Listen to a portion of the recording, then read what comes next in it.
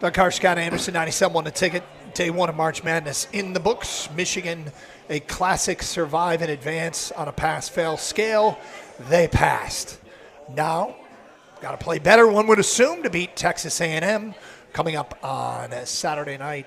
A more comfortable matchup in terms of a team that plays a style and has got the size that they're used to, but certainly a tougher team than they played yesterday. Spartans on their way. Actually, they're down there already, but Spartan fans on your way down to Cleveland for the matchup tonight with Bryant. Where are you on the trek, and what do you expect tonight? 248-539-9797. For Michigan fans, is this just the most clutch team ever, or is this the team that makes their fan base the most uncomfortable ever? What prism do you see it? 11-0 in the past 2 months in games decided by 4 points or less. Also talking some Lions. Look, high marks on ESPN for the DJ Reed signing. I was like, okay, we get a lot of fans that complain about the offseason, that want more. And look, you want an all-pro. I want an all-pro at every position too. I want to see the big splash move from the other side, the opposite edge rusher. But I understand why it hasn't happened. I think we're trying to stay within we always talk about the guardrails staying on the reality highway and not blasting through the guardrails. And we're sometimes successful, not all the time, but I feel like the many of the moves that people want them to make are blasting through those guardrails. But we asked the question, you haven't seen a article written by anybody that covers the NFL that I've seen that's highly critical of this Lions offseason. Why is that? 248-539-9797. That's a question to the critics. Then there's, hey, man, do you like what you've seen so far? Yeah, I mean, look, they haven't missed out on a bunch. I mean, they had to replace a corner, and they did, and they did it brilliantly. They did it for less money and for a guy who might be better than what they let go, who signed for more money elsewhere. That's a plus move. But the rest of the moves have been made in this offseason.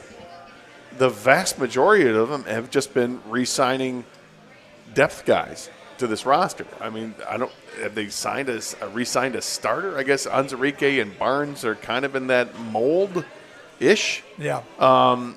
But otherwise, it's just been, hey, Dan Skipper and Agude and Muhammad and players of that, and then even bringing back Khalil Dorsey, who suffered a really rough leg injury last year. So they've kept their depth guys. That's what they've done. And now it hasn't cost them a ton of money, which is, are they still saving a big space for a potential move in the offseason here with another free agent signing? Are they going to ensure that they've got enough cap space when they get to the trade deadline in the first, whatever it is, the 7th, 8th week of the season, whatever the trade deadline is? Are they making sure they have room to do something there? Yeah. It's quite possible, and I think actually it might be probable that that's the plan is, okay, maybe we can go ahead and sign a free agent, somebody that might help us out, like a Von Miller, that won't cost too much. We'll still have some money in the books that we can save, and then halfway through that season to the trade deadline, you can say, oh, wait a minute, we have a screaming need here, and they have the cap space to make it happen. All right, feedback to the Carson Anderson inbox. The national media has moved on from the Lions. They are no longer the darling. Therefore, they are not headline material. So no one is complaining about their offseason. I would agree with that part. With the first part of it. I don't think they're the media darlings anymore. I think that each year they're going to look for somebody else to anoint as that media darling. I think because of the freshman season that Jaden Daniels had with Washington and the moves that Washington's making, I think that's a team that takes center stage. You had the first pick in the draft, Caleb Williams, and all the changes that have happened with Chicago with the head coach, and now all this movement they've made to bolster the offensive line. That's going to get a lot of attention, and that's fine. I don't mind the Lions are out of the spotlight right now, that they're not the media darling anymore. In fact, I kind of like it. We can lay low a little bit, let everybody else be criticized for what they're doing. And to this point, I'm not terribly critical of what the Lions have done. So it's a long offseason to go. I can't wait for the draft, as always. Even though they're not picking until 28, I still think Brad Holmes, the way he cooks, you never know where they're going to draft. Unnamed texter says, cutting Zadarius Smith made the Lions worse. Not replacing him simply means the team has not gotten any better. Carlton Davis for Reed is a 1-for-1, so it did not improve the defense. Well, again, when Zadarius Smith came in to play with the Lions at the trade deadline, who wasn't playing? You didn't have Hutchinson. No. So the team that Zadarius Smith played on is a different team that played the first 5 games of the year when Hutch was healthy. Yeah, having Hutch healthy and not Zadarius is better than ending last season with Zadarius and not healthy Hutch. And they still might bring Zadarius back. They actually might. You know who made a lot of big splashes in free agency? Bob Quinn made a lot of big splashes in free agency. Shouldn't have let him go. He would have given Trey Flowers $150 million in this market. Well, that's sarcasm, I assume. I would assume it is, and I think is that the only big name free agent they brought in? I'd have to go back and look because I don't think so. But I'd have to go back and look. And that was a guy they're bringing from the Patriot Way and all that stuff. Yeah. From Jason and Carlton. But please, don't let me stop people from being critical of Bob Quinn. Yeah, that's fine. Yeah. I don't need to defend him. Jason and Carlton says, I like Brad Holmes' approach this offseason. He's keeping players that are producing while not overpaying for big free agents. Brad is licking his chops this draft cycle, knowing he can pick up a few major contributors in positions of need, edge, interior offensive line, and defensive back, while role players sign for depth. I do think that this draft is one that actually might be shaping their free agency approach. Like, if you think about if sensible people, and there's no reason to think that at this point that the Lions are suddenly nonsensical. The people that are running the Lions right now are the most sensible people that have been in charge in our lifetime. For me, okay, what is quite possible here? Is it possible that they've gone to the Senior Bowl, they've gone to the Combine, they've evaluated the draft class, and they've looked at that and said, this is where we have our major upgrades coming. If we keep the foundation in place, capitalize on the draft, this specific draft is good for us, that would be a logical way to approach it. And that makes me think, what are sensible people likely to do? It's something along those lines. I don't know that that's the case, but this person who sent this text, I think is right on. Well, it was Jason and Carlton. What you expect from the draft is something you expect that will pay off years down the road. I don't think you're expecting it to make a major impact on the first rookie season.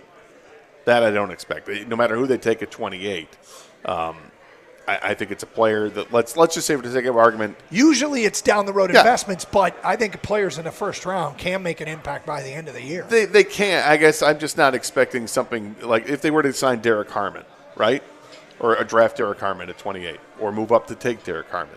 Do I think he helps the defensive line? Yep. I think he does, but I also don't think he's going to start ahead of Aleem McNeil or DJ Reader. You know what I mean? It's okay. As a rookie, he's going to go in a depth spot. If they draft an edge rusher, until Davenport proves he can't stay healthy, that's what's going to happen. Are we being trolled? Oh, here we go. Next text. Doug, when it comes to the Detroit Lions, you are all rainbows and sunshine. You don't pay attention to the problems they've got at quarterback or at head coach. Those two will be the reasons the Detroit Lions do not make the Super Bowl. You ignore the obvious. Okay.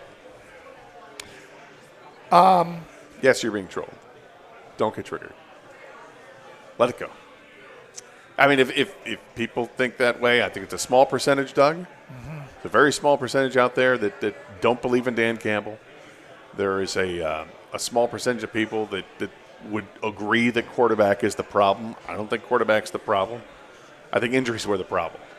I don't think the head coach is the problem. You don't like the way the head coach runs things, taking chances all the time and going for it. Well, what he is ahead of the curve because now everybody else is doing it too. You know what I think this is? And he's fine. I think this is somebody that is expecting close to perfection, which you don't achieve in sports, you don't achieve at work, you don't achieve in life. Nobody's perfect. I always look at the net. At the end of the day, the result of this person's presence, decision-making, and execution, is that better than most? And when you get to that bottom line, I find this, I can't believe that this isn't much of a debate. But apparently it is in this person's mind. Well, A, I think it's a troll. And two, if it's not a troll, it's just somebody who simply believes that the grass is always greener. That you look and you see, Jaden Daniels have success. You see Jalen Hurts win a Super Bowl. You've seen, to hold anybody to the comparison to Patrick Mahomes is unfair. That you see Josh Allen, and all those quarterbacks have something in common. Maybe less so with Mahomes. Mahomes has the Super Bowl pedigree, but those quarterbacks are able to move. And we know how people feel about a mobile quarterback. They seem to really gravitate to it, and that's fine. You can win that way. You can win another way too. And I'll take a healthy Lions team. If that team was healthy going into the playoffs last year, that team was the best team in the NFL. It's Carson Anderson, open lines. We'll get to your phone calls and feedback next. 97-1 the ticket. Hey, the weather outside getting better, and if you're like me, you're ready to get outside and run, take a power walk, or maybe play some golf. And if you need some new workout gear, get high-quality workout shirts, shorts, and leggings and performance hoodies from Show Some Athletic Apparel. This Michigan-based apparel brand is all about respect. As in, show some respect for good, clean competition, respect for hard work, as I like to say, treating each other with respect. And Show Some's Grit Line is back for a limited time. The Grit Line comes in limited edition blue, silver, and black high-performance workout shirts and hoodies. Don't forget the discount code GRIT at checkout. I know that this discount code is going away soon, so move now if you've been thinking about it. Discount code GRIT at checkout. Go to showsome.com. That's SHOSUM.com. SHOSUM.com.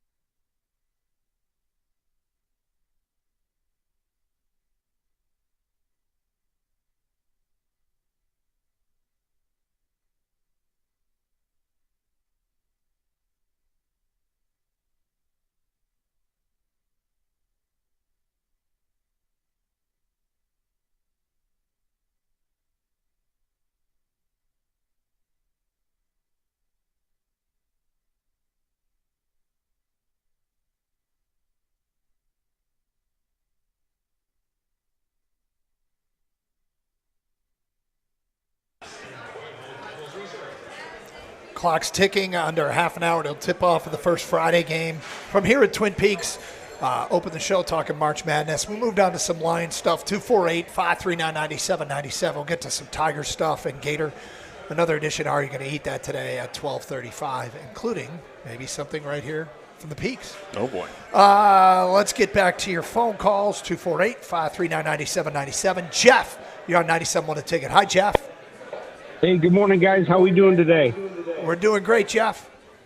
Hey, I was just calling in regards to the, how come people aren't freaking out so much that we haven't made big moves yet for the Lions. I think for me, it's because we're getting so many players back.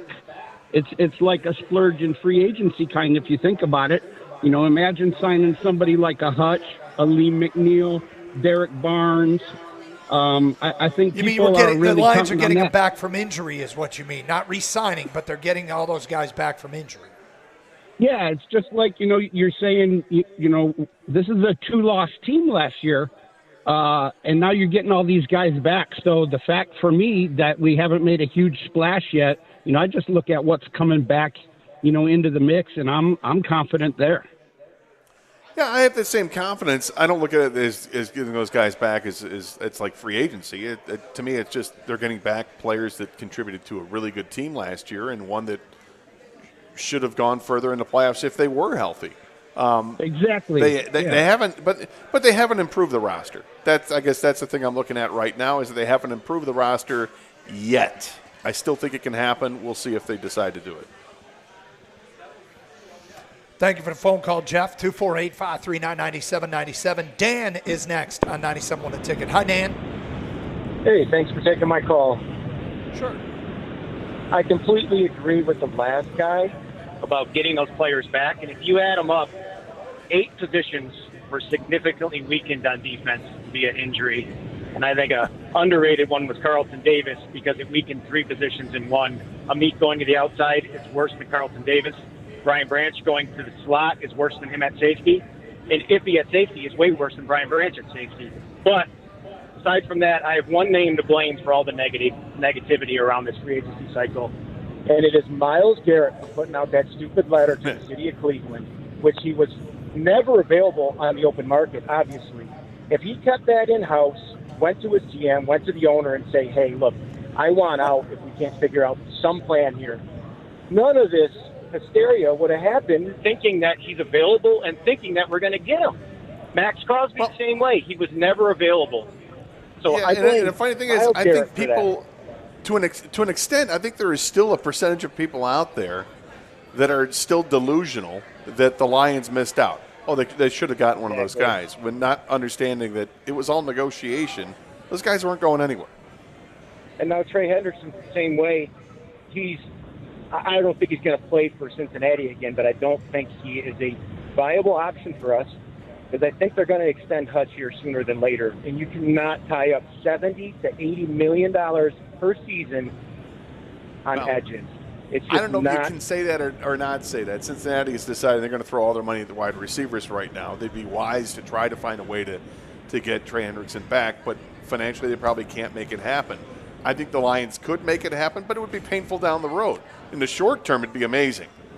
But in like the 2 or 3 years from now term, who knows what it looks like. It could really be damaging.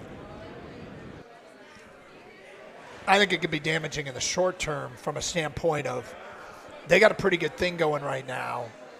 And I don't think there's true accessibility to him, but they'd be giving him Hutch's money. And they've got right now a younger player in Hutch that I think you'd rather have short and long term. But, hey, it's hard to get away from how great it would be to have 2 dominant edges.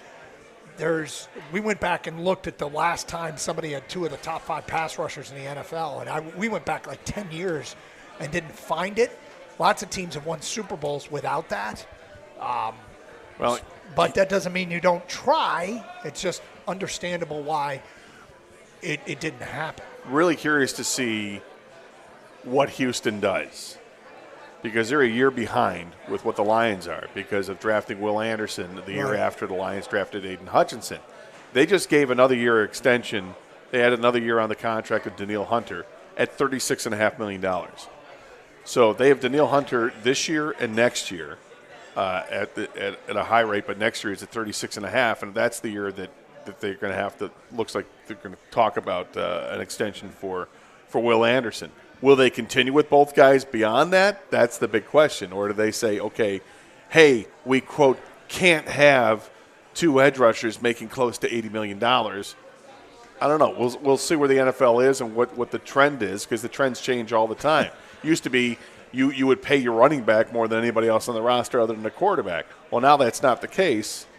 But you know now what's it's an wide elite receivers plan? more than anything. You know what's an elite plan? Like an elite plan is when you're good at the draft, you just go draft the edge rusher opposite of Hutch. And I get that maybe not in the first year it's going to make that impact, or maybe it will.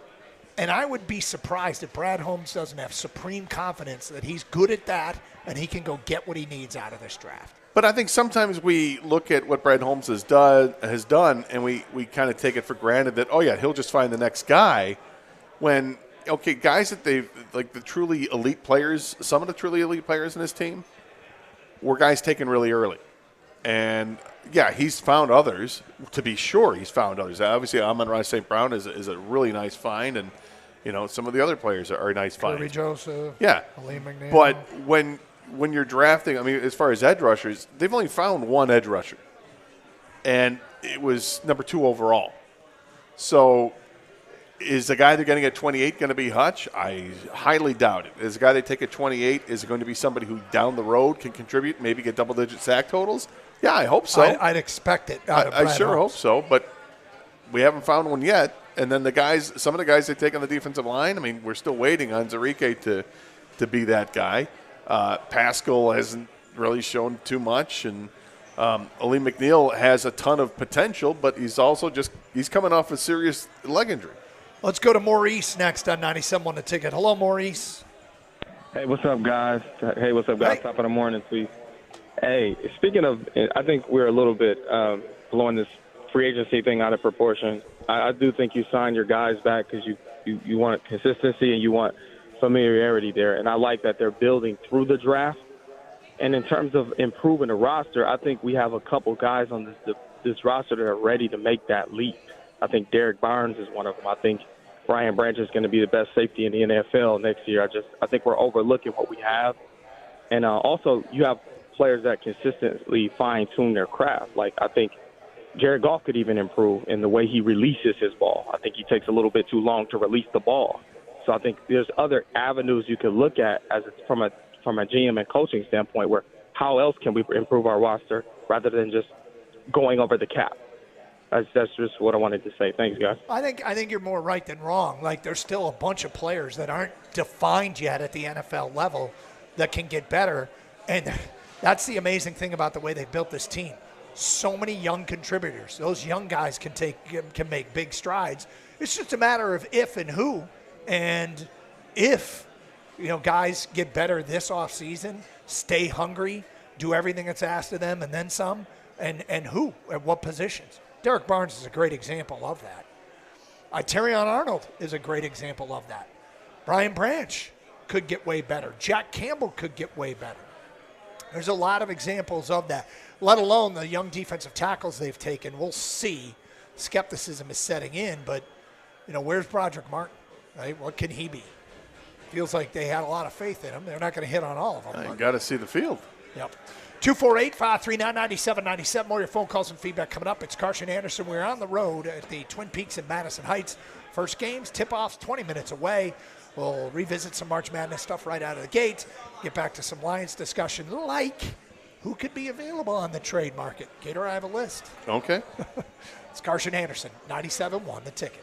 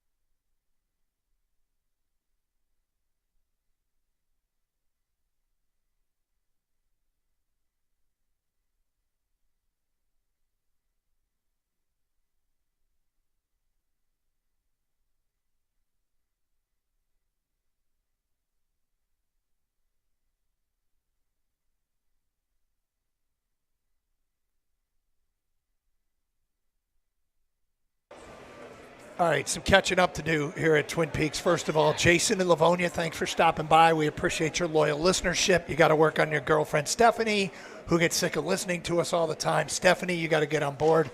Carson Anderson, every day from 10 to 2 here on 97.1 The Ticket. And guess who just walked in? My man, DJ. DJ, who called our show and has led to quite a bit of jokes at my expense, because DJ admitted that he made the trek to Turkey to get the hair implants, and DJ's looking good.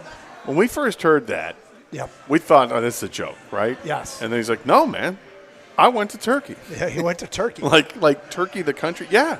And he was in Turkey with a bunch of other dudes just Bunch of like guys. him that have made the trek to Turkey to get the implants, or the hair, what is it, repurposing, like they take the hair from somewhere else in your body. I don't know. The back of the head and put it in the top. It's working for DJ, as we just saw.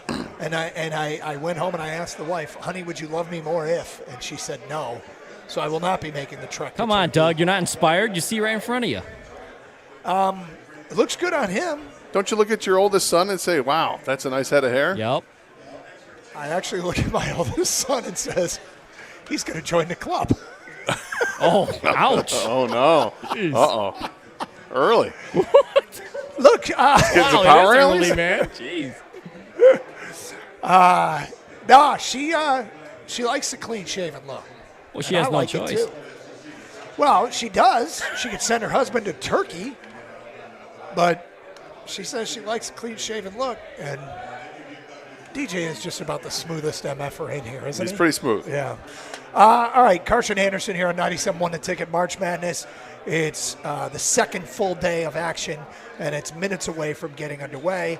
You got Baylor and Mississippi State playing from Raleigh, North Carolina, tipping off in about 10 minutes. You got Cleveland, where Robert Morris takes on Alabama, the 15 versus the 2. Then after 1 o'clock, it's 14th-seeded Lipscomb and 3rd-seeded Iowa State. That's from Milwaukee. And 2 o'clock tip, it's Colorado State and Memphis, a 12 versus a 5 from Seattle. And, of course, when all four are going on, they will have all four being streamed in here at Twin Peaks. In Madison Heights, last 2 hours to get registered to win the 98-inch TV we're giving away courtesy of ABC Warehouse. Outstanding food. Of course, we took advantage yesterday. Absolutely love the Chipotle chicken. You had the fish tacos, correct? I did. Yep. The blackened fish tacos. Today I'm going salmon, and you are? Going to go with just some simple, some queso chips and salsa. Gotcha. I liked that salsa so much yesterday, I want to have some more. Well, there you go. And the beer is being poured currently at 28.1 degrees. Cool. What'd you order me? I did not order you a beer, my friend. What? I did not order you a beer. We're staying sober here on the Carson Anderson. What about the program. shots? Well, that's a whole other story, right? You want to load up? Go ahead. Well, I mean, I just want to try one. Start That's all. smashing tequila over here. I mean, the fact is that they're part of the sponsorship of this show today. They are part of the sponsorship, so you I may feel as like well. I feel like it's necessary. All right. Shots are necessary here on Carson Anderson. Yeah. No, nobody get us shots. Nobody get us shots. No, I can get my I don't own. want that misinterpreted. Yes. I can flag somebody down. All right, so March Madness, if you missed it, we kind of went in depth on the Michigan UCSD game last night. Look, you could see the size and the physical difference between these two teams, but I think we saw what has become a staple of this Michigan team, a constant battle between a very good version of themselves and a very frustrating version of themselves, constantly in battle with one another. Even when they were building the 15-point lead, they were turning it over too much. Then down the stretch, free throw shooting probably made that game closer than it should have been. UCSD held in check from the perimeter for most of the game. Got hot late, made it close. But, hey, college basketball, March, it's a pass-fail scale. They passed. This is true. And I think if you're a Michigan fan, you have to be happy about two things. One, you advanced. And secondly is that the reason you advanced is your defense was stifling. I mean, that's a good shooting team that you held under 40% and really kind of frustrated them. I mean, to point down at the end of that game, the last couple minutes of that game, they were launching like 25-foot to 30-foot three-point shots. Like, why would you do that? I mean, move up closer to the line. You don't need to launch from that far back. But Michigan has confused them all day long, all night long. and that's what they panicked, and they start launching them from that distance that late in the game when maybe a 2-point shot would be more prudent. But Michigan's defense dictated what they were going to end up doing. Dusty May said they kind of caught on to what San Diego State was doing with a play that they were calling out Luka, and him and his staff on the sideline were like, okay, what is Luka? And they figured out it was an ISO for the Magai kid, and so they heard that play call a lot late in that game. Were they stealing signs? Don't even start. When they heard that play call, they knew what was coming, and it helped them defend that in the latter moments of that game. He also said something hysterical that turned out not to be an issue. Dusty May has kind of a scratchy voice. I know somebody like that. And he said they had a trigger when to foul because they had a 3-point lead. So he was going to scream from the sidelines when to foul when the clock got to a certain point to make them shoot free throws down 3 so they couldn't get a game-tying shot. He was trying his best to get that message to Danny Wolf with 8 seconds to go, foul, but he said at that point he had no voice left. So he was screaming foul, but amongst the ambient noise in the arena, them being at the far end, Danny Wolf didn't hear him. He couldn't get through the din. Yes, but one of the most satisfying parts of that game that I think is a great story of redemption is for Trey Donaldson. A year ago, Trey Donaldson played for that Auburn team that was a 14 seed or a 3 seed and lost to a 14th seeded Yale team. And leading up to this, Danny Wolf, who played with Yale, and Trey Donaldson, who played with Auburn, now both play at Michigan. Questions were asked of Danny Wolf. Hey, a year ago, you were the underdog. What's that like? How do you avoid it? And then somebody said to Trey Donaldson, what did you learn from being the favorite? And Trey Donaldson, every time he's asked about last year, says, I'm not thinking about last year. I'm not focused on last year. It's all about this year. Well, last year, there were 6 seconds to go in that Yale-Auburn game, and Trey Donaldson was on the line shooting 2, down 2, and he missed them both. And that had to sting. 1 year later, he's the guy that stepped up and hit probably for Michigan, the biggest shot of the game. When UCSD took the lead, he's the guy that drained the 3 to give the lead right back to Michigan. And quickly, you pointed out earlier in the show, he was also the one that had the clutch shot to beat Maryland in the Big Ten tournament. Story of redemption there for Trey Donaldson. Yeah, good for him. Good for him. And I was wondering if if Michigan was going to get to this situation where they were trailing at the end. Yeah. What he would do. Was he going to try to play hero ball? Or is this the guy that you legitimately need to lean on? Do you have him make the play? So we asked Michigan fans this question. They're 11-0 in the last 2 months in games decided by 4 points or less. That stat in a vacuum would imply they're a clutch team. I'm not sure that's how the fans look at them. I think the fans feel like they make everything more difficult than it needs to be. But how do you interpret that stat, Michigan fans? Spartans. Do want to hear from Michigan State fans today, especially if you're on the road to Cleveland. If you've started your drive, where are you right now, and what do you expect tonight? Gator, what do you expect tonight? Michigan State, heavy favorite against a Bryant team, mid-major out of the America East. Well, I expect Michigan State to have I would say maybe 8 to 10 point lead at halftime, and then to step on their throats in the second half and end up winning this game by close to 20 points. Just feels like it's Michigan State basketball. Is that the second half of games they're so good defensively, and they just frustrate the hell out of teams. So I think this should be I'm not going to say an easy win for Michigan State, but I think that they should handle this game. Yeah, look, they are obviously pretty darn talented. They've got the elite, emerging elite player in Jace Richardson.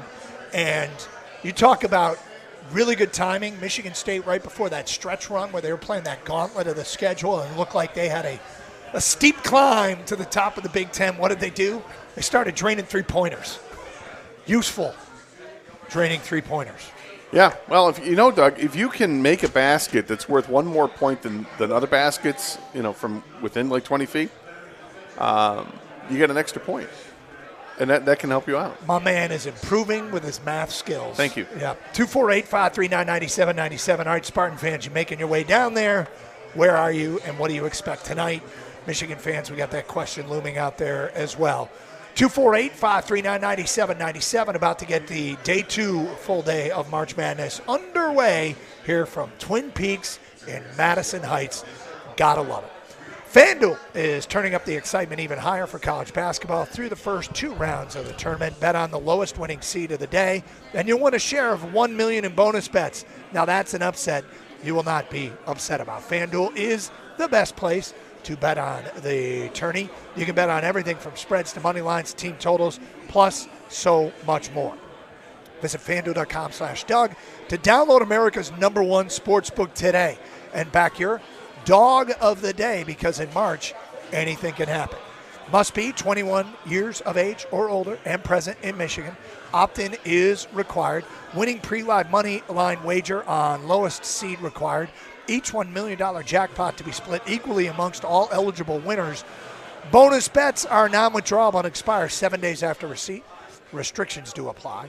See terms at sportsbook.fanduel.com. Gambling problem? Call 1-800-GAMBLER.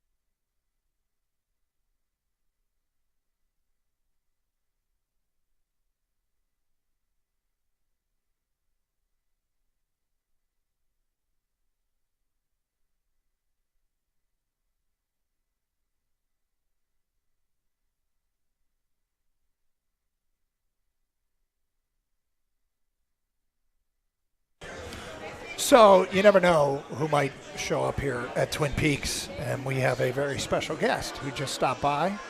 His name is Mike Stone, ladies and gentlemen. Mike, how are you? I'm very relaxed. Yeah. Spent a few weeks in Florida. Yeah. And getting ready to work with Gator because you're going somewhere, I guess, next week. Florida. Okay, beautiful. Yeah, last spring The training weather's been amazing. trip for boy. But The weather's been amazing. So when do I go to Florida? Sorry, when do I go to Florida? whenever you want. All right. Yeah. How are you, Mike? I'm doing pretty good, actually. Yeah, You know, good. Yeah. was, running the annual pool as always. Yeah, I didn't get in. Yeah, how much is it? $10. $10. Okay. No, how much is the pot? I haven't added it up yet. There's approximately 200 people in it, so it'll be like usually $1,200 for the winner, and something like that. It goes down. Yeah. So you owe me $10. Okay. I'll see you next week. This is the 40th year I think I've done this. Wow. First one was my last year in Washington when Louisville won in '86. Wow. With Never Nervous Purvis? Purvis? Yes. Yeah. Wow. Against Duke, right? Was that a Danny Ferry Duke team? I believe so. Johnny Dawkins. Mm-hmm. Mark Allery, Jay Billis, maybe. Maybe it was that. I think you might be right. Was that wasn't Amaker? Was Amaker? Might have been Amaker. Maybe. It might have been pre-Amaker. But whatever. Don't try to outdo me from yesterday. Dude, what he accomplished yesterday, What? he named all 3 superstars on the Georgia Tech team that beat Michigan State. And I believe, was that in New Orleans? I don't Kenny remember. Anderson's foot was on the Kenny line Anderson, and after the Dennis buzzer. Scott, and Dalrymple was on that team too. No, I don't think so. Who was the third? Oh, it was. It wasn't Mark Price. That was Sally and those guys before that.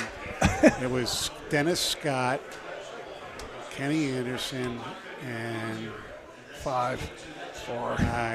give me his initials. Was it B.O.? B.O.? I believe so. Yeah. Last name is what I remember. Oh, Yeah. okay. Oh. Okay, Oliver. Oh, I think it was Brian Oliver. Yes. Yeah, there you go. Ivana Newbill. Yeah, right. We found out he was on former that team. Piston. Yeah, exactly. So I do want to ask Mike Stone here. Yes. Your team, American, Yes. made the big dance. American. Yeah, well, it was, I was away for a while, so we had a little college reunion down in Florida, so I watched the Patriot League championship game with 4 of my closest friends where they actually got there. That was pretty cool. And got back in time to watch. And if they would have played, if I would have come back the day earlier, it was already in Detroit, I would have drove to Dayton for the game. But I watched it on television, and once, not to make excuses, but once the best player got hurt like 3 minutes into the game and was limping and then didn't play. Here we go. It was over. And I thought that Mount St. Mary's was a better team anyway because their conference was better. This is not a good year for the great Patriot League. Colgate's usually really good. They weren't. Yeah. But hey, what happened to Colgate? They got outdone by Crest. Yeah. That's exactly right. Exactly. Yeah. Too much. Bucknell isn't the same. No. So. But yeah, it was not a good year. But hey, they went there. It's the 4th time ever. They're 0-4, but at least hopefully I won't have to wait another 14 years. Mike Stone with us here, Madison Heights, Twin Peaks. Game's underway. The Michigan game last night. Any thoughts? Make your freaking free throws.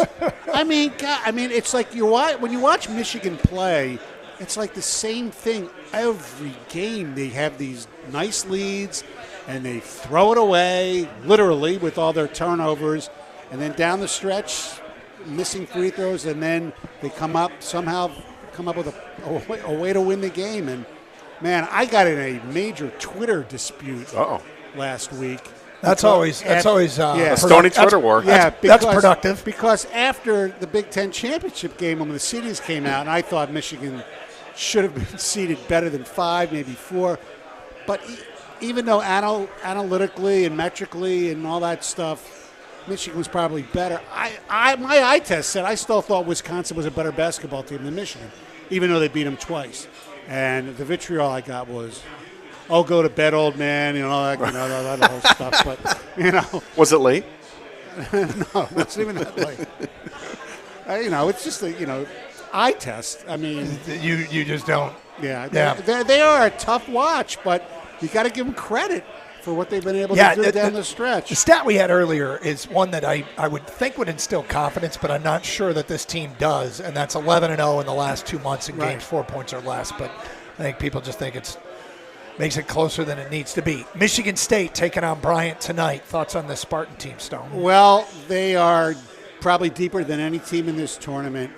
Bryant, from what I understand, not that big. A lot of positionless players, coached by Phil Martelli's son. So they'll be, if genetics have anything to do with it, they'll be well prepared because Martelli was a really good coach.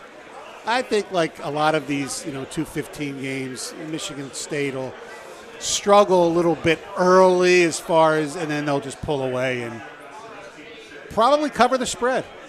I would debate whether you say they're not that big. They go 6'6", 6'6" in the backcourt, 6'8", 6'9", 6'11" up front. Okay, well, shame on me, but I just read that they were all positionless, so maybe That they I are. thought, yes. Well, they're a high possession team. They like to get out and run and force you to play at a frenetic pace. Right. And they don't have that kid who was transferred there from St. Peter's years ago with that weird mustache. Dukovic? I don't remember his name. He was part of the Peacocks that beat up Kentucky or whatever. The kid's name was Doug something. I remember the St. Peter's kid with the dirt stash. Yeah. And then he transferred to Look, there's Bryant, I believe. There's not a lot of Dougs out there, so when I see one that's representing for the brand, yes, I root for that guy. I get it. So Izzo, March, Cleveland, good draw, close enough. Yes. People can drive. I mean, it's all there for them. Yes, I think they have a really good draw. I think they're set up, obviously, going to win games to get to the Final Four. Plus, at 10 o'clock start tonight on a Friday night. The crowd is traveling. I think it's going to be fueled. Yes. One might say. To put it nicely. So does Rico get off the air at 6 and make the drive? Why? Sure. Why wouldn't he? I don't. Of course he would. It's a 2.5 hour drive. I know. Yeah, 3 hours. He's got this. Yeah. They should. They should win. So far, the Big Ten's undefeated, right? I always got a question. Who's in the Big Ten now? UCLA won. Yeah. Yes, Bigger than I thought. Yeah. Yeah, Purdue and Wisconsin and Michigan all won. Yeah, so a good start for the conference. Indeed. I was cracking up yesterday. They were doing the studio show, and the host turned to Chuck and said, if you've been watching the SEC all year, you know. And I'm thinking to myself, Chuck hasn't been watching the SEC all year. That's Auburn. That's his teim. He watches Auburn, and I think Chuck actually pays a lot more attention to the National Hockey League than he does to college basketball. He might. Any other thoughts? How's your bracket looking? I don't know. It's okay. I mean, I had a couple, but I have two, so who cares? 2 brackets, so I'm not going to talk. Okay. He knows the rule. That's right. He knows the rule. It's no big deal. I mean, did you do anything crazy? Crazy? No. I lost. Well, Clemson screwed me. I didn't have that upset in both of them, but I did have the other. I had what was the other one? I had lost on Utah State. Kansas? Yes, I had Kansas losing. Yes, which is a good thing. thing. Had Kansas losing. Look at you. Okay. Yes. Well, anytime you can have Hunter Dickinson out is a good thing. I just can't wait to see where he's going to transfer to next. Yeah, someplace in Poland to play basketball. He Very ain't playing in the NBA. Check his bank account. Very well might be. It really hurt me. Yeah. Did he? I had Kansas going to the Final Four, man. Yeah. Really? This Kansas I took a chance. I know. That's what because it was. you know why, Stoney? Because their ceiling is extraordinarily high with the talent they have. Right. I think there was a UConn team like that years ago. Yeah. That was elite to enter the season, struggled, win in the tournament as a 9 seed, won it all. I feel like it's like Louisville has done that, and Kentucky has done that. I think you're right. I think those are teams that have made those runs. Right. So. Absolutely. Well, Mike, always good to see you. Hey, good to be seen. Now I'm going to go have a beer and some lunch. Yeah. It's a good spot. It is a good spot. Yep. Good scenery. Yes. There's a TV over there, too. I know. I know. Oh, we got the Michigan women's games on, too? Yeah. Not for long until that second game starts, but it's on for now. They're trailing at the half, 37-32. Mike Stone, ladies and gentlemen. Thank you. Enjoy. Everybody should come out here. It's a great time. Twin Peaks here in Madison Heights. Okay, just to let people know, you've got about 90 minutes left to come in and get registered for the 98-inch TV that we are giving away. That with a drawing at 2 o'clock. Gator, your TV is not quite that big. No. Oh, no. But it is. I'm about 20 inches shy, Doug. Well, people can register and win that. So come in and see the street team to the left of the front door. Thanks to ABC Warehouse for that. Also, outstanding menu. I'm about to get into the salmon here. Gator's got some queso and chips. You got another edition of Are You Going to Eat That coming up today at 12:35. So that to look forward to as well. NFL, there is the possibility of a trade the Lions could make and a list of available players via trade.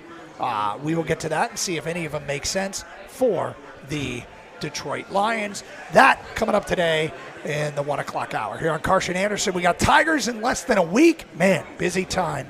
But March Madness back underway here at Twin Peaks. Are you going to eat that 10 minutes away? It's Carson Anderson on 97.1 The Ticket.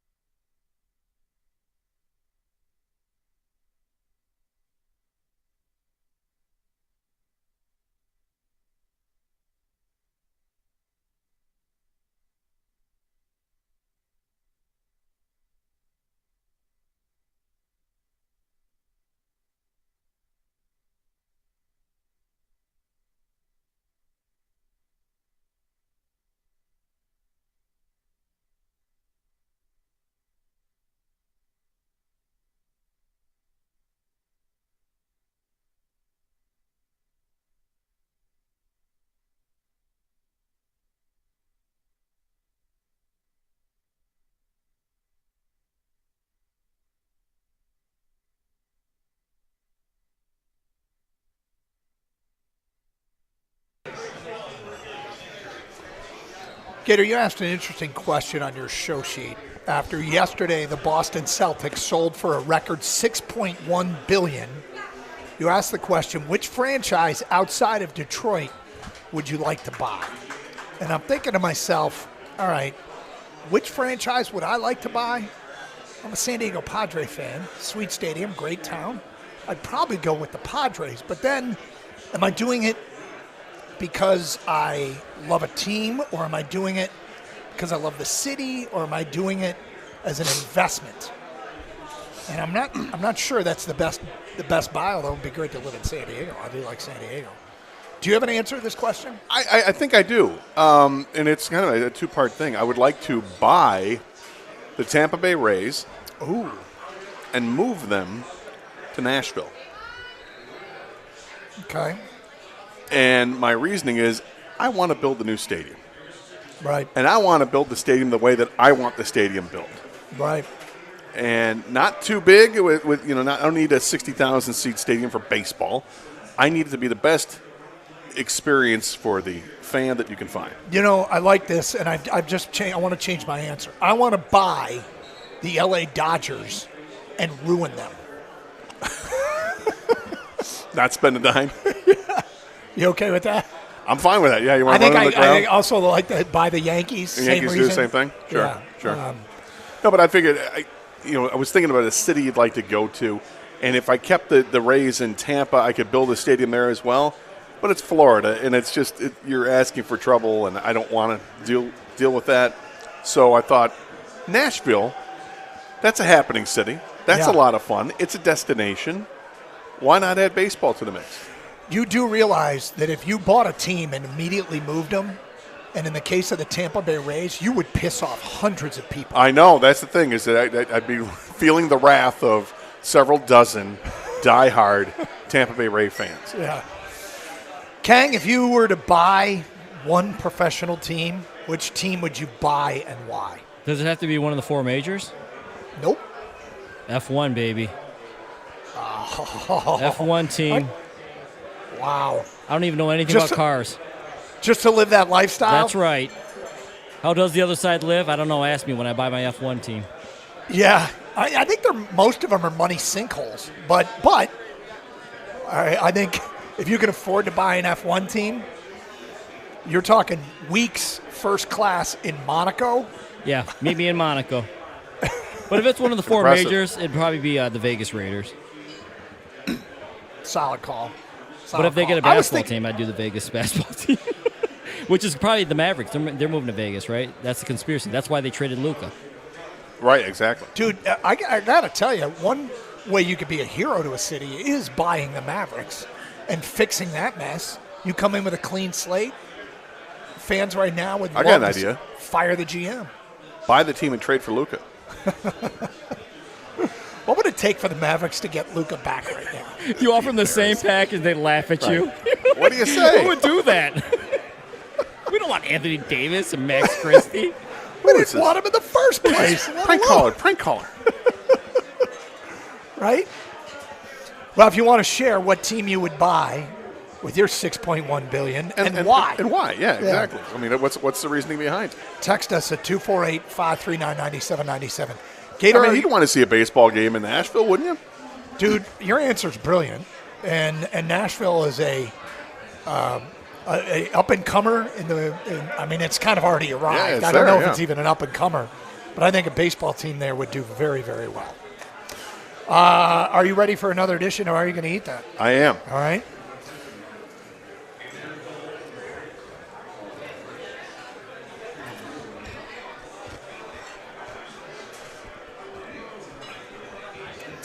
Special Easter / Twin Peaks edition of Are You Going to Eat That, as we are at Twin Peaks in Madison Heights. Gator, you've heard of Skippy peanut butter? Yes. Yes.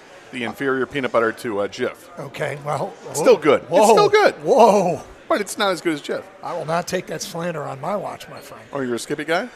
I actually don't really care. I love all peanut butter. They're coming out with a seasonal favorite. Skippy has got a peanut butter bunny. It contains less peanut butter than the Reese's version, but the overall quality of the peanut butter is better in the Skippy peanut butter bunny. The Skippy peanut butter bunny for Easter. Cater, are you going to eat that? Yeah, I try it. I'm a sucker for the Easter bunny stuff around Easter, so I curious to see what the actual genuine product with actual Skippy peanut butter in there it would taste like. I think it'd be really good, so I'd try it, even if it's less. Kang, the Skippy peanut butter bunny, yes or no? Yeah, I'm in. It sounds. I don't discriminate with peanut butter, my friend. I like it all. So yeah. My question to you, Gator, is: do you start with the ear or do you go with the feet? Like, where do you eat? Where do you start with the bunny? That's a great question. I think ears. The ears, always the ears, right? Just bite the head off right away. I mean, it depends how big the thing is, right? I would actually eat this. Yes, you would. Yeah, I mean, peanut butter and chocolate is the greatest marriage in the history of combining things. Yeah, it really is. So, You'd be under suspicion if you didn't. now, I have no strategy because I would have no clue where to even start. But yes. Again, it depends on the size of the bunny. Sounds very good. Available at White Sox games this season. White Sox games. The Celebration Cake Shake. This is birthday cake ice cream, confetti cake crumbles, maraschino cherry, topped with a pinwheel cookie in a milkshake. Milkshake. Birthday cake ice cream turned into a milkshake, confetti cake crumbles, maraschino cherry, topped with a pinwheel cookie. Gator? Look, I'll try it. The Celebration Cake Shake. You are in. I'll definitely try it, but I have a feeling I'm not going to think it's the greatest thing in the world. I think it's going to be way too sweet, but I got to try it and find out. You might be surprised. Kang, you? Yeah, I'd definitely try it, but I agree with the fact that it might be too sweet, which means I probably won't finish it, but I'm definitely trying this. It sounds exactly like what I thought it would. You know what's funny? I'm thinking about, okay, I'm at a game. I'm walking to the concession stand. This is up there, and I will promptly order a beer. I would probably not get this at all. Next up, this one's kind of hard to describe because the description isn't, but I saw a picture of it. The Mariners are debuting something at their home games this year called the What Up Corn Dog. The What Up Corn Dog is blue. It's Mariner blue on the outside. It's a corn dog with a blue cornmeal? honey battered corn dog. Blue honey battered corn dog with a spicy crunch served with nacho cheese. 100%. Yeah, give me at least two. At least two. I have. Well, first of all, I haven't met too many corn dogs I didn't like. Yep. I love the corn dog. Okay. And if I'm at a ballpark, I'm probably going to want to have a couple of those, one at a time. Okay. Because you don't want the corn dog to sit around and then get cold, and then you go for it. So, yeah, it sounds delicious. Kang, you? I'm kind of turned off by the blue color, but I do like a good corn dog. I love to dip things. Nacho cheese, one of the things I love to dip things in. So I'll try it. I will definitely try this. Okay. For obvious reasons, I would not. Not eating For obvious hot dogs. reasons, you want it, right? What a turkey dog. I suppose I might then. I don't like turkey dogs. Yeah, they're not good. They're not. There's some chicken sausages. What about tofurkey It's dogs? not a corn dog. It's not a dog. Yeah, it's not a dog. But You like turkey tofurkey? dogs, no. Oh, tofurkey dog. No, never A have. tofurkey corn dog. Yeah. Never have and probably never will. Okay. All right. Next up, have you heard of Walk-Ons? It's like a sports bar. I don't think we have one here in Detroit. No, I mean, now you say sports bar, sure. I mean, I've heard of walk-on athletes, yes. But there's a sports bar called Walk-Ons. They got something called a Devils on Horseback. This is a reworked version of a staple at the restaurant with butterflied shrimp stuffed with cream cheese and jalapeno pepper wrapped in bacon, grilled, and tossed in hot honey. So butterflied shrimp stuffed with cream cheese, jalapeno pepper wrapped in bacon, grilled, and tossed in hot honey. It's interesting. Yeah, I would absolutely try it. It sounds like this is something that should be battered and then deep fried. Well, you want to make it better. Well, no, I just when you're going to stuff shrimp with cream cheese, that it sounds like that should be all in some kind of like dumpling type thing, right? Yep. Kang, would you try this thing? Yeah, I'm in. It's not deep fried, so it's just a regular shrimp. It's a grilled shrimp. Grilled with, shrimp? With, Yeah, I agree with you, Gator. grilled I butterfly actually wish it shrimp. was battered and deep fried, actually. But I'll still try Yeah, more it. like crab rangoon type thing, except Yeah. it was with shrimp. Yeah. That's what I was envisioning. I would get it without the bacon. And finally, Gator, from here at Twin Peaks, we present the Cinnamon Toast Crunch Cheesecake. Cinnamon Toast Crunch Cheesecake. Oh, Described, and Gator actually has one now in hand. Described as it's a Cinnamon Toast Crunch Cheesecake as the name. Topped with rum chata sauce, whipped cream, Cinnamon Toast Crunch cereal. Gator, the Cinnamon Toast Crunch Cheesecake. It was terrible. I wouldn't do that. You could probably only have 2. Kang, would you try it? I love cheesecake, man. I like cheesecake more than regular cake, so I'm all in. You like cinnamon? Well, I'm not a tiger. You like Tigers rum hate chata? cinnamon. Yes. Okay, I'm going yes. to try some. Oh, my God. I mean, that's trouble. Just trying to make sure I get a little more rum chata there. There you go. So I'm a yes. My God, am I a yes. That is so good. Wow. Now, Cinnamon Toast Crunch as a cereal, standalone, is like candy for breakfast. This is like candy for dessert. And on a scale of 1 to 10, Gator, what do you put that at? That's an 8.5. I give it a 10, but it's probably because I don't eat a ton of sweets. That thing is decadent. All right, thank you to Twin really Peaks for this. We highly recommend the Cinnamon Toast Crunch Cheesecake. All right, 248-539-9797. We asked the question, if you were to buy a sports team, the Celtics sold yesterday for $6.1 billion. What else are we trying? That's it. Outside of Detroit, if you were to buy a team, which team would you buy and why? Want to get some of your feedback? 248-539-9797. List of players that could be traded. Do any of them make sense for the Lions?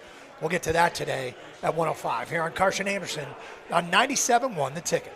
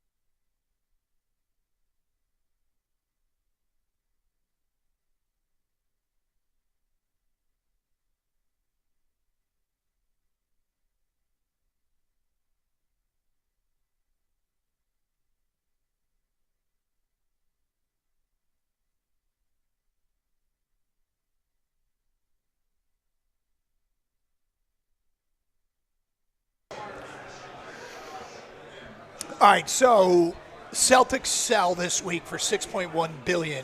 You asked the question, Gator, if you could buy a pro franchise outside of Detroit, and we're not limited to the Big Four, what would you buy? What team would you buy? From listener Scott, along the lines of Kang, I'd like to own a NASCAR team, living like Kang, but in a less stuffy crowd, shake and bake. There you go. Ain't first, your last. Next here, I would buy the Patriots and run it like Jerry Jones, my own fantasy team, starting with Joe Milton. That's from Aaron. Okay, good luck with that. Come on, Gator, keep the team in Florida. You could do a coconut and machete night. That's what I'm scared of. That's why you're moving it out of? Yeah, got to keep it out of there. Okay. No machetes, no coconuts. Yep. Ryan and Ipsy, the real question is, will Doug skip basketball tonight to watch the Severance finale? That's from Ryan and Ipsy, and the answer is no. I'm not. The Severance finale's out already, right? I think it just came out. Why am I asking you? Well, because I actually saw something on Twitter this morning. I think it just came out, yeah. Oh, attaboy. You want me to tell you what happens? No, I don't. You sure? No, Ryan, no, I won't. But I will be probably taking it in tomorrow at some point. The Cowboys. Something big that happens. I said don't give it away. Well, you're not going to believe it. Yeah, I'm sure. I'd buy the Cowboys just to get it away from Jerry Jones. That's from Earl in Detroit. I'd buy an up-and-coming team called the Watermelon Sharks. Tons of potential, and they're close to hiring a great new coach, Kang. That's from Billy in Rochester. I think you can get them on the cheap.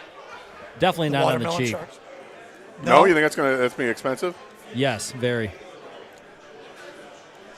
I would buy the Clippers and move them to Vegas and change their name to the Las Vegas Fortune. Las Vegas Fortune. It's not bad. Here's the thing about the Clippers. They literally just moved into a brand new billion-dollar building. That would be, No longer sharing. yeah, that would be pretty amazing if they stayed there for 1 year. I'd buy the Bengals. I'd move them to Grand Rapids and change the black to blue. That's kind of random. The Bengals? Yeah. So you'd have blue and orange? Yep. And 2 teams in the state of Michigan. I think this is like a 1970 through 2023 answer. I'd move an NFL team to our state that we could jump on board. That's a 1970. Right. Prior to the Lions answer. actually getting their act together and being a good franchise. Yeah. Yeah, and listen, if you're going to put a franchise in the state, another franchise, Grand Rapids is a great area to do it. Yes, that is true. Would it be a dome? Would it be a retractable roof? Would it be open air? I don't know. We got to see the artist renderings. Oh, those would be sweet. The brewery's getting involved. Oh, sure. Alex and Howell. I'd buy the Toronto Maple Leafs and run those bastards right into the ground, purely out of spite. Well, I mean, you don't have to do much, right? I mean, Just they keep make the doing what playoffs. they- They just don't succeed in the playoffs. Just keep the train on the tracks. Right. Repeat their constant frustration. You know, it's something that doesn't get talked about enough because we really don't care too much about the Toronto Maple Leafs. Right. But getting tickets to see them play in Toronto is like impossible. It's insanity. They're hundreds of dollars a piece.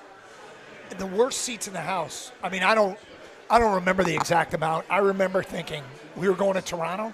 I was like, oh, cool, the Maple Leafs are in town. We'll just get tickets and go. I'd have to, be wealthy enough to buy a Formula One team before I'd want to buy tickets to go to a Maple Leaf game. They were so expensive and terrible seats. Here's a great answer. I like this one. I'd buy the rights to an NBA expansion team, and I would put them in Seattle to bring the Supersonics back. You'd be a hero back there forever with the fans. Bring back the uniform. Those uniforms are great. I Dude. love the green, yellow, and white. Love them. I don't think it's an underrated city. I think it's just a city that is – maybe it is underrated. Seattle's great. Seattle's great. You got the rain factor is huge, but in the summertime, Yeah. There's like 2 months where it might be the most beautiful place in the United States. Yep. And then it abruptly shuts down, and here comes the rain again. And then it becomes the most depressing place in the United States. My daughter got into, and we visited the University of Washington. I committed. No, you committed? Yeah. You're like, here we go? She did not. And the out-of-state tuition would have.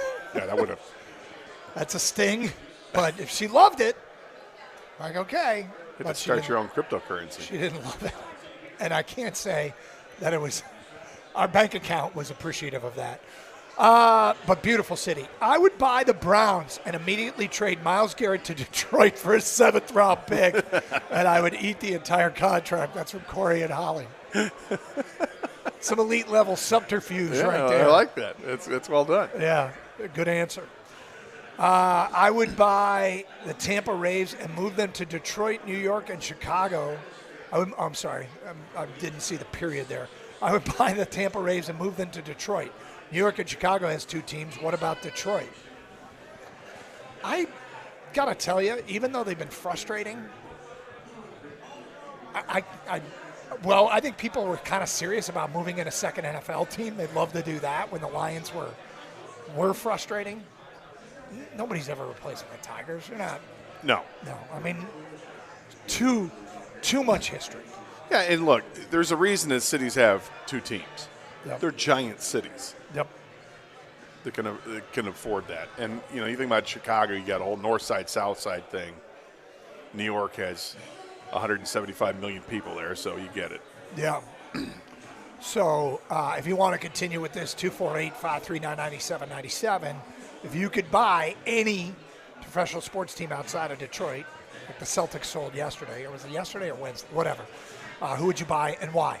The Wings, they don't play till tomorrow night in Vegas, as they have some time off this week in what we call a four-game do-or-die stretch. Couldn't lose any ground. It's not going well. They shut out Vegas last weekend. How do you feel about this game? Well, they're going to be without Soderblom and without Gustafson. So that means 2 other guys are going to have to get a shot. Looks like Austin Watson has been recalled from Grand Rapids. They brought up another player as well, Rafferty, I think. But they've got Lagesson is up here. He's been up here. Imagine he gets the turn on defense. We'll see if it's Watson or Shine on that 4th line. It moves things around. With no Soderblom, it means that Rasmussen goes to the top line to play with Lucas Raymond and Dylan Larkin. We'll see how that works out because, I think Rass has some offensive talent, but it just hasn't really been tapped into. Maybe because he's been, relegated to 3rd and 4th line his whole career, basically, and you're asked to be more defensive-minded there, but now he's going to be up on the top line. It looks like that's who he's skating with. So we'll see how he does in that form. Also interesting to note that Jeff Petrie is skating. He's healthy. That McClellan said he won't play in Vegas, but he is making the trip. So maybe the second leg of the trip, we could see the return of Jeff Petrie. And does that help this team out? I know he's a much maligned player, but he is a guy that's got a bunch of experience. And is he better than, one of the defensemen on your final pair? That's just, if he's an improvement, then yeah, let's see it. Y'all better win a game. Yeah, that's how it is. And unfortunately, I've lost a little bit of my my edge for this team. As I like to say, just instinctively, the task it would be to make the playoffs right now. I just don't. It's mathematically possible, but I've kind of authentically started to think they're not going to do it. White guy in shorts. It is white guy in shorts, which is unfortunate because I thought this was going to be the team. I thought this team was going to go to the playoffs.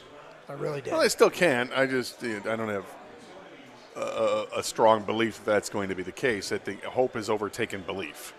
Yeah. That's where they're at this point. And it's, look, I think that when you look at diehard fans, I think even the diehard fans recognize what a tall task it is. You got the homers that are always going to be there, but then there's some diehard fans that look at it a little bit more objectively. Yeah. And it's a tough schedule the rest of the way. It's really tough the rest of the way, and battling through injuries now. That doesn't bode well either, and that you're fighting with 6 other teams for the same final spot, and then the fact that you only have 2 games against teams that you're fighting with. That's tough. All right, we have some news in the National Football League. Aaron Rodgers in a team's facility. You don't want him in Minnesota. We'll update that at 102 here on Carson Anderson on 97.1 The Ticket.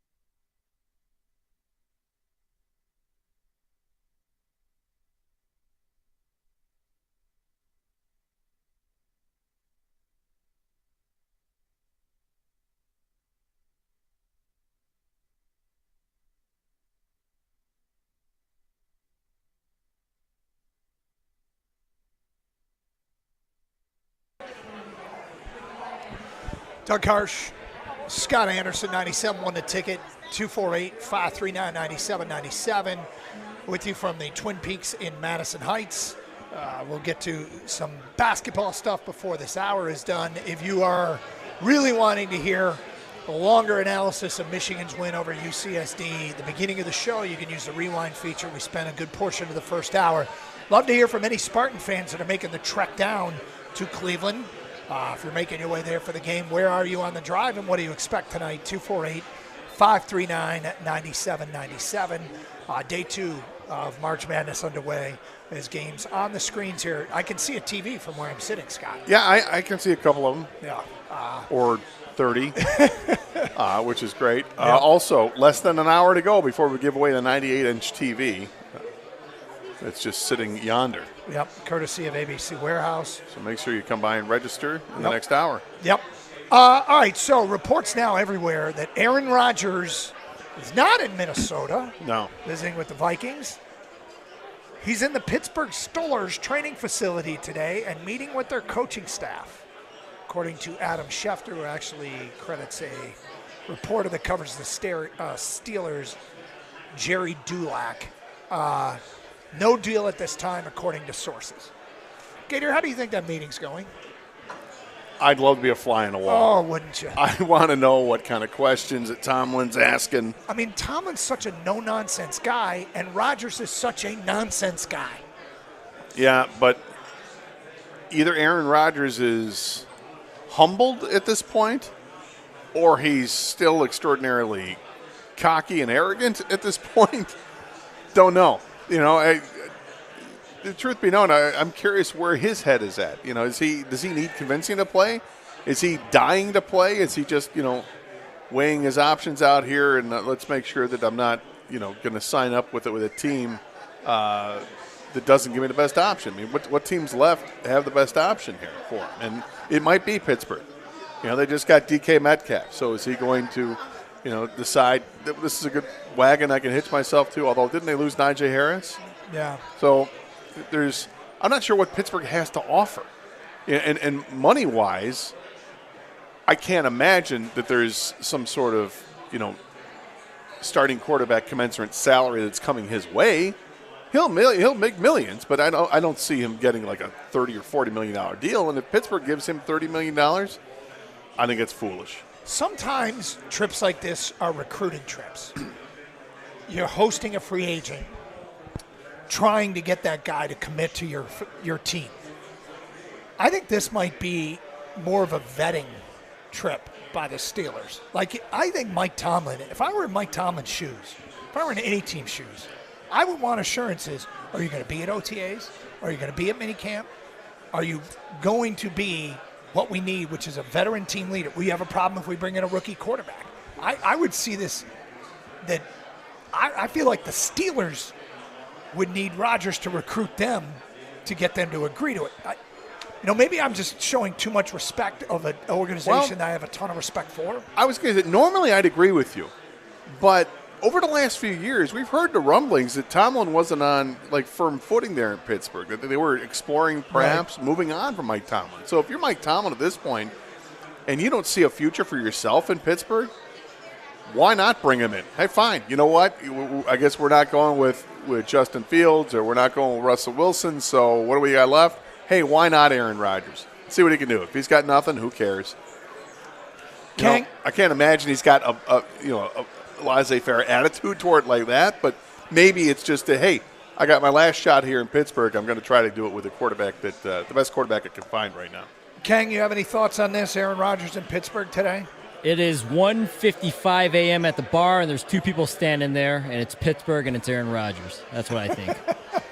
I think two desperate souls in meeting in the middle of the night at this point. Yeah, this could be the perfect storm for a bad storm. Hey, you wanna? Would. Right? You got an Uber? That's WOULD, by the way, just for people who didn't. Oh. Yeah, Not necessary. So there you go. That's the latest there. Final list of every team's best trade asset ahead of the 2025 NFL Draft. Gator, this is put together by Pro Football Focus. So there's interesting parts of this. One is who's available.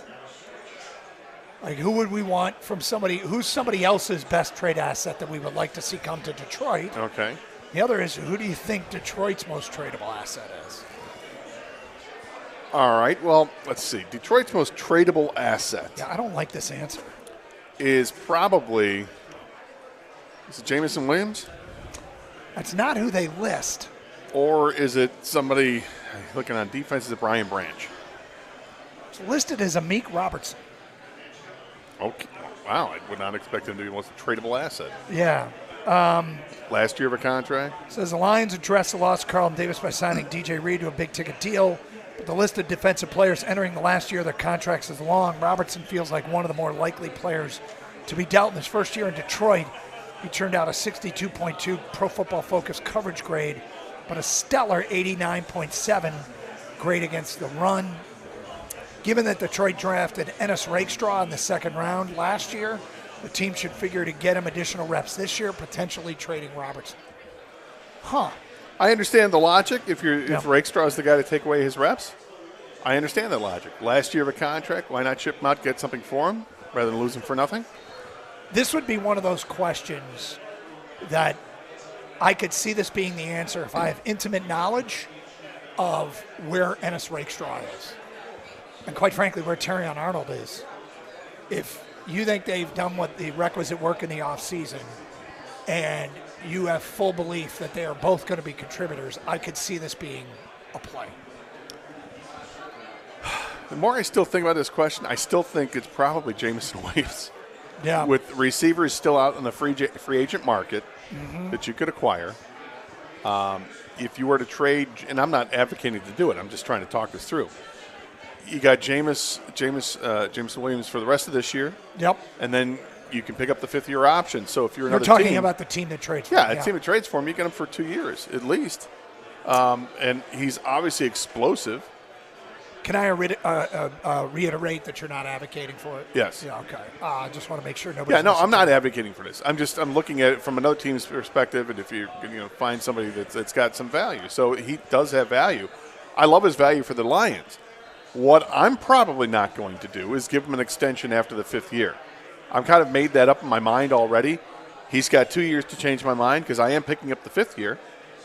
But as far as an extension is concerned, he's got 2 years to show me that. To change your mind? Yeah, and I don't know if it's going to happen. I saw somebody post something earlier this week about, and I can't remember who it was, one of our local reporters had said this, that after you see the money that Jamar Chase got and then T. Higgins got, is that a template for what the Lions are looking at with Amon-Ra St. Brown and Jamison Williams? Now, Amon-Ra didn't get as much money as Jamar Chase, but whoever was that wrote it thought that Jamison Williams would get the similar contract that T. Higgins got, and I think that's way too much.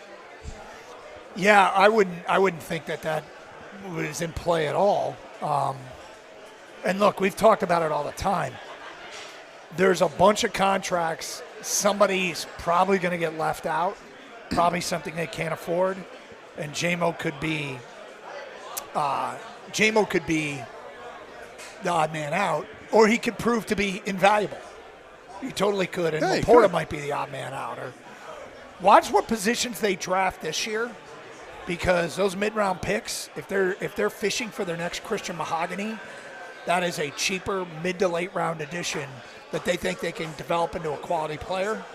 That might be the first inkling as to who, in their view, might be the odd man out. But that's something to pay attention to. Yeah, that's why you look at are the Lions going to draft a wide receiver? I mean, I don't think they. I mean, I still thought they were going to pick one up in free agency, so maybe they will draft one.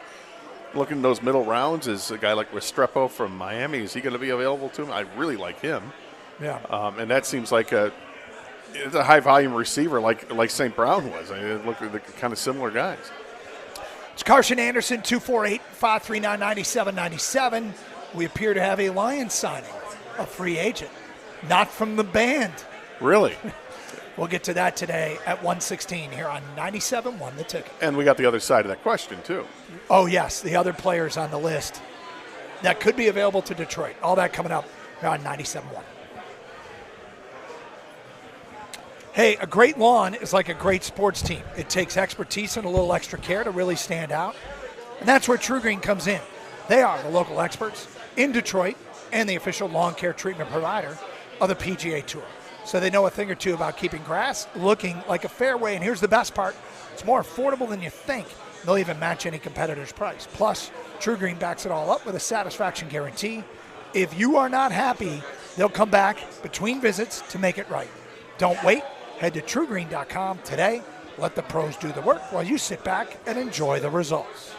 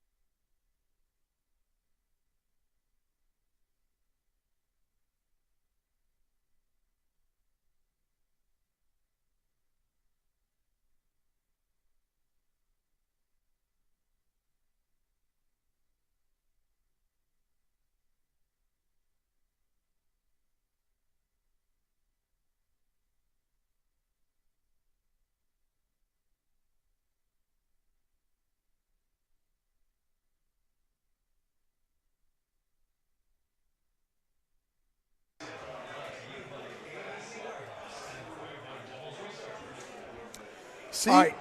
Cuervo's double reserve. Let's go. Another? I haven't had one yet. Sure you haven't. Sure you haven't, Gator. No, you haven't had one. Look, we're not at the airport in Dallas, okay? Classic. Watching you work that tequila bar. That was fun. That was really fun. The Detroit Lions have signed Avante Maddox, who spent his whole career in Philadelphia, where he has been a part-time starter for them. Has 4 interceptions in 7 years. He has had some injury problems 2 of the last 3 years, but he did play 17 games. He's 28 years old, and I'm wondering if they might have plans for him in a Fatu Melifonwu's role, or is he just a depth guy? Well, and it seems he's also from Detroit, which is interesting. 28 years old. He's undersized. He's only 5'9" and like $185, and I think his starting days are behind him. He's, like you said, depth guy. Sounds like a depth guy. Safety? I don't think it sounds like safety to me. No. 5'9", 180 doesn't sound like a safety. Looking here, it was once listed his rookie year. I guess he played some strong safety, but that was 2018. Kang, any thoughts on this edition of Avonte Maddox? Yeah, looking into it a little bit more, the fans were basically kind of done with him. He's been there for, 7 years or so, but I guess he redeemed himself with a play that, I don't know if you remember, it was 4th and 5 against the Chiefs in the Super Bowl. He made a pass breakup, and it was, I guess, his last, farewell play, and then the fans kind of forgave him, even though the game was out of hand at that point. He hasn't made too many plays this year. Hasn't had a bunch of opportunities because he's been the 4th cornerback over there pretty much since Cooper DeJean came by and became the nickel. So I think, it was a numbers game for him, brings depth to the Lions. And with all the attrition last year, maybe Brad's not taking any chances right now. You're not sure how Rakestraw is going to develop, I guess, yet. Raka Sin, of course, another depth guy. So you just keep bringing in these guys, these bodies in, and eventually, just because they're signing guys to contracts now doesn't mean they're going to make the team necessarily either. There's competition as well. Right. I'm really curious to see what the contract looks like. Not just but for the Rocky Sin as well. And I don't think we even mentioned his name yet today. That's the guy that signed yesterday. And and I thought, okay, there's your Kindle Vildor replacement. Right, exactly. So, but are they getting Kindle Vildor money, which would be $1 million, or is it something that these guys adding up now, or are these two guys that total $5 million total? I hope not. Because then you start eating into the money where okay, would money be better spent if you had done this or if you would do this? So we'll still have to wait and see what that contract breakdown is. Yeah, kind of curious. It's like they're hoarding fringe roster defensive backs. But you need I don't have a problem with hoarding defensive backs, as you know, because it's a position of attrition. Yeah. Constantly. So having enough of them on the roster, I don't have a problem with it for the right price. Okay. All right, so let me follow up on what we started to do last segment, and that was look at the players that other teams are their most tradable players. And Trey Hendrickson is on this list, and Micah Parsons is on this list. They would be much coveted if they could work somehow, finagle the cap gymnastics. Great, but if you look at the contracts edge rushers are signing for and what players would want. Parsons is a $40 million player, and Hendrickson is likely, a $35+ million player. That's where the market is. Because Hendrickson comps more towards Max Crosby. Yeah. And Parsons is more towards Myles Garrett, and he's younger, and just as proven as Myles Garrett. So maybe even Myles Garrett is, or not Myles, Micah Parsons is going to set the market, and we'll see where Hutchinson falls in line. If he then tops it, is he equal it, or is he slightly under? Okay, two guards caught my eye. Carolina Panthers guard center Cade Mays, who is going into the last year of his contract at $3.26 million and gave up 0 sacks last year.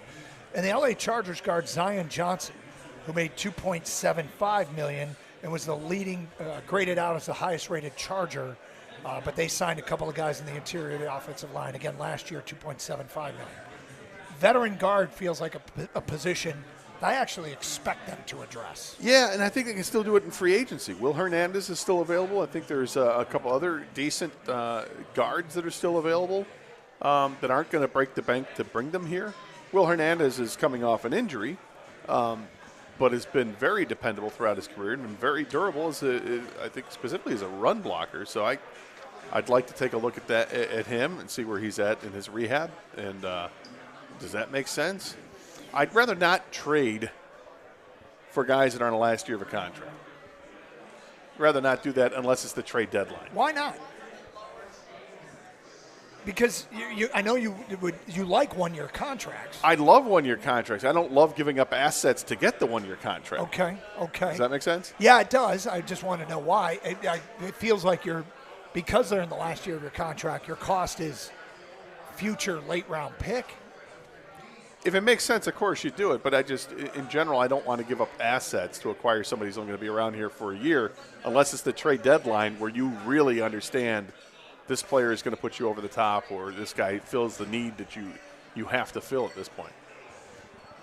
Well, that you probably won't have a ton of interest in these two players, but on the defensive line, the Broncos' most tradable asset is listed as defensive lineman John Franklin Myers.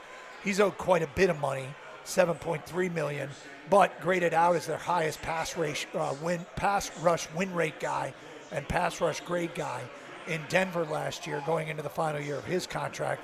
And Boye Mafe in Seattle, who over the last 2 years I think he's in Seattle. No, I'm saying he was from Minnesota. Yes, right? okay, yeah. 74th percentile in Pro Football Focus's run defense grade, and a solid 12.2% pass rush I like win him. rate. So they signed a DeMarcus Lawrence, which might make Boye Mafe available. You go for Mafe? I like Mafe. I think he's a good young player. Yeah. Kang, any thoughts on these trade assets? Anybody you might go after? No, we did a topic earlier in the show, like, hey, are the Lions do you actually like the Lions off season? And I feel like I'm in the minority. I kind of do. So I don't need a move necessarily. I need the guys to stay healthy, and I know that's saying a lot, especially what happened last year, but they're such a better team if they're healthy. And by the way, they won 15 games last year, right, with all the injuries. So I think depth is clearly a thing that Brad Holmes is trying to address. You see it with the cornerbacks right now. Hopefully he does it with the defensive line as well. I know he signed a couple of guys, brought a couple of guys back, but I don't think they need to make a trade, and I'm pretty content with the guys they have. It's just kind of staying healthy and getting better, and also we have a draft coming up, and we know how good Brad Holmes can be in the draft. Another veteran name, Gator, you mentioned Will Hernandez, and I would not be against Will Hernandez, last year guard with the Arizona Cardinals. As free agency enters that wave of where you can get bargains, Brandon Sheriff is still out there, veteran with Jacksonville. I thought he signed somewhere. He's listed here as still available. I don't remember seeing him sign it. Kang, did he sign anywhere? Do you remember seeing Brandon Sheriff sign somewhere? I don't, actually. Okay. Maybe I saw somebody was interested. I'll check. That's all right. If he is still available, that's another really supply-demand kind of name you could throw out there. Don't know that he's lived up to the billing, what he had coming out of college, but that doesn't mean he can't be, at this point, an affordable, helpful player for a team that still, I think, would be very interested in adding a veteran guard. 248-539-9797, if any of those names is somebody you want to go after. We are at Twin Peaks in Madison Heights, where we're approaching the final half hour to get registered to win the 98-inch TV, courtesy of ABC Warehouse. We'll be giving that one away shortly. Reminder, you can listen to the show anytime you want, anywhere you want with the Odyssey app. Download it for your mobile device today. AUDACY. You can also stream to our website, 971theticket.com. Unfortunately, no video stream today and yesterday due to the renovations at our studios. The studio that stream run through is currently unavailable. So hopefully we'll have it up and running by the time opening day rolls around. Michigan State, they open up their March Madness tonight in Cleveland against Bryant. We'll get into that a little bit. Also, still got texts coming in, Gator, of teams people outside of Detroit would buy. With the Celtics being sold, is there a team outside of Detroit that you would go after if you were able to afford to buy a team, and why? Get to some of those answers coming up. We're on 97.1 The Ticket. Guys, had a ton of fun here yesterday at Twin Peaks and Madison Heights, and of course we're doing it again today. You really don't need to go anywhere else when it comes to sports. For starters, they have the best AV package we've ever seen, highlighted by the 4 brand new 98-inch TVs. Sit down and watch up to 8 games at once.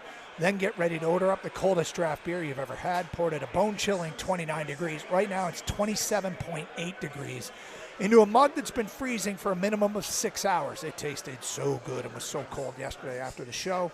If you prefer a craft cocktail, check out their extensive list of high-end bourbons and tequilas. Then, while you're sipping on those awesome drinks, order up the best bar food you've ever had. I had the salmon today, top notch. Gator had the chips and queso. Yesterday, the Chipotle chicken, all outstanding. The cooks are in daily at 7 a.m. prepping up their made-from-scratch favorites that you crave, like the cut and breaded to order boneless wings and tenders. hand-smashed and seared burgers, or thin and crispy flatbreads. Took one of those home last night. It was outstanding. Now, what ties it all together? The beautiful Twin Peaks girls. Hospitable, serving it all up. And today's your last chance to win that 98-inch TV courtesy ABC Warehouse. So make sure you pop in before 2 o'clock. Jose Cuervo, the samplings of the new hot tequila, Devil's Reserve. The team will be giving away swag and prizes as well. The best weekend of the year is always better at Twin Peaks. Come by today and see the difference yourself. Twin Peaks eats, drinks, scenic views.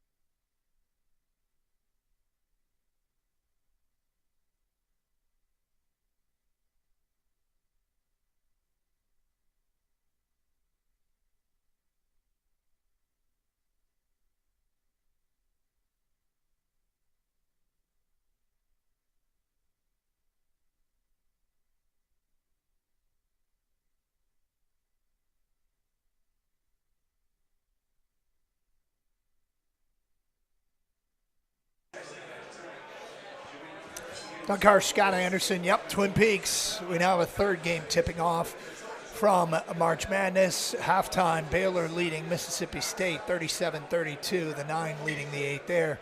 A little bit of a dogfight, Gator. Number 15 seed Robert Morris trailing second seeded Alabama 39-36 and now 40-36. And I believe that's gone to the half. Oh. You know what?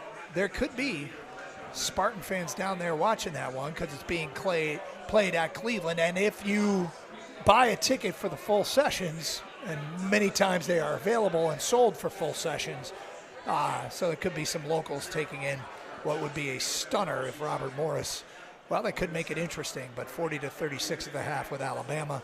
Lipscomb and Iowa State tipping off. Iowa State with an injury in their backcourt, still a very talented team. Lipscomb, a popular upset pick. That is a 3-14 game. That one taking place in Milwaukee. So just some things to keep an eye on. And no E at the end of Lipscomb, just in case people were wondering. Do you think they are?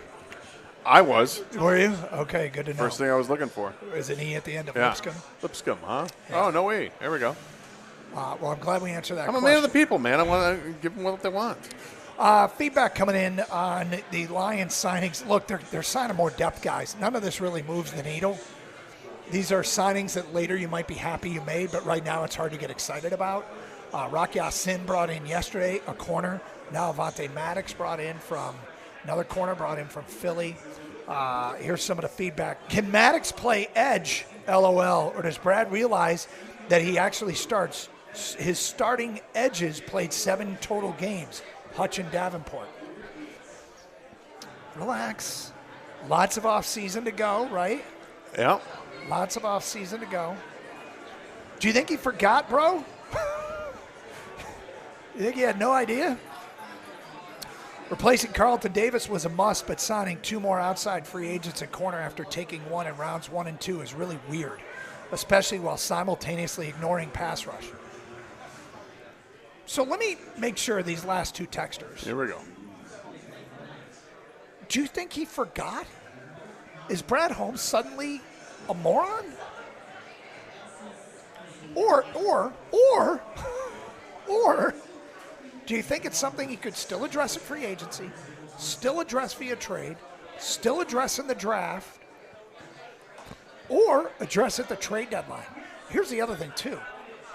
You want to have assurances that you have great players at every position. Some places you roll the dice because you have to save money. It's possible they're doing it in edge rusher. Because I bet right now, if you list defensive lines in the NFL, I bet the Lions' defensive line ranks in the top 10 in the NFL. It's not like this is a weakness. Healthy?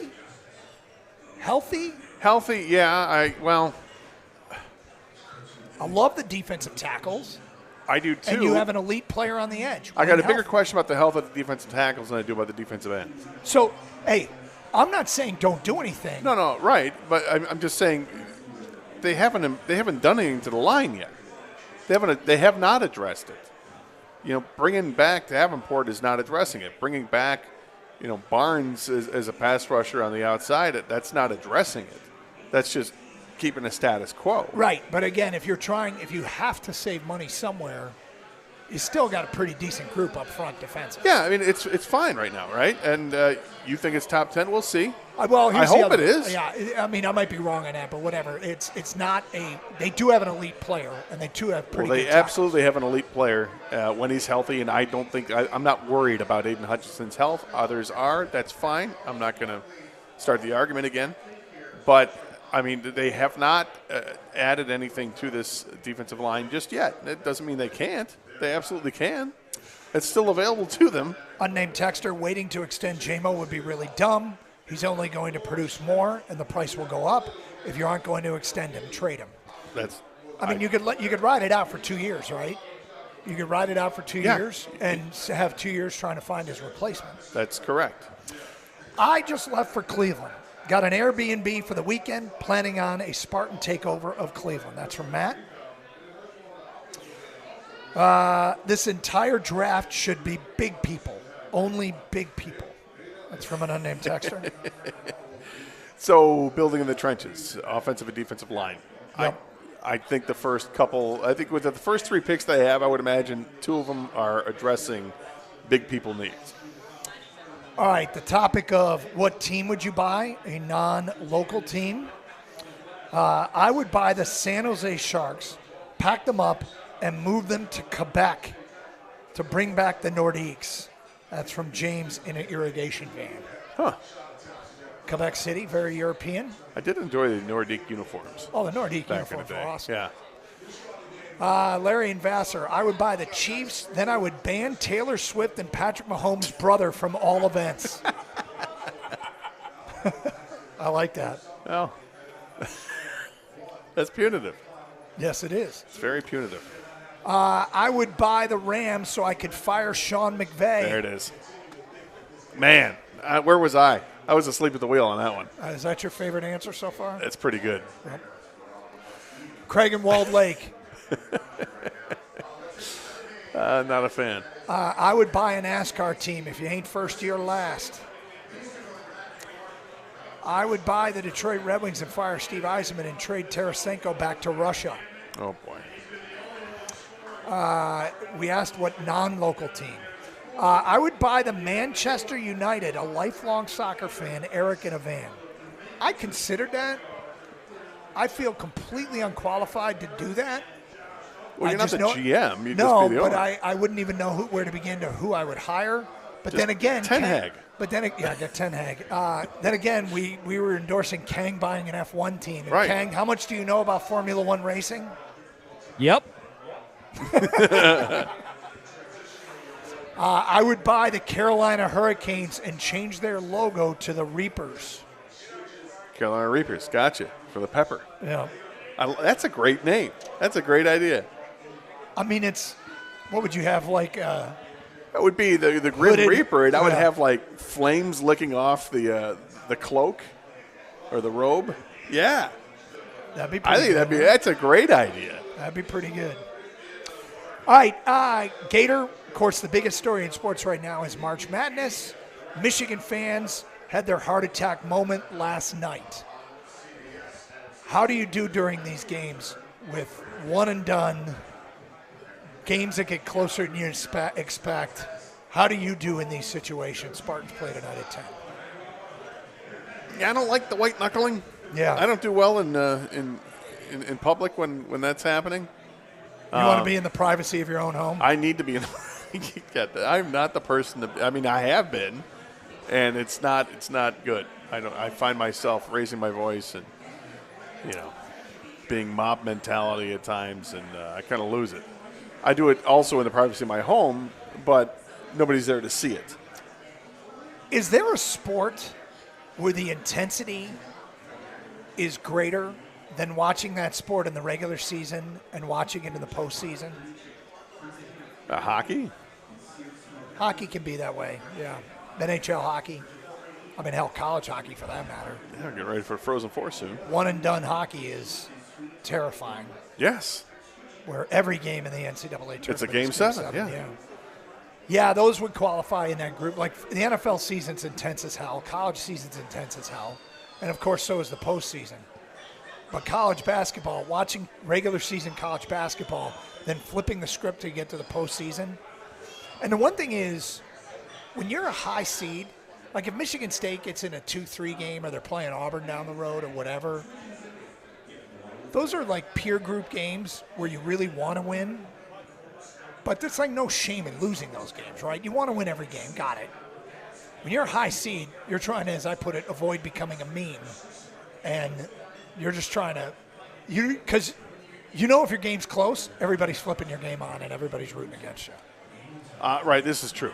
Yeah, I mean, being a massive favorite means that you're going against a massive underdog, typically, right? Yeah. Certainly to start the tournament. And everybody in the tournament, you're rooting for your school and your bracket, and then the third thing you root for is upsets, right? Yep. So, I mean, you're going to be hard-pressed to find people that aren't Spartan fans that haven't picked Michigan State to win the thing that are not going to be rooting for Bryant. Absolutely. It's how it happens. Yep. I think Michigan probably was on that side of that with UCSD last night. Yeah, I was getting texts from my cousin. He was like, he was a Wisconsin guy, so yeah. Well, that is tonight. Fans, if you're making your way down there, love to hear from you. Spartan fans trekking to Cleveland. Hey, we've got 20 minutes left before they're doing the drawing for the 98-inch TV. So if you're in the neighborhood, stop by Twin Peaks in Madison Heights. How big is that? 98 inches, courtesy of ABC Warehouse. And by the way, this is still a great place to watch March Madness games. Come check it out. As place is filling up, we got 3 games going on at once right now. 2 o'clock, a 4th game will start. Hey, it's Doug Karsh for Sarah Chevrolet in Sterling Heights. Check out these March deals. Lease a new 2025 Chevy Equinox LT for just $289 a month for 36 months with $19.99 down. Go now to 17.5 in Van Dyke in Sterling Heights. 877-SAY-SARAH, SaySarah.com. Together, let's drive with GM employee discount and lease in the household. 10,000 miles per year plus taxes and fees with approved credit. Offer ends March 31st.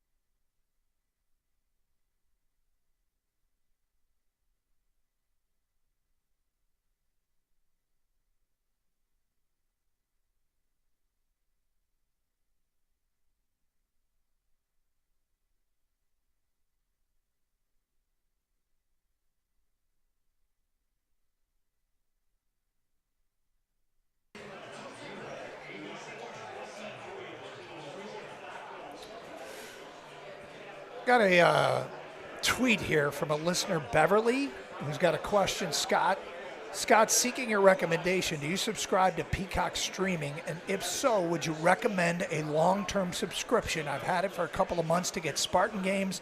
I'm done with Yellowstone. So what's the point of going forward? Yeah. I mean, I believe I get Peacock through Xfinity. Yeah. Anyway. Yeah. So I don't know if it's worth a subscription or not. You have to really weigh everything down and see what shows you would want to watch there. Yeah. I mean, I know there's stuff that you can go back and there's some, there's a lot of good there. Yeah.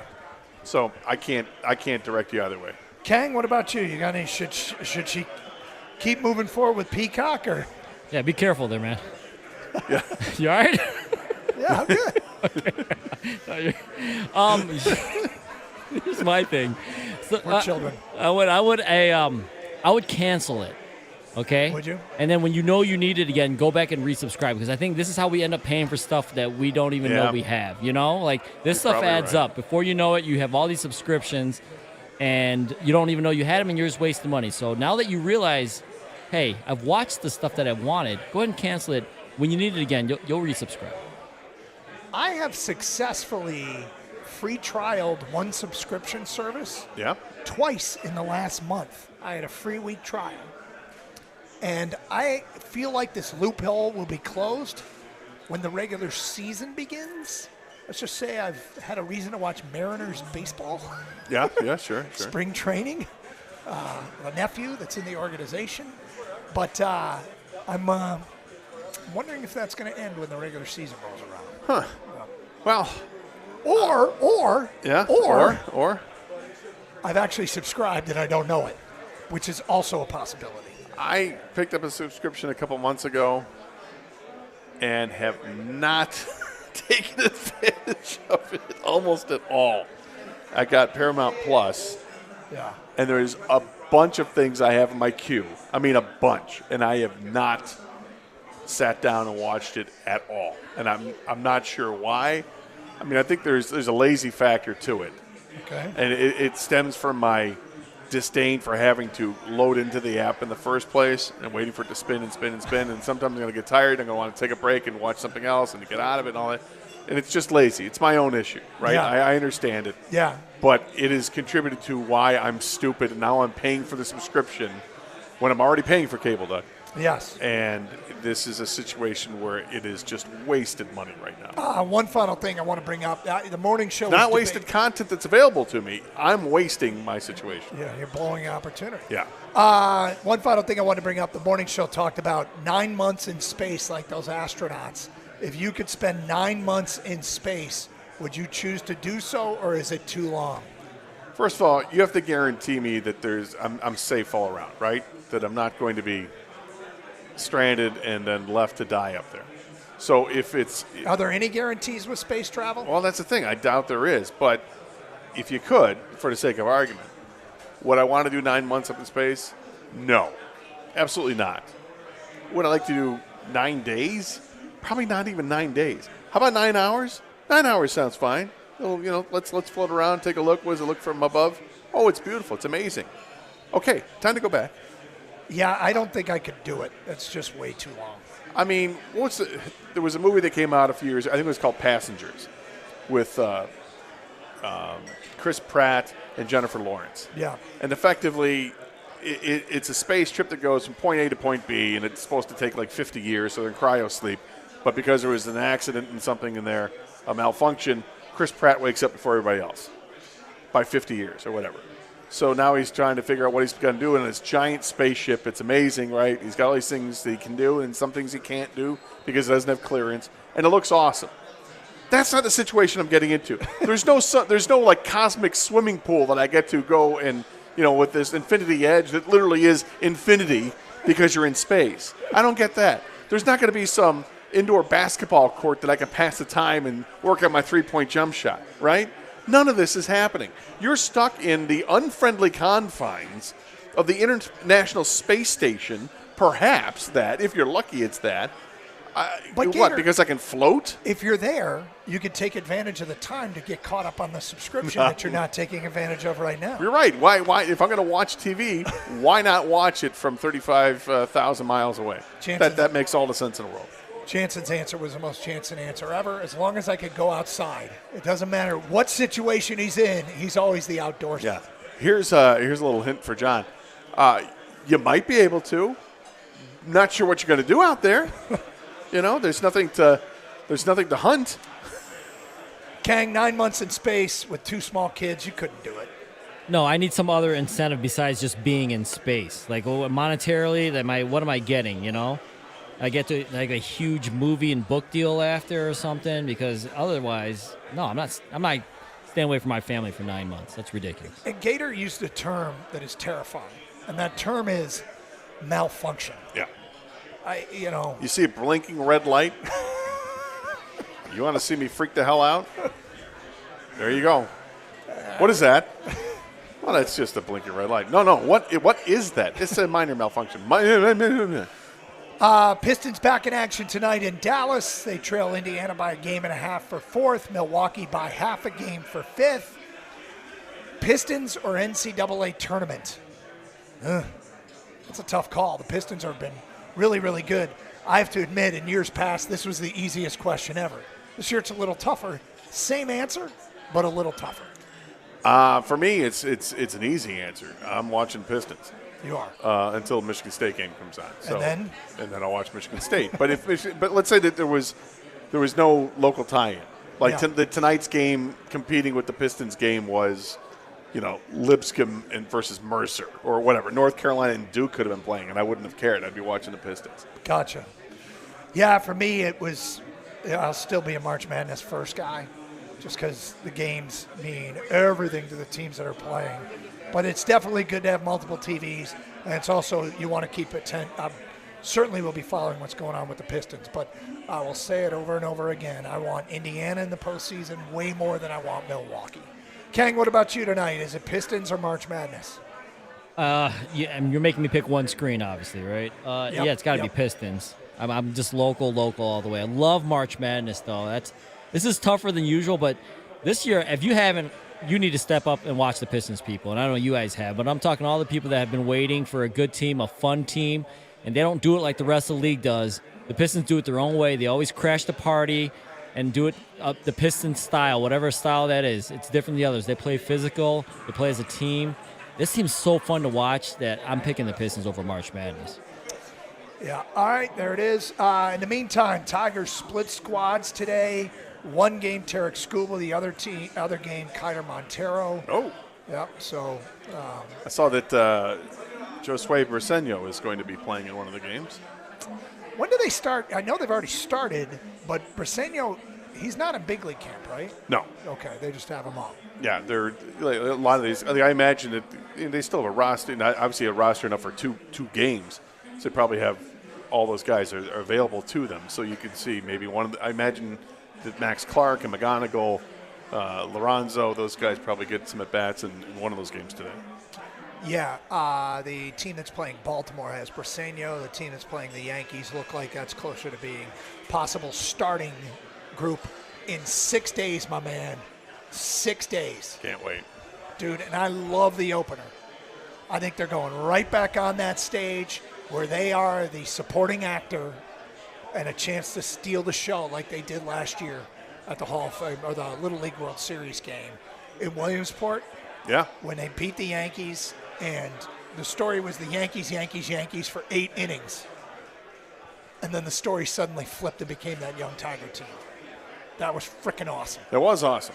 Do it to the Dodgers, that'd be great. And right now the Dodgers, as you put, they are as detestable as the Yankees with their $360 million payroll. Good God. $80 million more from the closest competitor. It's obnoxious. Do you think Yankee fans complain about what the Dodgers are spending? Doug, if a tree falls in a forest and there's no one here to hear it, does it make a sound? Yeah, but nothing that happens So in my New answer York. to that is, do I care if Yankee fans are offended? I hope they're offended.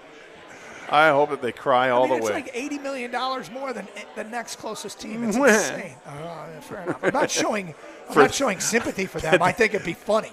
Yeah, no, I think it's ridiculous if they've got enough money to spend. Like I said last week, that's a team that made over $400 million just from ticket sales. All right, I'm going to ask a question to the man that we had this discussion earlier today. When 6 o'clock hits, is Rico Beard hopping in the car, the Rico Mobile, and flying down to Cleveland for a 10 o'clock tip between the Spartans and Bryant? Will you be road tripping? No, Doug. You're not the first person to ask me that question. No, not going to do that. I will just watch the game from home. Thinking Alan Haller's a helicopter? Nah, the plane, you know what? Yeah, I told them to come pick me up on Sunday. They win, and then they'll fly the plane. That's a better way to fly. Yeah. There you go. What do you guys got planned coming up next? Well, we're going to recap the game from last night, and is it magical what Michigan is doing, or is it lucky what they're doing? But my goodness, in 4-point games, they just seem to keep surviving and keep winning, but it doesn't make any sense. They do everything wrong, but in the end, they get the W. So we'll have a little fun with that, and where Michigan fans are. Sounds thrilling. No way. Have a great show. Rico, good luck. Have a great weekend. Scott, you as well. Let's give away this TV, courtesy of ABC Warehouse. Stay safe, everyone, and treat each other with respect. 97.1.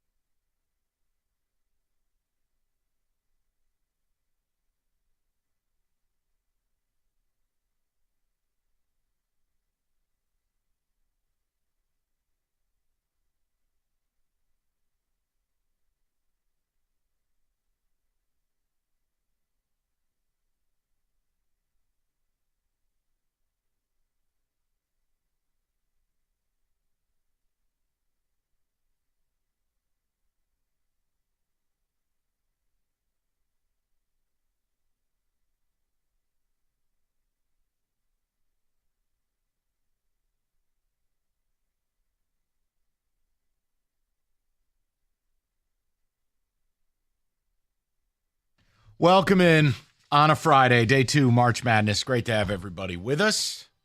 I have an announcement. I'm officially an old man. Staying up to 12:45 and watching a basketball game when the alarm clock goes off at 6:45, I got to tell you, I ain't built for it no more. Oh, my God.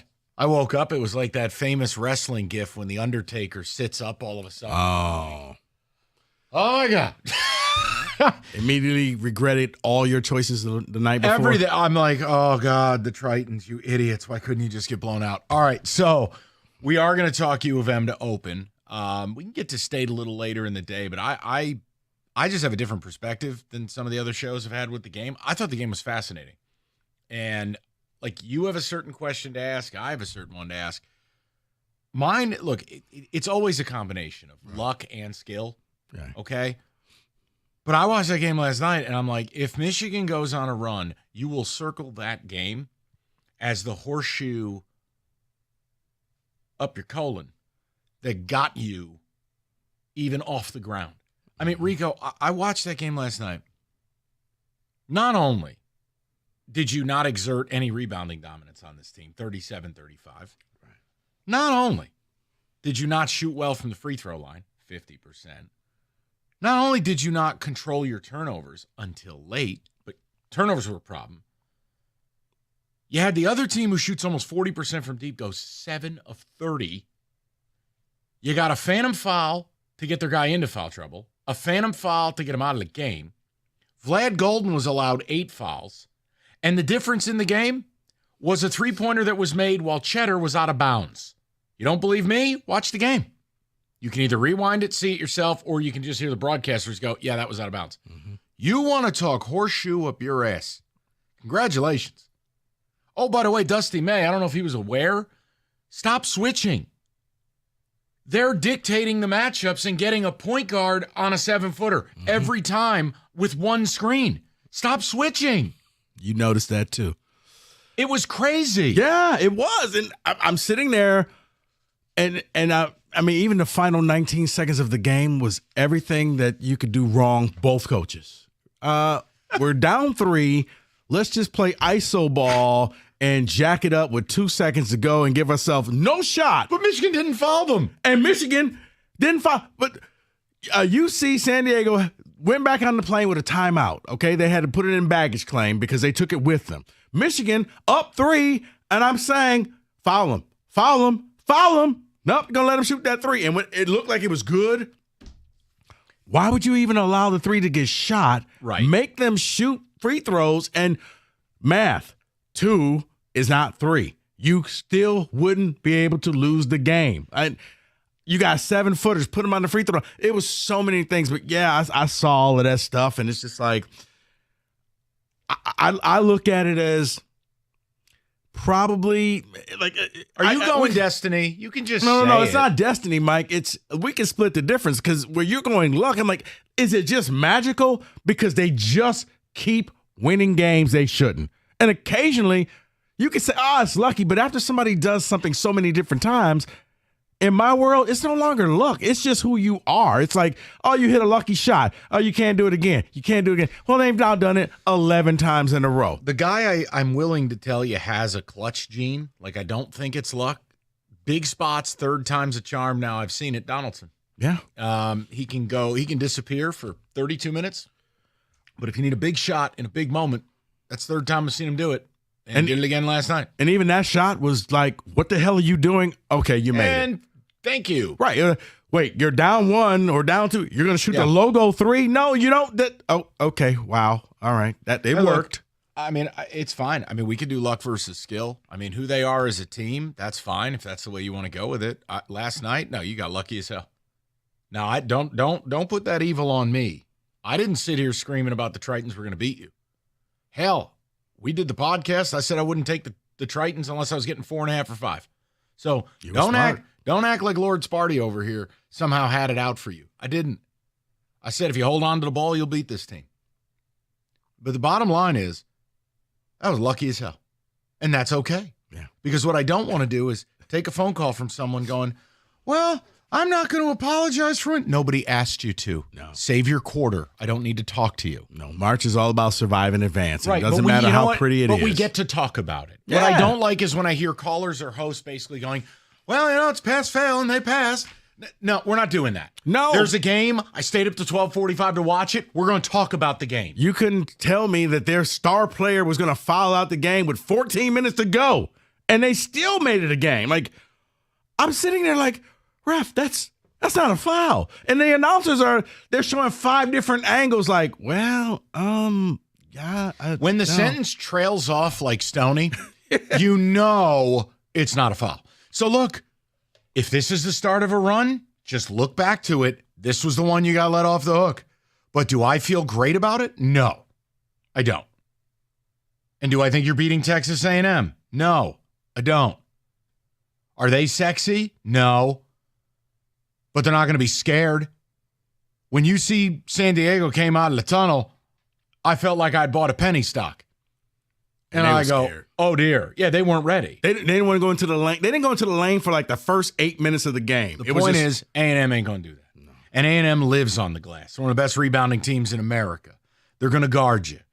They've gone through an SEC gauntlet. And if you're going to continue to turn it over, check. You're going to continue to not shoot free throws, check. And I'm sorry, you go through these stretches where I don't understand what you're doing.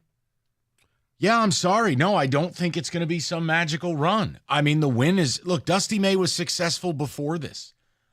Great. Then I don't want to hear anyone complain if he loses tomorrow, but they could have lost last night. I still think Dusty May did an unbelievable job. But that game, that wasn't his best work by any stretch. No, but Mike, that's been pretty much a microcosm of the season. That game, Michigan goes up, big lead, loses lead, and then at that point, we're going to flip a coin. And they keep coming up heads, and they keep winning. But that's been their entire season. Michigan big lead, Michigan loses lead, and then in the last couple minutes, they make a play to get it done. So don't get me wrong. I'm not saying a magical run to win the national title. I'm talking more of I don't know if I can bet against this team because they just seem to have a lucky rabbit's foot in their back pocket. Well, hold on. And somehow or another, look, they just win the game. It's luck or skill. And we know both are involved, but go 51%, 49%. Last night? Last night was more luck. If you want to say for the season, no, there's a skill element to it. And I do think Donaldson has that killer in him. I mean, when you hit big shots late 3 times in a season, no, you might be that guy.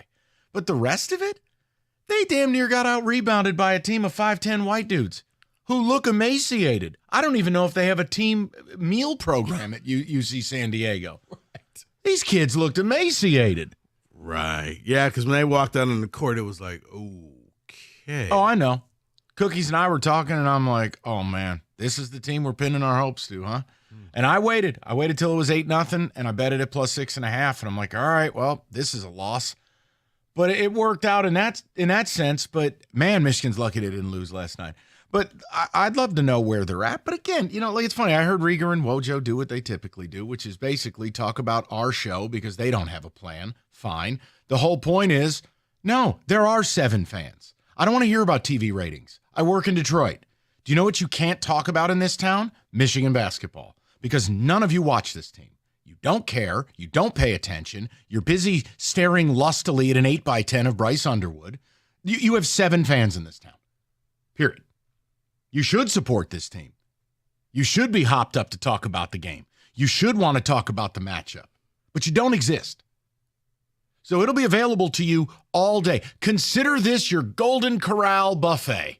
We're going to turn the heat lamp on and put a little block M underneath it. It's going to be there all day. Kenny won't even change it out. But I don't know what else to tell you. I'm not going to sit here and tell you played well. I'm not going to sit here and tell you that was a clash of the Titans. It wasn't.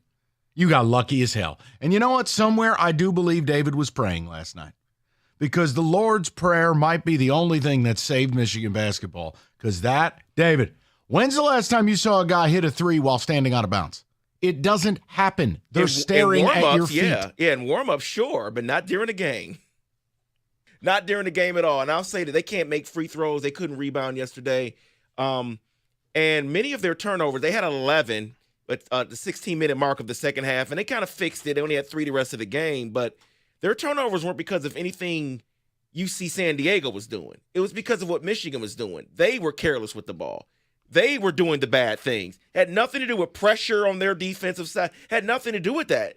They're just throwing the ball away. At one point, that stretch in the first half, I believe it was, where they let UC San Diego hit a layup, and then they immediately steal the inbounds pass because you throw the ball poorly inbounds. Like, that type of stuff, you got to be better. The guards were penetrating at one point in the game, and then they just stopped. Like, I don't understand what it was last night. And by the way, we get to talk about officiating, good or bad.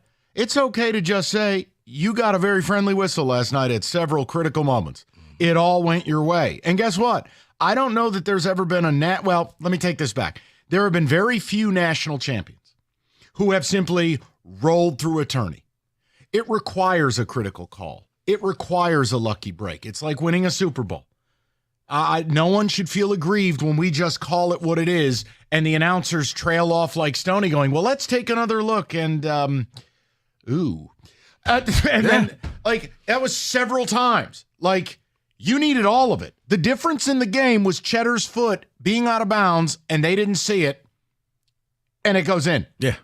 So it's okay to talk about it. Now, what are you going to do with it? Do you go on a run, or is this where the buck stops? See that, and that's the thing. I'm not going to sit here and just, we're going to lose. It doesn't feel good to me. Saturday doesn't feel good to me at all because of what I saw last night. There's still a chance, but it ain't looking good. That's all I'll say. David, I get it. I understand. But here's the thing. Under Dusty May, maybe they just don't value the ball because you're right. Even at Florida Atlantic, they still turn the ball over like 12, 13 times a game. They averaged, while he was there, they turned the ball over there. So they're doing the same thing here at Michigan. I watched them game after game after game just shoot themselves in the foot, miss free throws, miss the front end of one-on-ones, and somehow or another, they walk away with the victory. And it's just like, I can't explain this. This makes zero sense. I already explained it to you. Yeah, you did. The refs are on the take. Go look at the game. Oh, I mean, they either owe the mob money or it was 3 blind mice. You take it. You move on. I'm not asking you to give the win back. But I'm not going to sit here and spit shine a turd. It's not going to happen. You play like that again, you get bombed. Congratulations. That's the thing. You play a more talented team, a team that can take advantage of your mistakes. A team that doesn't get rejected by the rim on a dunk attempt, And where I'm that's pretty it. sure a kid ended up in traction. And that's just it. When they play talented teams, that's why the games aren't close. Those are the games that they end up losing by 15, 17, 20, 30 points. And it's just like, wow, they look awful. Yeah, here's the other side of the coin when people want to sit there and get chesty about winning every close game. You know why every game's close? Because you're not that good. Now, you want to step to the plate and play a real team? Get your dustpan, because we'll sweep your ass right out of the building like we did twice already. I already heard Rieger with that mess. Oh, hey, buddy, I'd love to play him a third time and ruin Sparta. God willing, state's there. We'll see if you are. Another 15-point drubbing. You don't match up with us. Mm-hmm. So, but please. I mean, the old bit theater. Now, are you going to do something with it? Or, candidly, you weren't even awake for the game. I don't care. 248-539-9797. What about merchandise sales? All right. Order a pizza. MSU plays late tonight. Call Hungry Howie's. Get yourself a pizza. Settle in for Bryant to bust our balls. That'll be exciting. Large one-topping pizza, any large oven-baked sub, or any one of 3 regular salads each for just $8.99. It's the Hungry Howie's You Choose deal. The best ingredients, fresh dough made in-house daily, and yes, 8 different flavored crusts. You choose $8.99 between the 3 categories and get your next viewing party organized. Limited time only, online, carry-out only at Hungry Howie's.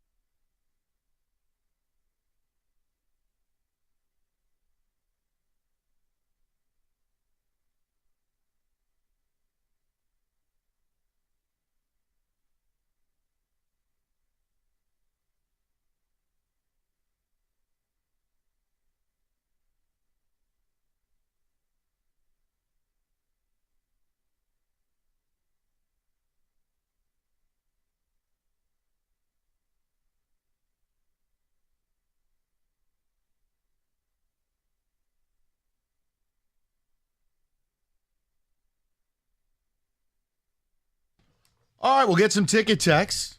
See if the 7 Michigan fans want to pretend they know basketball. You take a win, of course, but I'd be happy to talk about what actually happened in the game versus, well, win's a win. Is it going to translate to a run or not? And the secondary question is the luck versus skill. They are 11-1 in these 4 or less games, and they've won 11 straight. I think it took the half quarter at Minnesota to beat them. Donaldson is the killer, right? He steps up in the big moment. He's done that 3-4 times now. But overall, no, the profile of this team and the way they play, I don't think it's going to net a whole lot. Not sustainable? No. I mean, look at it last night.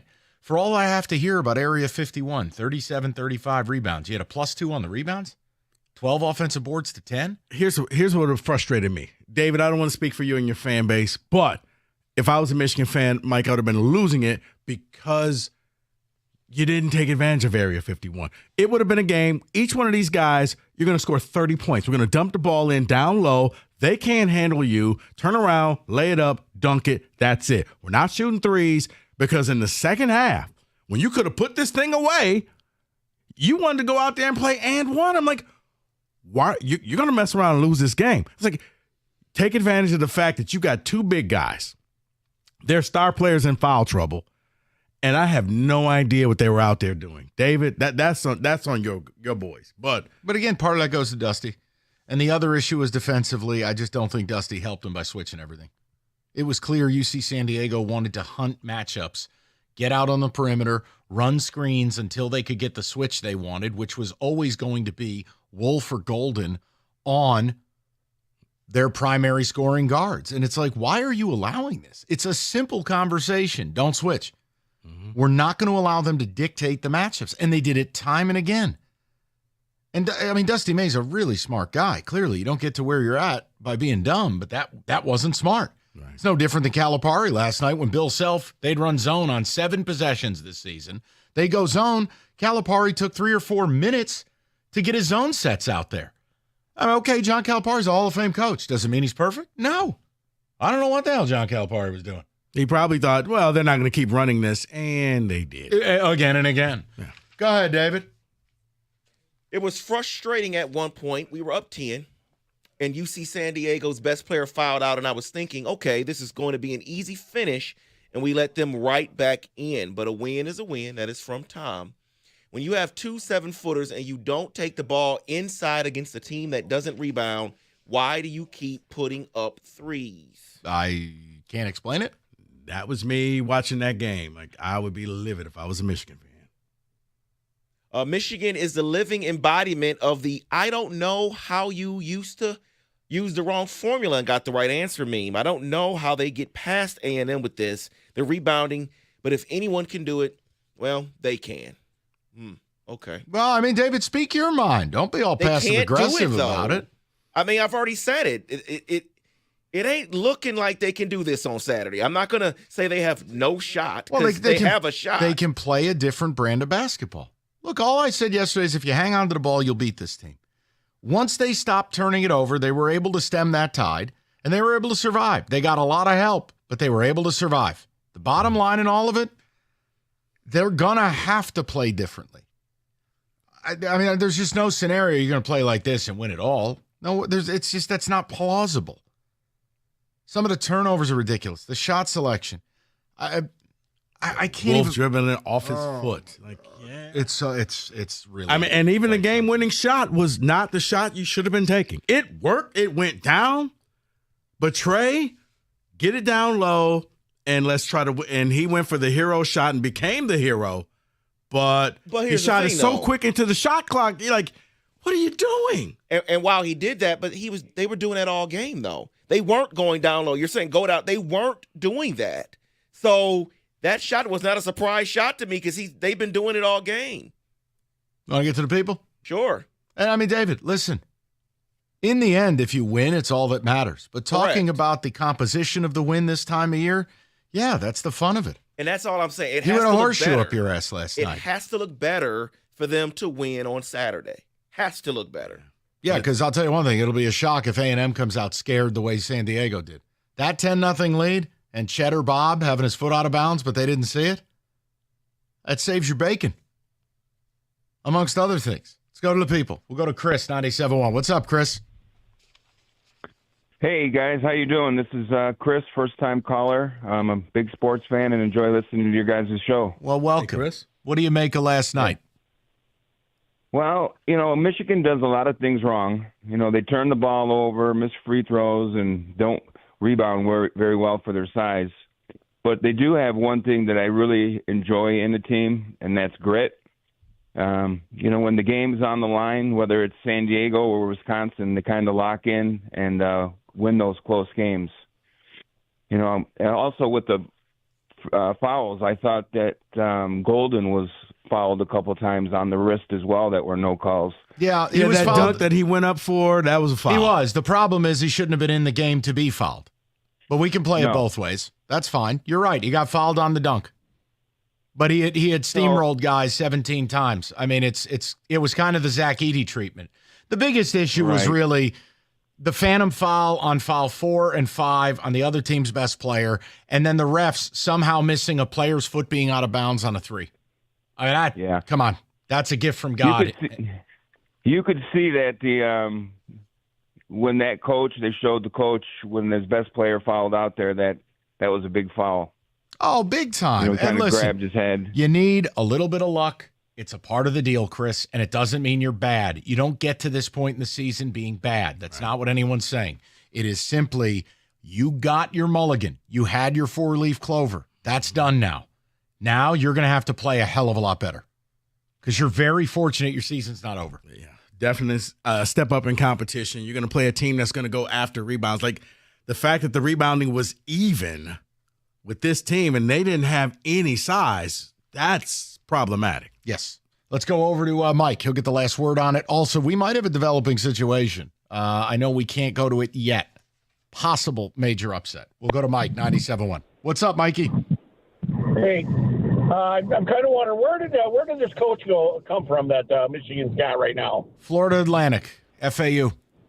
Doesn't he understand he's got an overwhelming height advantage and did not use it? How they bumbled through that, I have no idea. Bumbled is something interesting because there were moments they looked great, and then you're right, bumbled would be the other side of the coin. Yeah, the first 5 minutes of the game, Mike, I thought this is going to be a boat race. Michigan's going to win by like 40 points, and we could all go to bed at halftime. Well, 6 weeks ago, nobody wanted to play Michigan at all. I mean, they were blowing everybody up, and then they lost to Arkansas and then Oklahoma back to back. Look, the bigger stuff is the Illinois game. You got drubbed by State twice. There are games on here where it's like if you play teams that know what they're doing, you end up not stacking real well. Now, listen, you also have had some very big wins. The dramatic win over Maryland. Right? Donaldson is a killer. But I just feel like if you don't play a different brand of ball, if you don't get this to look different and feel different, no, I'd be surprised if they made a run playing the way they played last night. But maybe you got the bad one out of the way. Maybe now you put together something nice Saturday. It's not like A&M is some monolith. No. They're extremely limited. And they're not going to shoot the lights out. They can't. Right. They live on the glass, though. So now you ask the question, if you couldn't really out-rebound UC San Diego, what are you going to do with A&M? So, again, every game's its own story. You survived, you move on. But did I feel good about what I watched? Absolutely not. No. If you did, your prerogative. It's a free country, last I checked. 248-539-9797. Here's Rico. Curiosity. Planet Fitness offers a high-value membership that supports any fitness journey. And right now, head into Planet Fitness. It's a judgment-free environment where you can feel free to get strong your way on your time and feel your strongest, best self with the best in-class equipment for a full-body workout, from strength training to cardio to stretching, with brand-new plate-loaded machines like the hack squat and the supine benches. Includes free weights and cable towers, treadmills, Stairmats. Guys, you get it. They got everything that you're looking for. Head into Planet Fitness. It's one-stop shopping. Get your fitness on and convenient hours that will fit your schedule and your routine. And you can also get free fitness training from knowledgeable trainers who will focus on you. You get all of that. Head into Planet Fitness right now to get started. $1 down is all you need to get started on your membership. Head into one of the 50 Planet Fitnesses throughout the Metro Detroit area, or you can go online, or you can sign up free on the Planet Fitness app. We're all strong on this planet, Planet Fitness.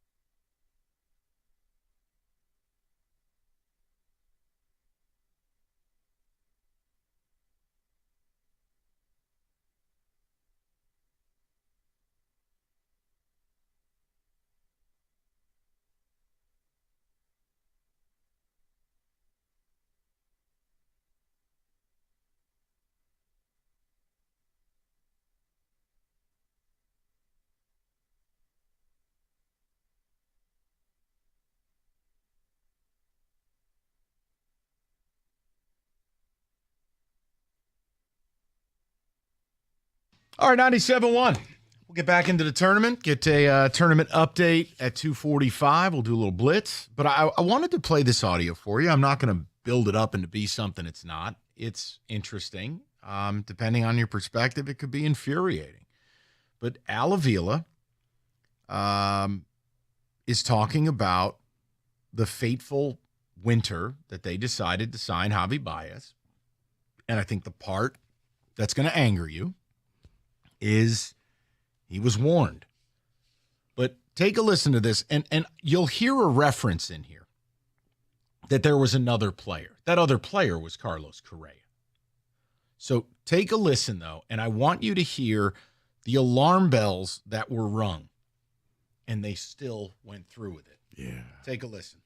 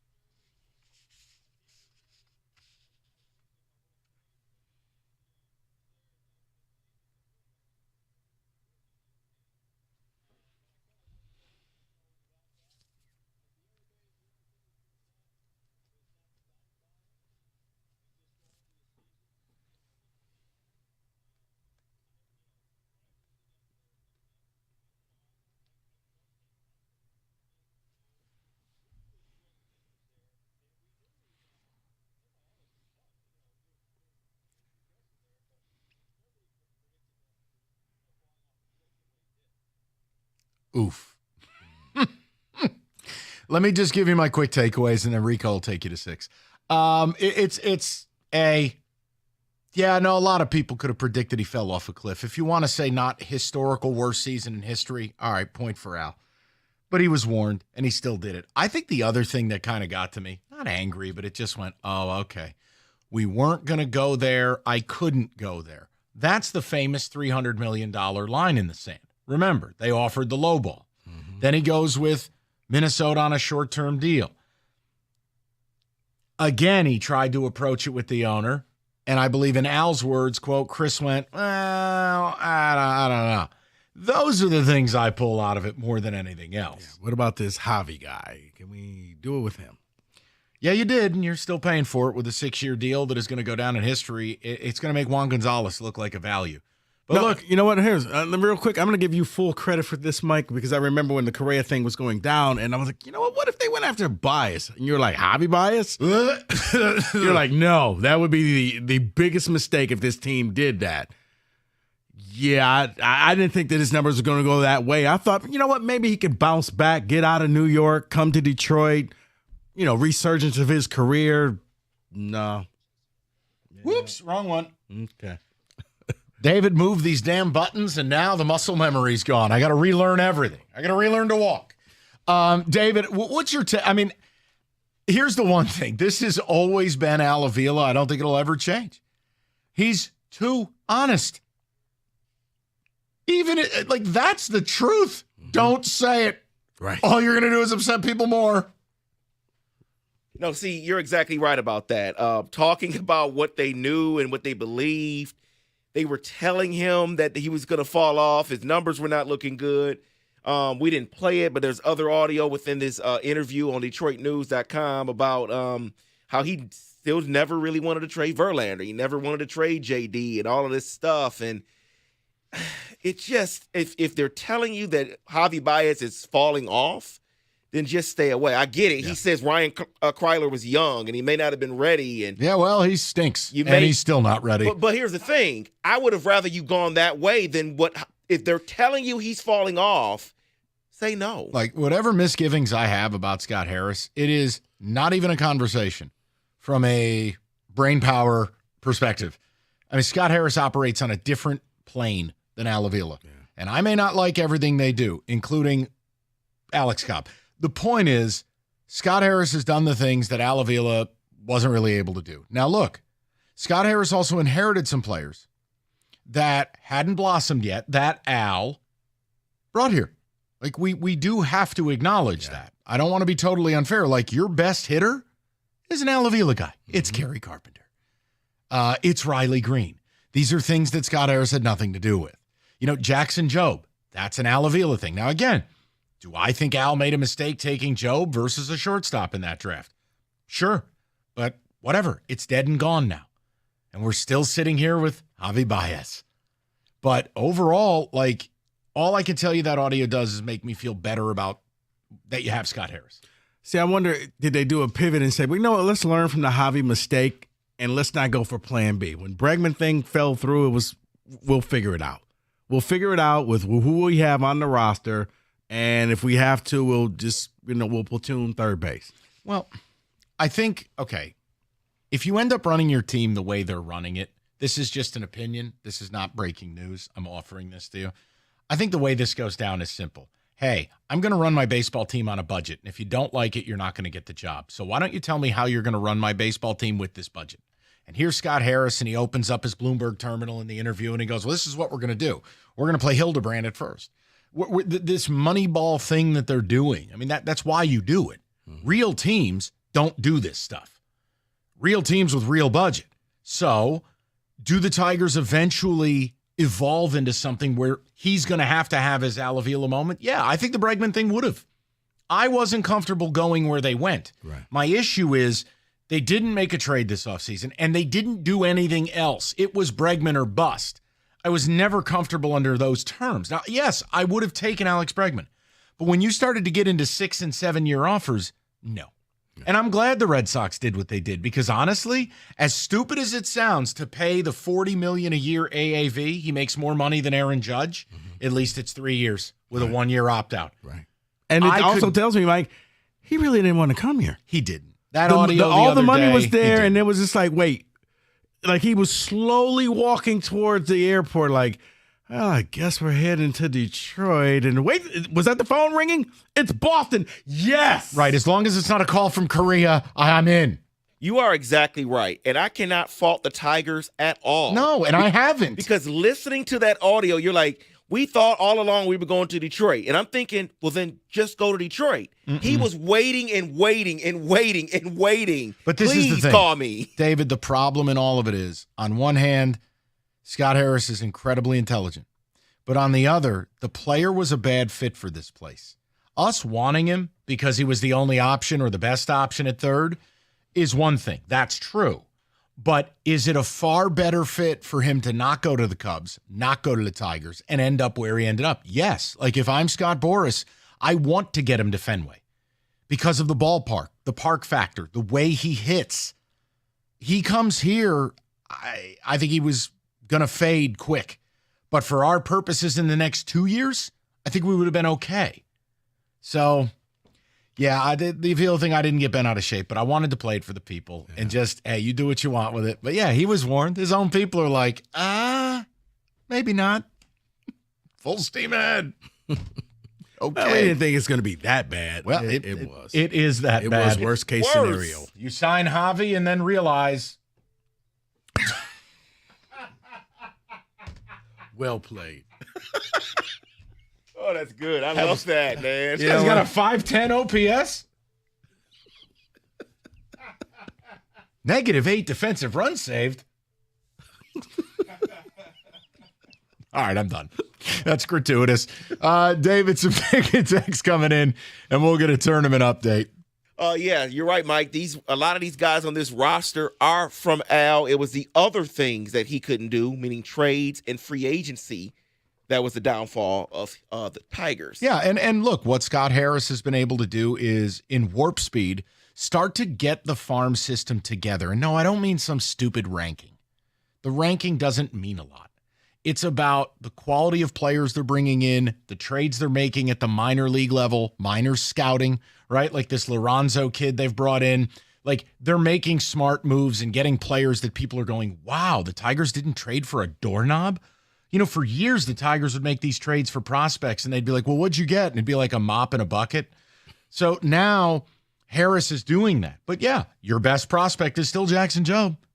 And the debate will rage on, at least in my stupid mind. You got Clark and McGonigal, or you got Wyatt Langford. Scott Harris better be right, because if Langford goes out and builds on the damn near 800 OPS he had last year in a rookie season for the World Series champs, and he was hurt, look out. He had 2 balls yesterday over 110 miles an hour. Okay. Because here's the other problem. These other players may end up being awesome. They're not here. They're not here. They weren't here last year. Right. They're not here this year. And you don't know if they'll be here next year. You can wish it, hope for it, but how do you know it's not the next Jay Shung who needs more time? I'm done. That's it. David, anything else? Yeah, I'll just read one more here regarding Michigan. Someone says, Dusty May is maddening. I don't see how he makes this happen. I don't know what it's going on with the coaching. Do his players not do what he's asking them? It's weird. The turnover problem is something that he brought with him from Florida and Atlanta. He just needs guards. That's all. It'll get better. I'm just saying, for 3 years, they turned the ball over there. I know. At some point, it's not the guards. It's you, because you put up with this. Well, he better take the investment they gave him in the NIL in his new deal and go get some guards. Well, listen, it's his first year. The fact he went 8-24 last year, and you got a coach who helped you win the Big Ten Conference Championship tournament, and you want to, I don't care if you got lucky. You won a game in the tourney. David, can the guy have 10 minutes to build the roster, please? Okay, and then I'll need the next 10 minutes in the offseason. All right. Well, see, I was the same about building the roster, but then I went and looked at what he did in Florida. I'm like, they turned the ball over there too. FanDuel, turning excitement up higher for college hoops. First 2 rounds of the tourney. Bet on the lowest winning seed of the day, and you'll win a share of $1 million in bonus bets. It's FanDuel. It's simple. I mean, I don't know. Look, Robert Morris was giving Bama a hell of a run today. Looks like they're going to fall short, but that would have certainly been the lowest seed to win today. And FanDuel.com's got a bonus pool to pay out. Bottom line, it's America's #1 sports book. 21 and up, present Michigan. Opt-in required. Winning pre-live moneyline wager on lowest seed required. Each $1 million jackpot to be split equally among all eligible winners. Bonus bets are non-withdrawable and expire 7 days after receipt. Restrictions apply. See terms. Sportsbook.fanduel.com. You got a gambling problem? Call 1-800-GAMBLER.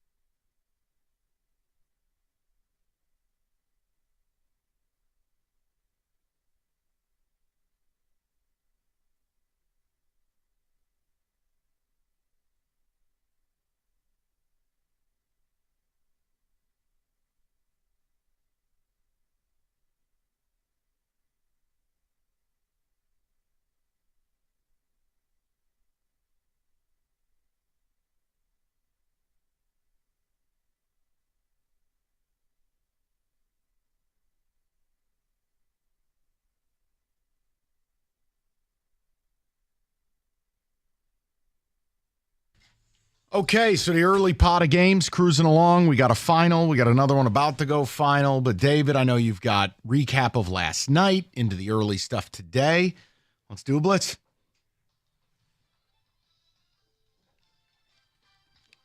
So there's really only two games from yesterday I want to touch on that happened after we left, and we all touched on it yesterday. The Drake, they beat Missouri 67-57, and Rico, you talked about this game. You talked about Missouri being the way they are. I mean, they didn't look good. No, they stumbled. Yeah. They stumbled to end the season, and see, I thought the same was going to happen with Purdue. Like, sometimes the team just runs out of gas. That was Missouri last night. it was one of those things that seemed just so simple. Just take Drake. Yeah, just take Drake. Yes. I'm going to be a little more nuanced. They might be brain surgeons in the classroom. They're functioning idiots on the basketball court. Missouri played one of the dumbest basketball games I've ever seen in my life. And I had Drake plus 6.5. They played like idiots. They were the walking embodiment of Homer Simpson. Drake plays at a slow pace, and they play disciplined. YOLO! Missouri was taking ridiculous shots. They had defensive breakdowns. They tried to dictate the pace. Here's the other thing. Yeah. The whole team on Drake is Bennett Sturts. Take the ball out of his hands. If you gotta blitz him, you blitz him. You gotta trap him, you trap him. Get the ball out of Sturts' hands. Cutscene. One-legged three-pointers. Again, they might all be valedictorians. They are morons as a basketball team. That was hideous. And let's touch on this game. Arkansas, the number 10 seed, beat Kansas 79-72. Yes, they did it for America. But can I say this before you touch? Boogie Fland in the midterms. Boogie Fland. Before you all hit on the actual game, yes. I need Arkansas to work on something before their next game. Zone offense? They have to work on inbounding the ball. That was rough. Oh, at the end? Oh, yeah. Hey, you can run the baseline. Nope. Yeah, hey, look. Mistakes were made. That was his first game in a couple of months. Okay, when the referee keeps saying, hey, you can move around. Seriously, you can go up and down the – oh, okay, I got it. Look, no, son, you can go back and forth. The other thing is Arkansas played without their leading scorer last night. Okay, he's been out since late February. What a job by them. And getting Boogie Fland back to go with the other guard, Warren. Look, Kansas – You were an early adopter of Mike. Kansas ain't right. I don't care what they spent. They're not right. The pieces don't fit. They're better when Hunter Dickinson's on the bench. Yeah. Dickinson's in the game, and he's just like, bah. He's like a guy who's drunk at bowling league. No points in the second half, but you turned the ball over 3 times, I think, in the final, 4 minutes? Sounds about right. And look, does Arkansas do everything right? No. Are they a particularly good team shooting the 3? Absolutely not. And they will do things to frustrate you. But they guard, they're hyper athletic, they've got length on the inside, and now they got their backcourt together. They are 7.5-point underdogs against St. John's, if you care. I wonder what Kentucky fans, who they're rooting for. They're two former coaches. Calipari just says, if we have 4 timeouts, it's okay, it's all right. It's we not won the all right. game. Like, what? Definitely not all right. Not going to work that inbounds was like, son, what are you doing? The referee was trying to help you. That's how bad it was. So we have one final already today. Offense not required. Baylor beat Mississippi State 45-39. No, they did not. David, they won 73-70. What is wrong with my scoring bug on here? Up next. Literally, it says 45-39. David got into the church wine. We do a blitz next. It says 40. You can see it. David, just tap out. Well, just talk about the game. The game is simple. We talked about there's really not much between the two teams from an analytic or metric standpoint. Hubbard is an elite young player in the SEC. VJ Edgecombe for Baylor might be a top 5 draft pick. Outside of that, it's a couple of teams where the pieces don't fit together real well. But Baylor had command of this thing for most of the second half. It got close late, no doubt, but they were up by 6, 8, 10 all half. They made the winning plays. Edgecombe stepped to the line, hit all 4 of his free throws, and they won a close game. Welcome to the NCAA tournament, 7-10, 8-9 matchup. Yeah, I was about to say he hit the pressure free throws, and he made sure that game got to that that Baylor got the victory. So I'm always impressed when somebody can step up to the line and just knock down 2 free throws because it sounds easy, but man, when you choke and you let the other team in that's really pressing you, Baylor survived, Baylor advances. And they have talent. It's just not, the roster's not put together the right way. So it's a lot of really nice pieces, but none of them fit. I'm going to try this again. Hopefully this works for me. Hey, guys, Iowa State won 3-2. Kenny's my witness. I refreshed it 3 times, and it's still saying what I said. David, you got to let it go. I promise you it was 73-70. Let's do this. Alabama right now, 83-75 with a minute left pretty much in that game. I hope that's the right score now.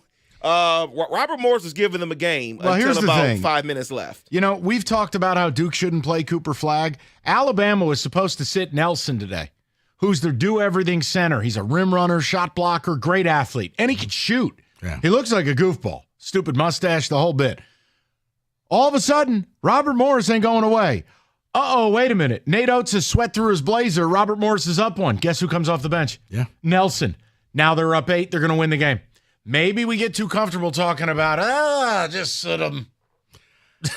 Makes sense. I still would have him in his warm-ups, and just like that, in case of emergency, you're only going in the game then.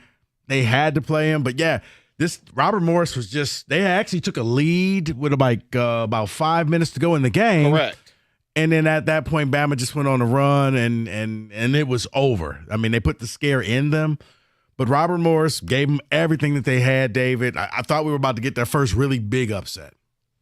And then finally, we are hitting halftime in this game. Memphis, the 5 seed, is over Colorado State, the 12th seed, 36-31. And they're doing this without Tyrese Hunter. Let me tell you this. I gave Rico some stats, and Cookies really kind of leaned into these stats.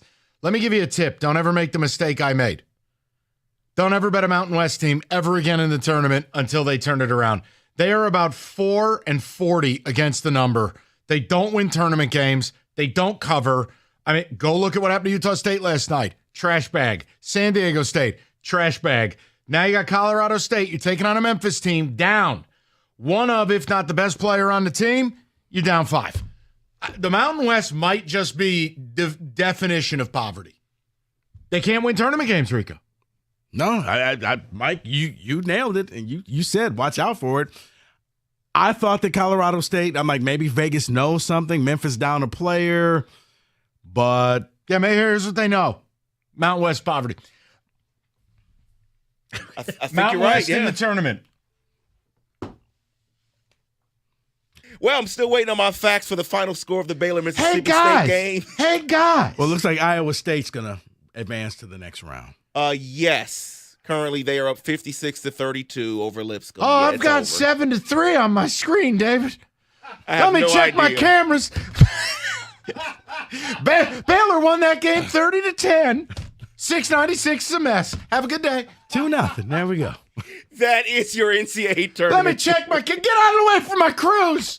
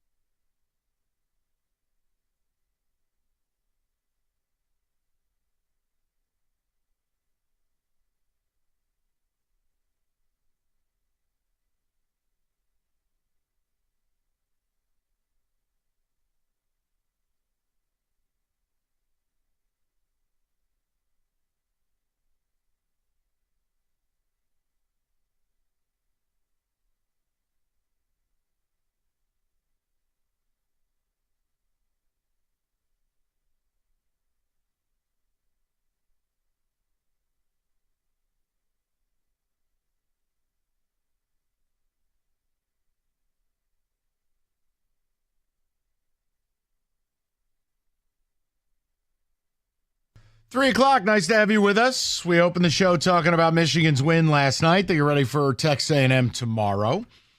We'll get to a little Michigan State later, but I have a question. We need to have a little bit of a summit meeting at 3 o'clock. We'll get to our tournament update at 3:45. Gentlemen, I have a question. Yes, sir. Now, I know you were awake because you texted me. I can't confirm Kenny or David being awake when that game concluded, but I want to ask this two ways. First of all, why do we need to start basketball games after 10 p.m.? We have games all day. Without sounding like Estelle Getty, I'm just asking. That game didn't tip off until like 10 after 10. You weren't in bed, and I don't want to hear any of this. Well, I'm Daredevil. I'm fast. Listen, you weren't in bed until 12:45 at the earliest. And you sure as hell weren't asleep immediately unless you're a Navy SEAL and you know that trick where they can all fall asleep in 30 seconds. Yeah, you on an airplane. So I want to ask, why the hell? Like tonight, MSU starts at 10-ish. You know that's going to be afterwards. Here's my question. Is the fact, I look, my alarm goes off the same time every morning, right? I'm up at 6:45. Have I become an old man that the late night sports thing, like I used to love Pac-12 After Dark. Thank God the league folded. I can't make it. Really? Last night, that was a street fight. Luckily the game picked up and it got intense and I was up. Here's the problem. I'm feeling it today. You would have thought I went out. 6:45, it was like The Undertaker. Like, where am I? What's going on? What happened? I just went to sleep. Gentlemen, can we have a consensus here as grown adults and Kenny? Do we officially have a problem with the 10 p.m. start? Well, you know why the 10 p.m. start is there, right? No. It's for the West Coast people. F them. They don't even care about sports. Your fault, TV. That's for West Coast people. That was a 7 o'clock game for them. They don't even like sports. Why do we cater to them? Well, I agree. We don't need to cater to them. They got the Lakers and Dodgers. They like They're sports. there. They have enough. I'm just saying, can't you start the game at 9:30? 9:15? Why do we need a 10:15 start? I think they just stagger them so they go all night. So, yeah. You mean deep into the morning? Yes. Okay. And on the East Coast, yeah, absolutely, it does. Now, it sucks when your team plays that final game. Oh, you mean like tonight? Yeah, you're almost held hostage because you're like, man, you want to go to sleep. So, Mike, yeah, as you get older. I'm older. You got to do a couple of, either A, you can't get up at the crack of dawn, or B, you got to take a little power nap. Oh, dear God. So we can't live a life, is what you're saying. No, we have David, to watch you the can game live a life, but we have but no life in the morning. You're not 20 anymore where you could just go nonstop. No, you're right about that because I told Kenny this. At about the 10-minute mark left in the second half, I decided, okay, let me shift from the front room and let me have my iPad and I'll go into my room. I'll kind of shift. And literally, I can't tell you who did the post-game interview because as soon as that clock went off, I turned over, it was done. Yeah, I went home, took a power nap. I'm texting with Rieger for about 30 minutes after the game. The ball barely hit the rim, and I turned the game off, too. I didn't see anybody. I can't do this. I was done. Look, if this is strictly boomer behavior, you can say it. I'm just telling you. And this is the other thing now. First year we haven't been in Vegas in 15 years. Remember, 10 p.m. here, 10:15. That's 7:15 out there. West Coast. Different thing.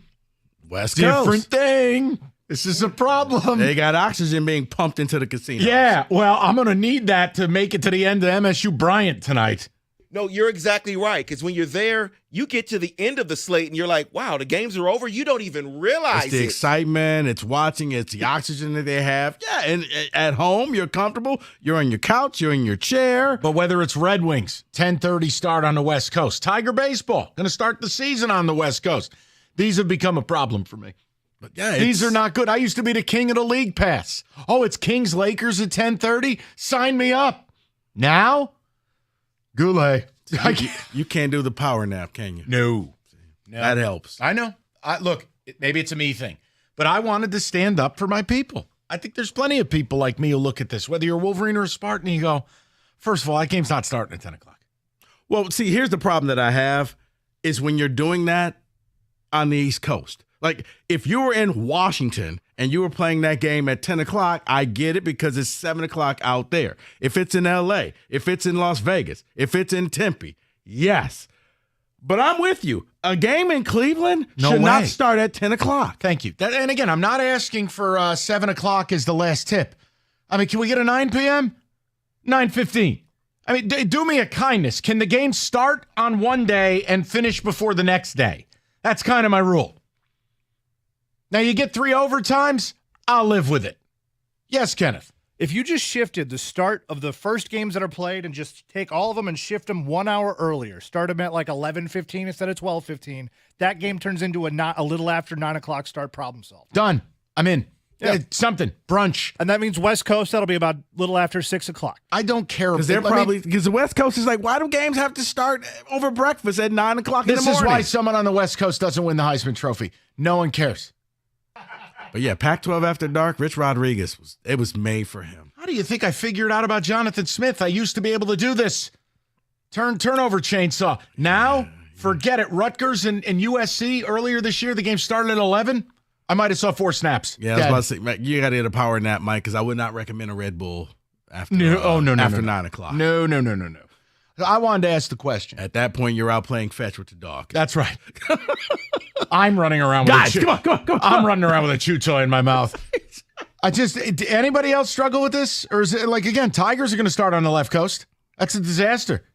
Oh, great. A 10 o'clock start in Seattle. Can't wait. What? Same thing with these tournament games. MSU tonight at 10. It'll be 10:17 first tip. You're dead. And you got to hope that the game before, the Marquette, New Mexico Doesn't game, go to overtime. Ends on like regularly. Yeah, see, while I know they're not going to make the playoffs, the Wings, back in the day, growing up, when they were on the West Coast. Oh, series against Anaheim? I could take that. No problem. I can take now. If they were in the Western Conference now. Now the schedule comes out? Please. I'm never going to see a San Jose game, never going to see Seattle, David, Vegas, none of it. Dave, let me ask you a question. Did the kids even try to stay up? Or they at school, correct? No, because they get up at about 5:30, 5:45, my oldest. No shot. So he didn't stay up to watch it, which sucks as a fan. As a Michigan fan, he couldn't stay up to watch that game. Well, see, that's why I guess if you're a diehard Michigan fan, you probably just took today off and just. Wait, what did you just say? If you're a diehard Michigan fan.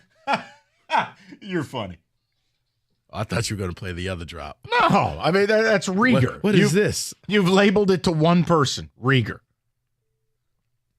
Well, Rieger, that's what Michigan fans when they find out they got a basketball program. I say Rieger was fired up. I mean, we're texting each other, and he's the best fan they got. And then I was so up. I'm like, let me go on the show sheet while this is all still fresh in my head. Jesus. Okay, then. So yeah, all that stuff. Yeah, that went on at around 1 o'clock in the morning. Like tonight, I'm dreading this. It sounded great when the schedule came out. You're like, ooh, 10 o'clock Friday. Cutscene. At least you could sleep in tomorrow. Won't happen. You just can't sleep. No, it's the weird part when you get up the same time every day. Your body doesn't differentiate between weekday and weekend. Yeah. Oh, Saturday. No. It's still 6:45. No. It's a Folgers commercial every day. Take an extra gummy for me. Dead. Get the weighted blanket, the gummy, you'll be fine. Up next, Rico puts me in a coffin. Dave, what do people got? Because I just want to know. Like, it's okay. Guys, hey, if you're telling me it's not a big deal to you, fine.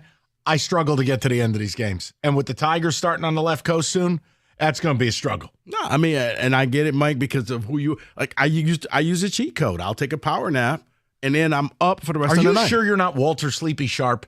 I feel like you got narcolepsy or something. What? Rico snaps his finger. Gone. I really wish that I could do that, Rico. Just snap a finger and take like an hour nap and then just come back. Kenny, they haven't even played the absurd video on the airplane. He's gone. They haven't even gone through the pre-flight instructions and just emergency exits and all that. Rico's already out. Gone. Wow. He's already reached REM sleep. Gone. He's got his little face mask. Out. I'm so jealous of that. Out. You just realize there's nothing you can do. I check my cameras. Not doing that. 248-539-9797. We will get to the people. Ticket text coming in. And I will take all the slander if you go, oh, please, I love the late night games. I'm just being honest with my audience.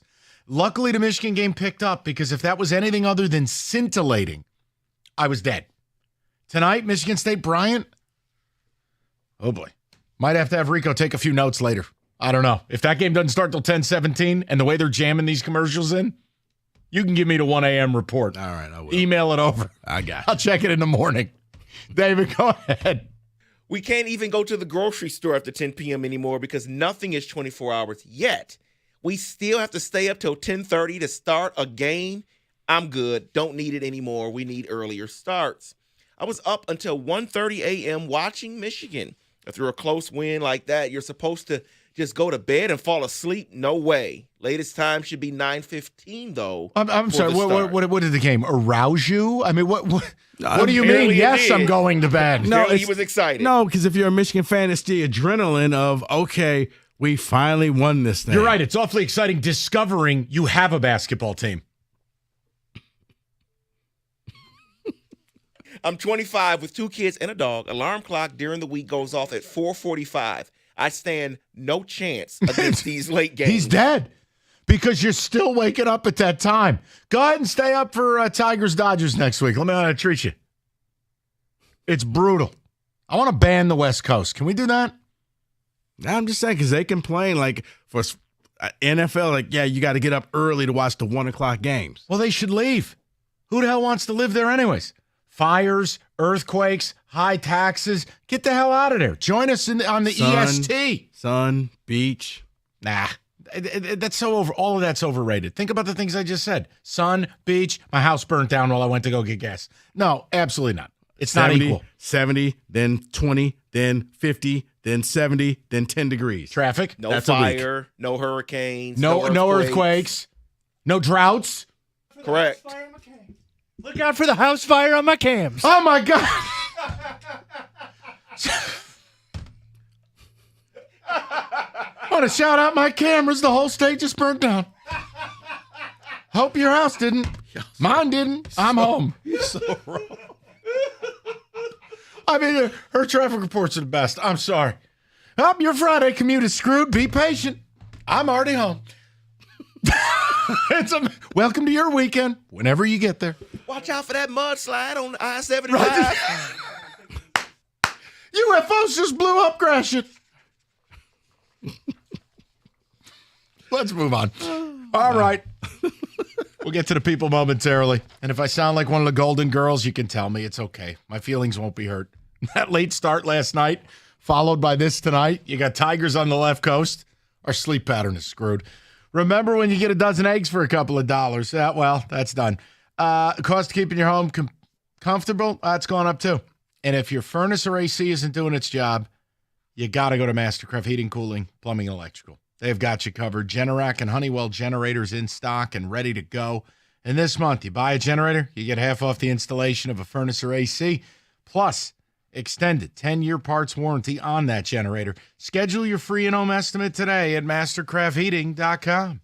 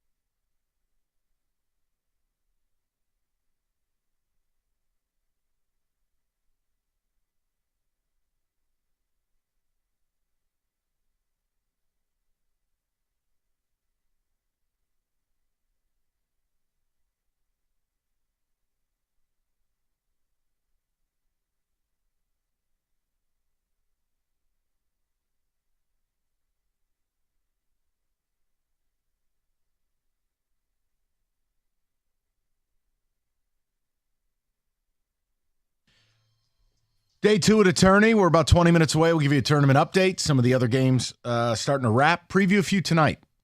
There's one game tonight, I think. If you don't have a rooting interest or you just want to watch something fun, there's one particular game that jumps out. We'll have some fun with that a little later. No, it's not MSU Bryant. But we are talking about, look, 10 p.m. start time for Michigan. It was like 10 after 10. Tonight, MSU's going to be the same thing. Isn't that a little much? And again, David, your kids didn't even get to watch the game. And the bad son is a Michigan fan. He didn't even get to stay up and watch it. Correct. The hell are we doing? Good son can watch it. The good son got to watch tonight.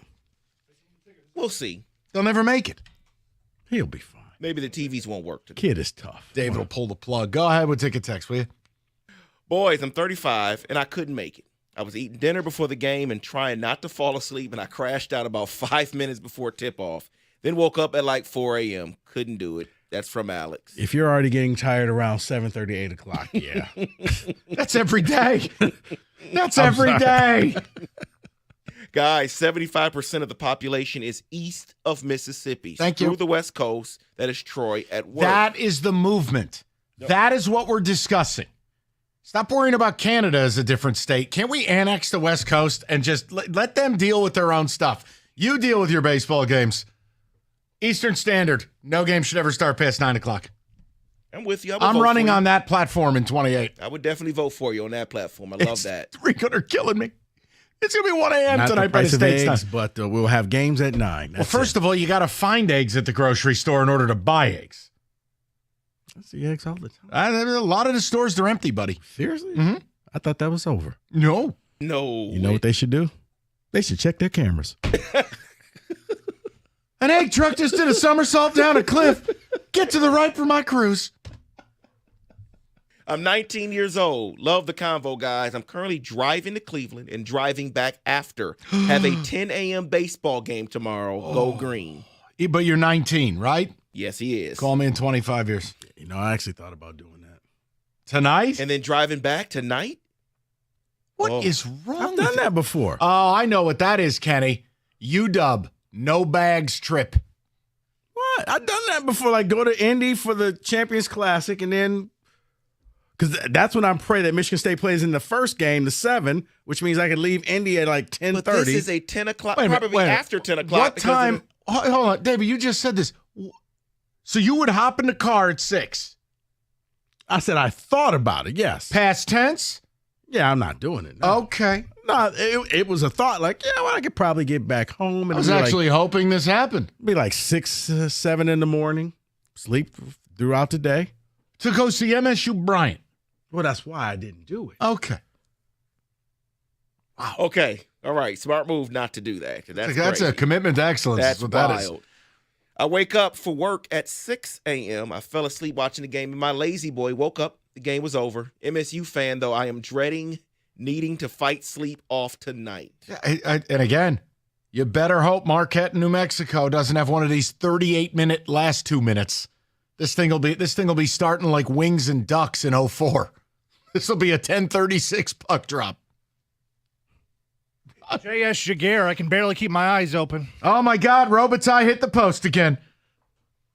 Mike, my alarm goes off at 3:30. It's hard enough to stay up for Monday Night Football. Forget the Michigan game last night. That wasn't happening. Blake at work. All right, Blake, respect. I mean, I'm 6'45", and it's a struggle. I mean, I wonder how many Michigan fans actually didn't know the score of the game until they woke up this morning. Well, it'd be 6 because Rieger did, and there's only 7, so 6. Well, I mean, I'm no smarm. I'm just like, I wonder how many fans actually didn't know who won the game until they checked their phone as soon as they woke up. What percentage of them know they have a basketball program? I'm going to go 8%. Okay. I can't fight you on this. I can't. No, you can't. The only one who chooses to, again, when Rieger and Bob don't have any prep for their show, they can just use this take as their show. And it's like, yeah, and? It's pathetic. They should support their basketball team, but they don't. They don't watch all year. They helicopter in for the tourney. They know they can't call the show because they have no idea what they're talking about. Oh, I like the big white kid. Yeah, which one? You have 2 of them. Someone says, man, I'm with you guys. I'm 32 years old. I'm a Spartan fan. I pulled a nooner today to watch basketball. I had some beers at lunch, then remembered, oh, crap, I have to stay up till 1 a.m. for the state game. This sucks. Yeah, pace makes the race. You better be real careful. And that's it right there. That little built-in dinner break, power nap right there. You're not going to miss anything. Dude, you don't understand. You're the only human who can do the things you do. You hit a button. You're like Walt Disney's Frozen Head. You hit a button. It's not that difficult. Bro, I've never seen anything like it. It is that difficult. I've never met somebody who, you're almost like a big dog. On command, Rico, sleep. Go, you're the dude from Princess Bride. The narcolepsy prince or whatever his name was. I think I'm offended. You shouldn't be. You're on command. It's a They gift. might just call me a canine. It's a gift. You just fall asleep. So I've never seen anything like it. Yeah, it's definitely a gift. Oh, hey, guys. Yeah, go to Vegas with Rico. Yeah, I'm going to get a little power nap. He's back 20 minutes later, fresh as a daisy. He slept for 19 minutes. And we're all sitting there. We're exhausted. 18-minute power nap, Rico. And he's got a fresh beverage. It's a joke, man. It's an absolute joke. I'm jealous. Someone's texting in saying, I'm with you. Forget the power nap. I usually feel worse after a nap. I'm all for sports to start at 7 p.m. Dale in Flint. To hell with the West Coast. They don't care about us. We don't care about them. They don't even like sports. I lived on the West Coast twice. Early games were amazing, but now in the Midwest or East Coast, these late games suck. If you're on the West Coast, just deal with it. Have an earlier game, take the day off, or have fun. I'm going to check my cameras for a power nap. That's sufficient. Go ahead, David. I mean, the cool thing about from Vegas, after that late night game, you still have the rest of the evening. Like when State played Illinois and I was in LA, it's like, this is cool. Let's go hang out. Oh, is that at the...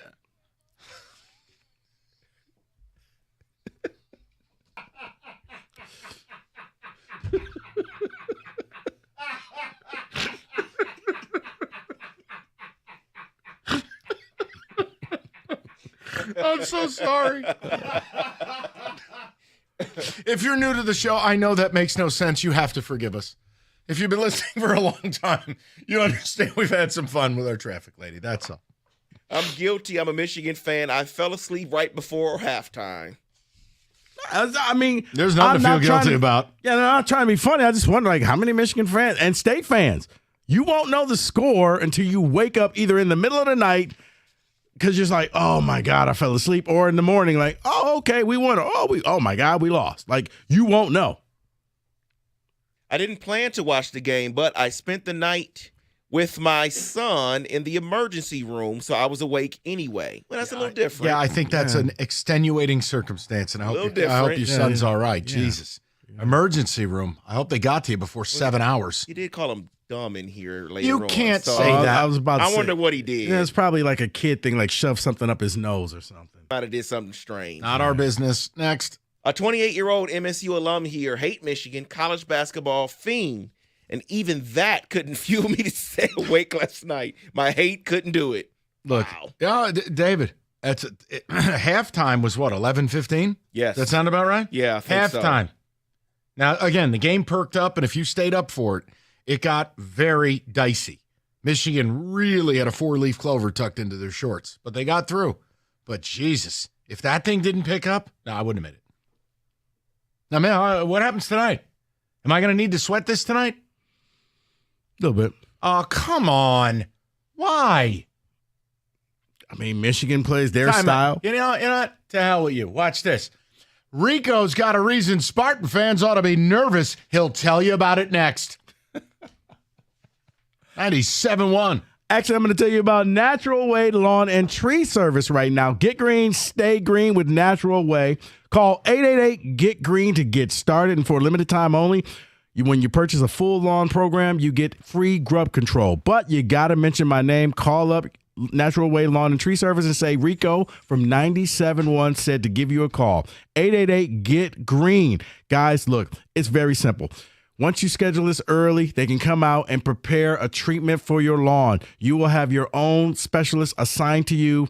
And the beauty of it is, look, you won't have to worry about the crabgrass because they're going to take care of that in the first application. The best way to prevent a problem is to just eliminate it from the start. Schedule early. Call now. 888-GET-GREEN. That's 888-GET-GREEN. Or you can go online at naturalwaylawn.com.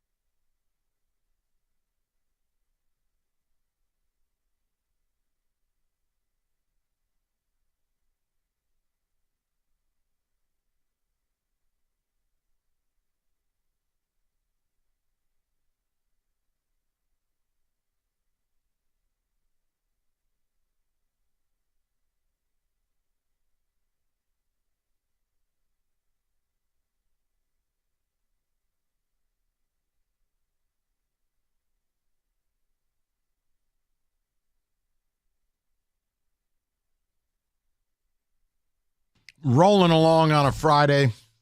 Hope your day's almost over, or maybe it is and you're heading home. Tournament, talked about Michigan to start, Odyssey.com rewind.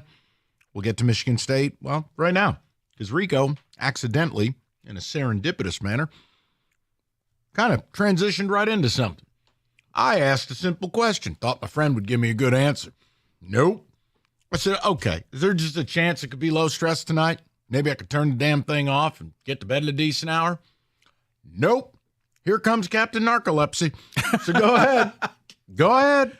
Mike, you think we should be nervous tonight? Tell us why. I think it's going to be a nervous game only because they're going to come out there, and by them, the Bryant Bulldogs, I mean, they're everybody's 6'6" to 6'8", 6'9". So they got a tall starting lineup. Michigan State's guards are smaller than that. So it's going to be a mismatch that way. Now, I think what's going to happen is very similar to what you saw in the Alabama game today, where they're going to come out there and they're going to press. I mean, Raphael Pinson, their leading scorer, who's going to guard him? Because when you switch off, it's like everybody can do something. I think that they will keep this thing close. I think Michigan State eventually, with about 12 minutes to go in the game, the depth factor will happen because they're starting. They only go like about 7 deep, whereas Michigan State can go 10 deep, 11 deep, depending on what you do with Booker. Now, that's the case. It's not the same because they don't play the same style, but it's almost like with the Illinois game where, okay, if you're MSU, you may be down at the half or it may be very close, but then they smother you in the second half. David, this man is an emotional terrorist. What is going on here?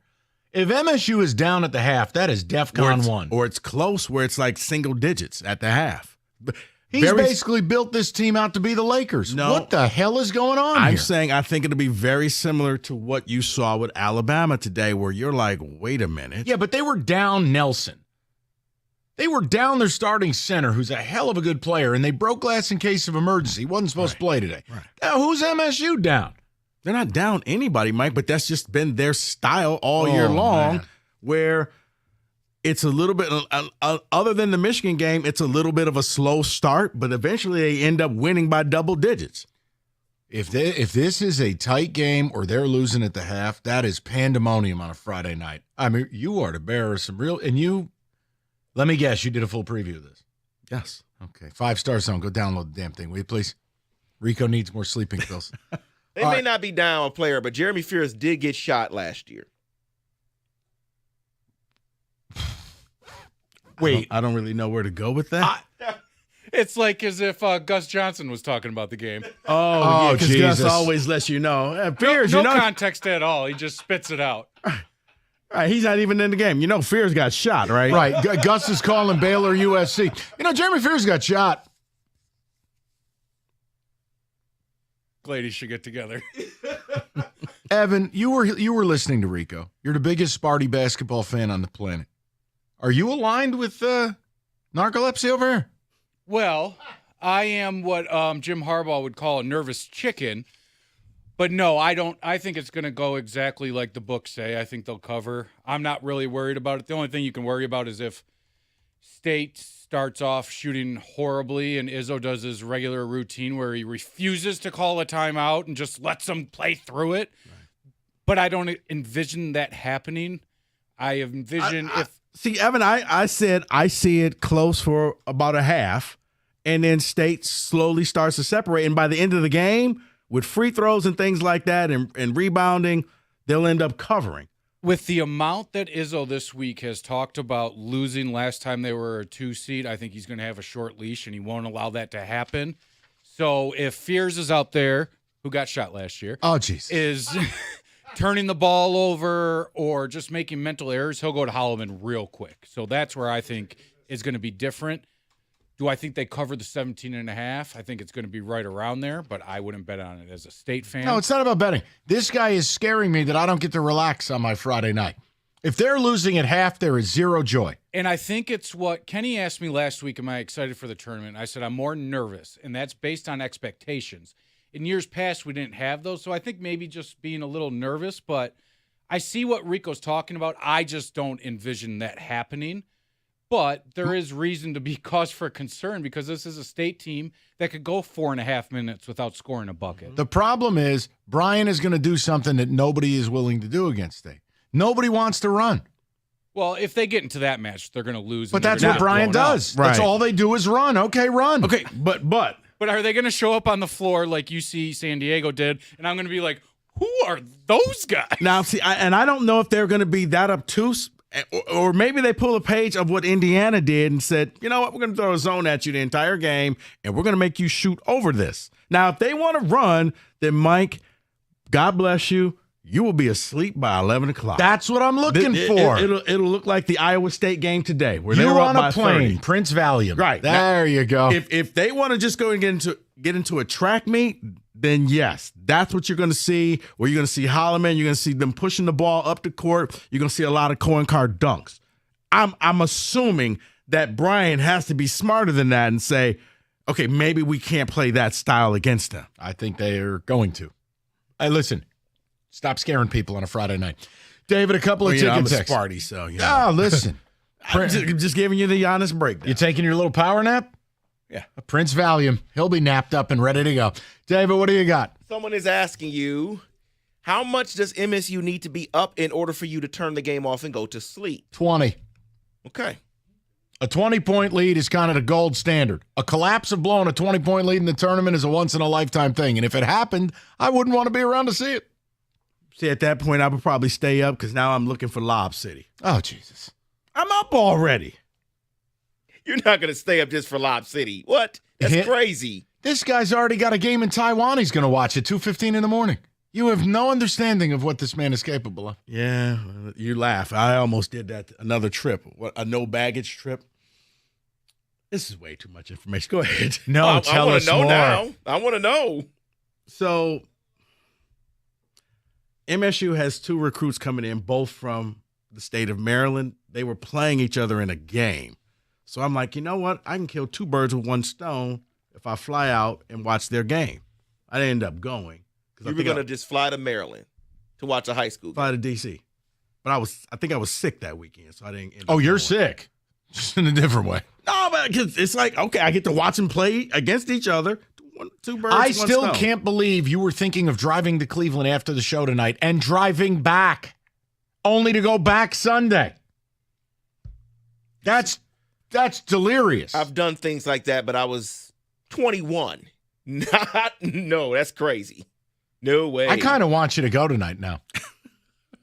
I kind of want to just see if you can execute this caper. Not a problem. Wow. He's going to stop in Sandusky. Can't move anymore. Can't go. I'm done. Wow. Just get the code red and you're fine. All right, couple of ticket texts, please. Wow. Someone says, I'm just like what Evan says. I'm nervous about this tournament for Michigan State. 2 seed, I do not want Middle Tennessee all over again. Is it wrong? I'm just not. I'm not, because ultimately, if they lose, you can just shut the program down. Like there's not even a pain. There's nothing. It would just be go to the beach, Tom. Goodbye. We're done. It's over. But I think a lot of State fans do have that PTSD of, I don't care if it says Brian on the front of the jersey. All you see is Middle Tennessee. And there's going to be that fear factor. David, that if the game starts and let's just say Brian comes out and it's 6-2, oh, I knew it. Like, trust me. In the end, they'll cover. Yeah, someone else says, it's Friday, went off, done with work. I am going to sleep to get ready for tonight's game. That's the only way I can do it. By the way, I did my level best to try to find Giddy Potts. I can't. Where is he now? I want to know where Giddy Potts is. And I hope he has a bad day. 9 years ago, you ruined everything.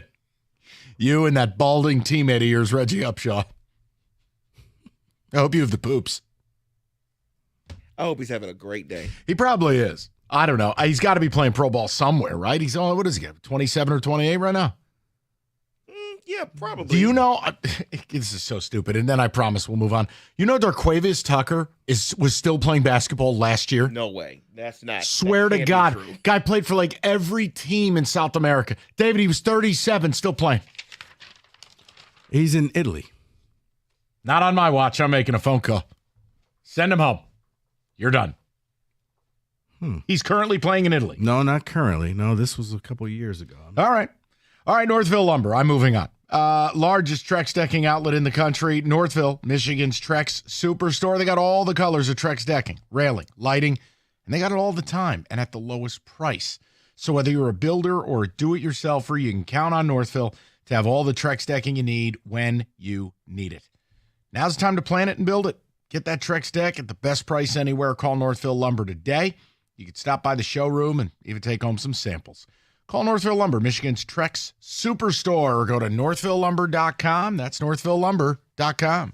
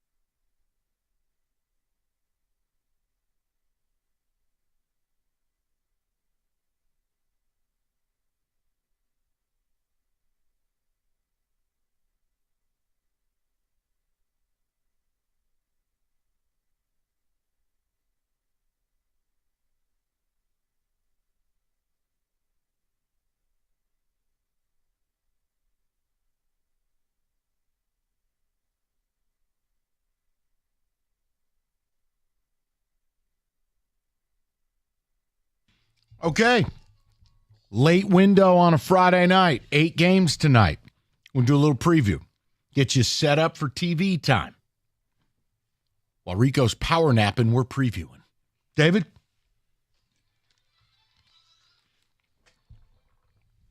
So not much excitement in the first 2 games in the late window. You have the 1 Florida versus the 16 Norfolk State. That's a 28.5 point spread there. Not much there. Then you have Kentucky, the 3 seed versus the 14 seed, 11.5 favor for Kentucky. Yeah, see, stop right there. Okay.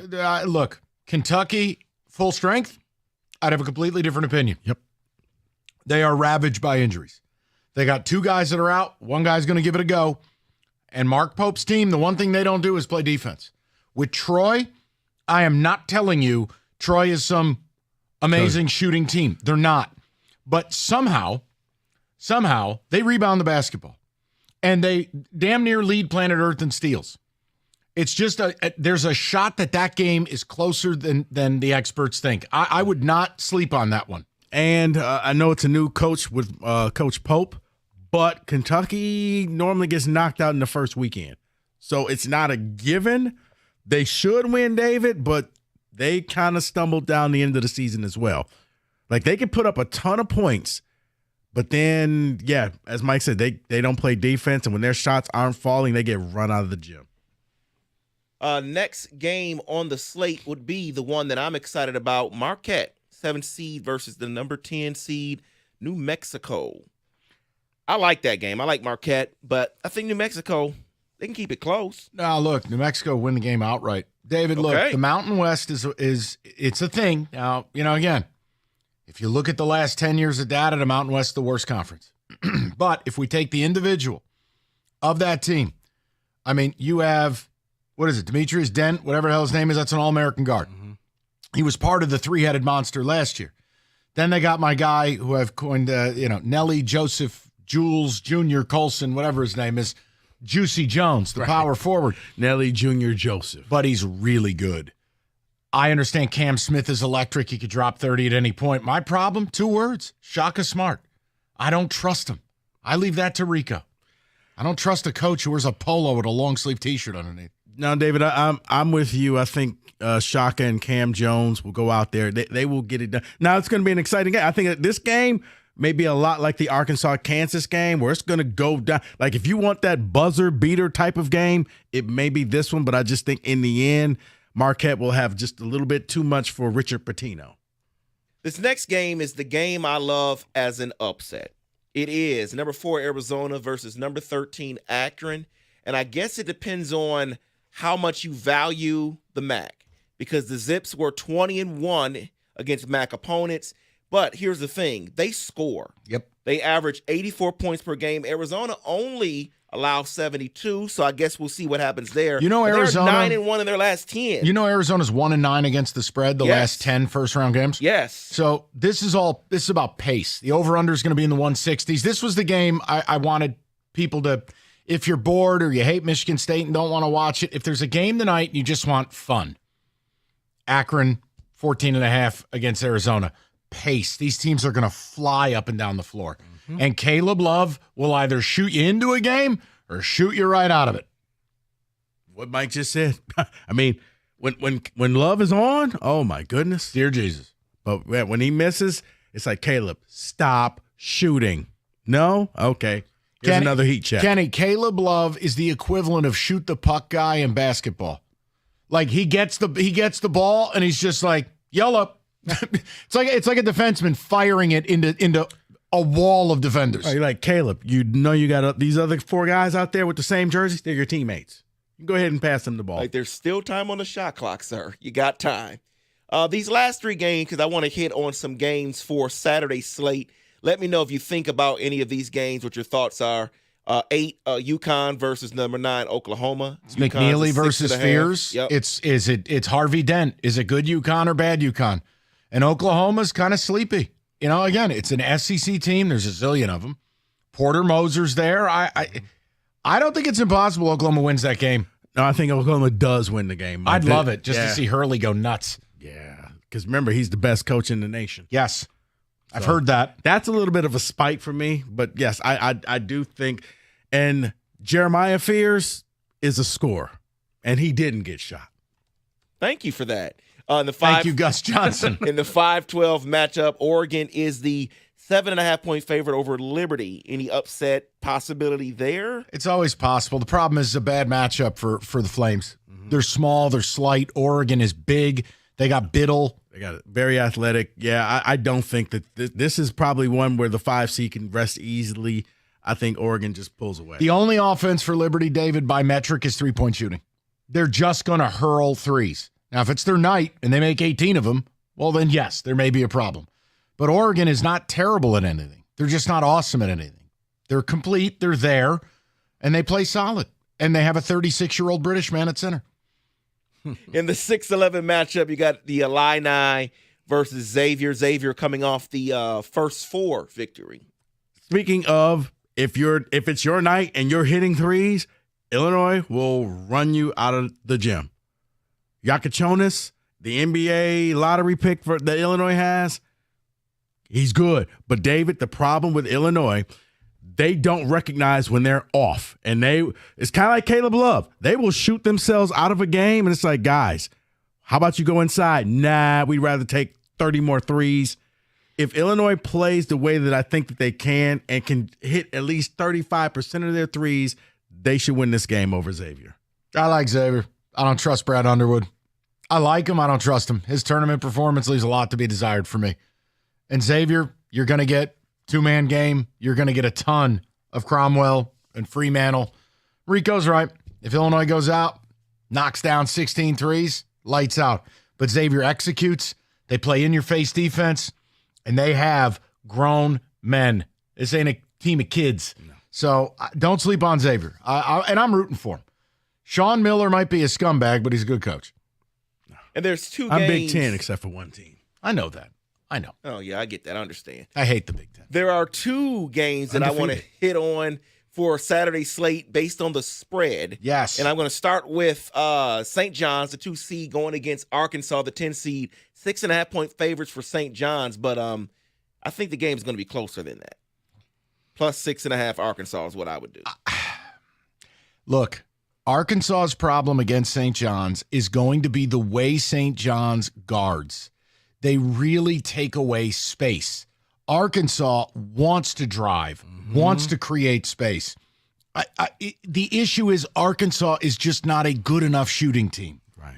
The spread looks kind of fair to me. I mean, I expect St. John's to win, but Arkansas, look, with Boogie Flan back, it does help them, Rico. It gives them a complete backcourt. It does, but, Mike, defense travels. St. John's did not play a great game to start off. It looked like they were in a lot of trouble. But then their offense played off of the defense, and they were able to pull the game out. He's right. Arkansas wants to drive. They're going to try to shut that off. This is a great number, David. You're going to take Arkansas, aren't you? I am. Oh, because I think now it's really about the 2 coaches, and they're going to be playing a chess match against each other. And then finally, it is number 3, Wisconsin, number 6, BYU. I'm staying out of this. 1.5-point spread for Wisconsin. Leave me alone. What I love about it is the over-unders at 154.5. I'm abstaining. Over. I'm not talking about anything BYU. Here's Rico Beard. I'm sorry, Mike. It's okay. It's okay. Rico Beard. Okay, I'm going to sound bad for this, but I got to think that at some point Tanji's going to wake up and start scoring.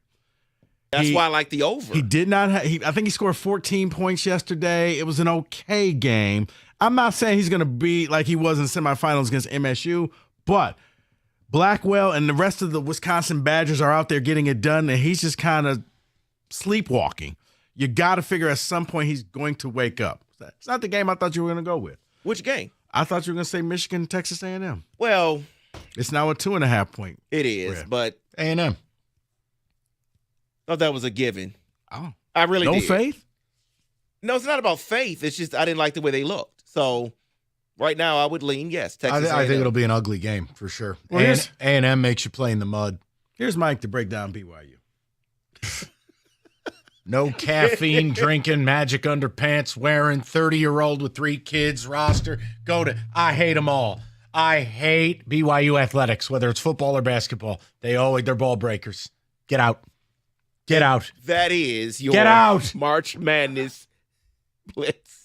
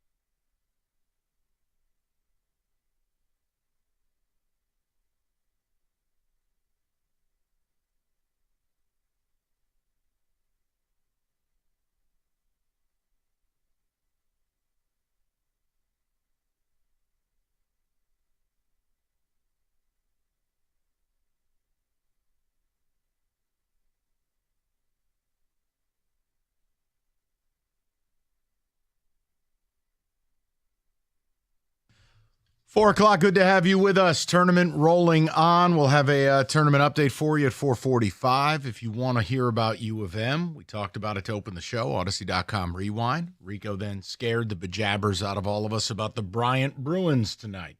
But right now, it is time for Who Said It?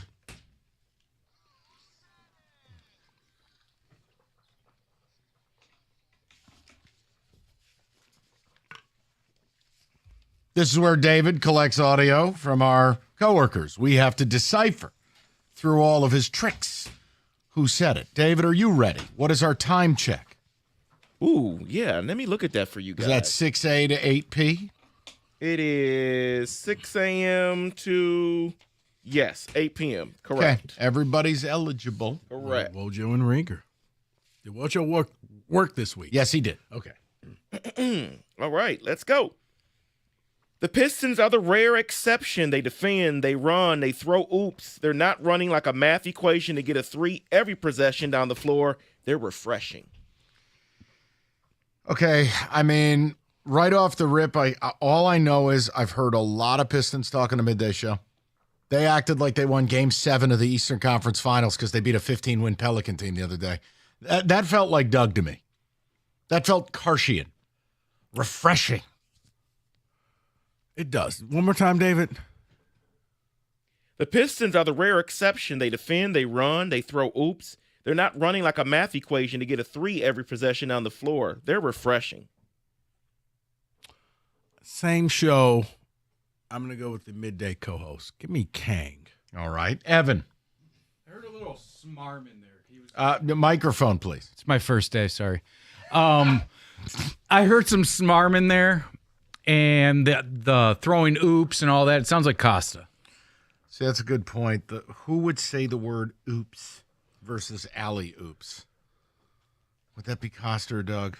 That's why I thought it was Kang. That's what I thought it was Kang as well. And you said it, Rico, so I feel better about that. Throw some oops. Yeah, that does sound like a Kang thing. You know, if you can collect it, he'll talk. He will talk about it. All right, you guys are on with Kang. He's going Costa. I'll just stay with Doug. I know I'm going to be wrong now. Nobody rode with me on this. David, who said it? Yes. I told you, tons of smarm in that. Time out. Can you run this back? I want to hear this audio without punching something. The tone in his voice makes me angry.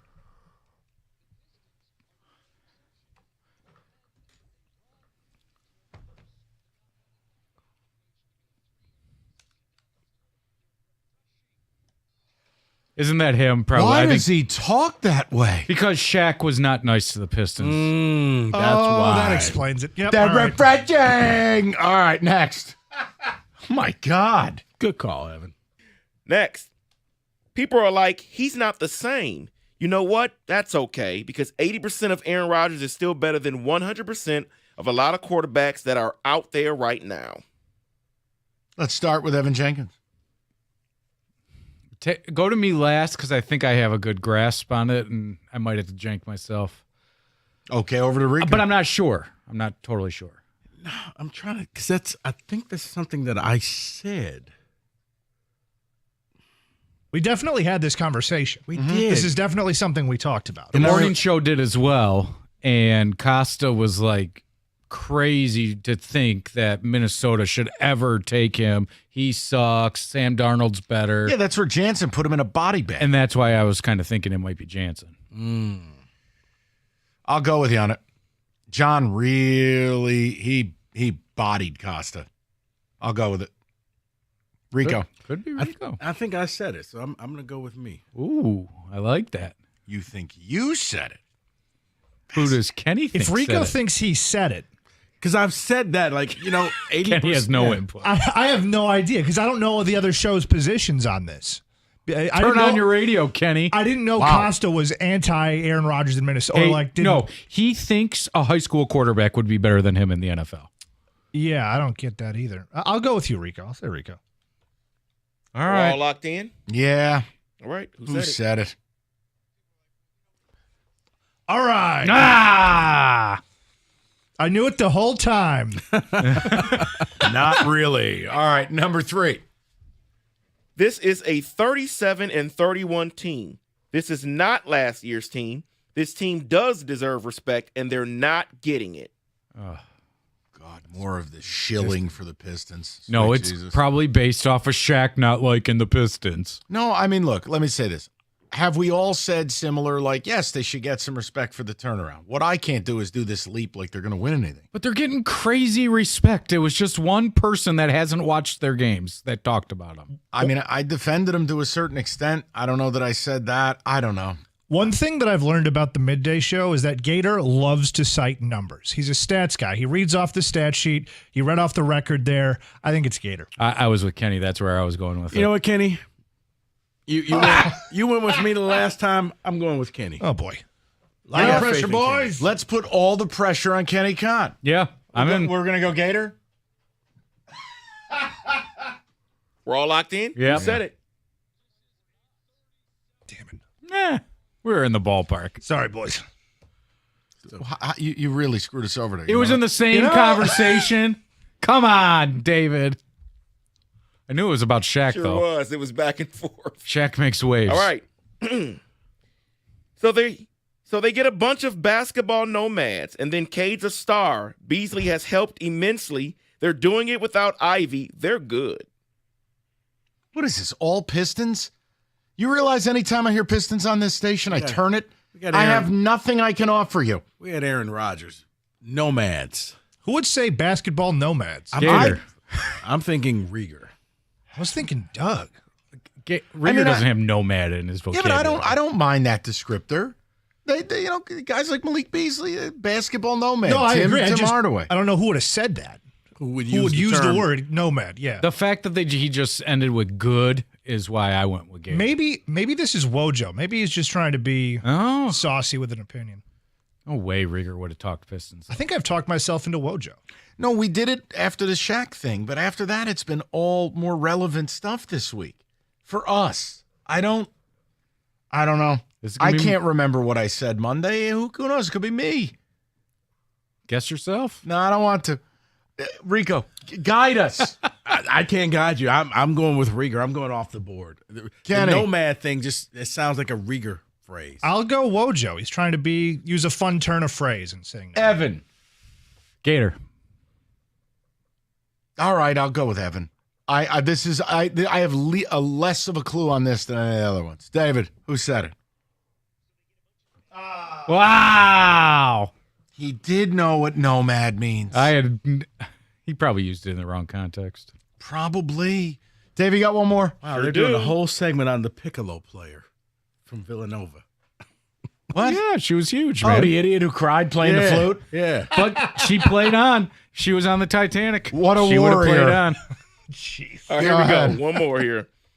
The one and done formula is chaotic. It's chaos. And we're trying to predict what's going to happen on that exact day. Like who's going to show up, who's not. One more time. It's brackets. The one and done formula is chaotic. It's chaos. And we're trying to predict what's going to happen on that exact day. Like who's going to show up, who's not. Give me Kang. Give me Gator. I'm going to guess Kang, too. It just sounds like... Yeah. What makes it sound like Kang? Because elaborate. there was a lot of words, and you really didn't break anything there. Like, we understand it's a one-and-done tournament, and but that's any game in general. 100%. Yes, they play. We don't know what's going to happen. And it might be recency bias by me because I sit behind the glass with the man for 4 hours. Oh, we hear you guys yucking it up. There's no yucking. No yucking. Oh, there's yucking. Oh, there's yucking, dude. Lots of yucking. All right, go ahead, David. Who said it? Did you lock in? Yeah, Kang. Yeah. Let's go. Yucking. He goes from it's chaos to it's chaotic, okay? It was a giveaway. And that is who said it. All right, personal injury of any sort, it is personal. David Femininio, injury attorney. He's dedicated his career securing justice and maximizing recovery for those who've been injured.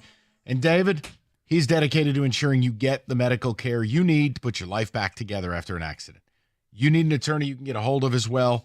David is the man to call. 855-65-CRASH or go to that website, getdavidgetpaid.com.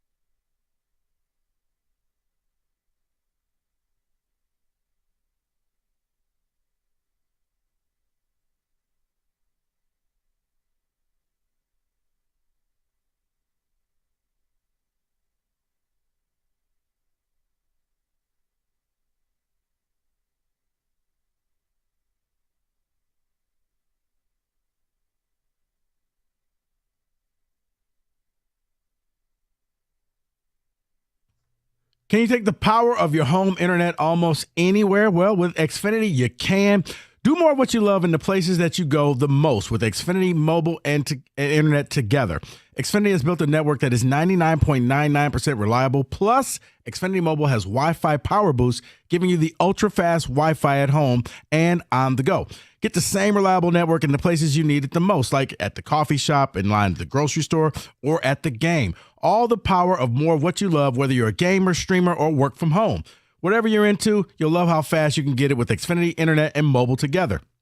And now through April 17th, get a 300 megabit Xfinity Internet and one unlimited mobile line together for just $30 a month for 1 year with no annual contract, and save $1,000 in your first year over Verizon and AT&T. Plus, ask how you can get a free premium 5G phone. Visit Xfinity.com, call 1-800-XFINITY, or visit a store today. Requires paperless billing and auto pay with a store bank account. Restrictions apply.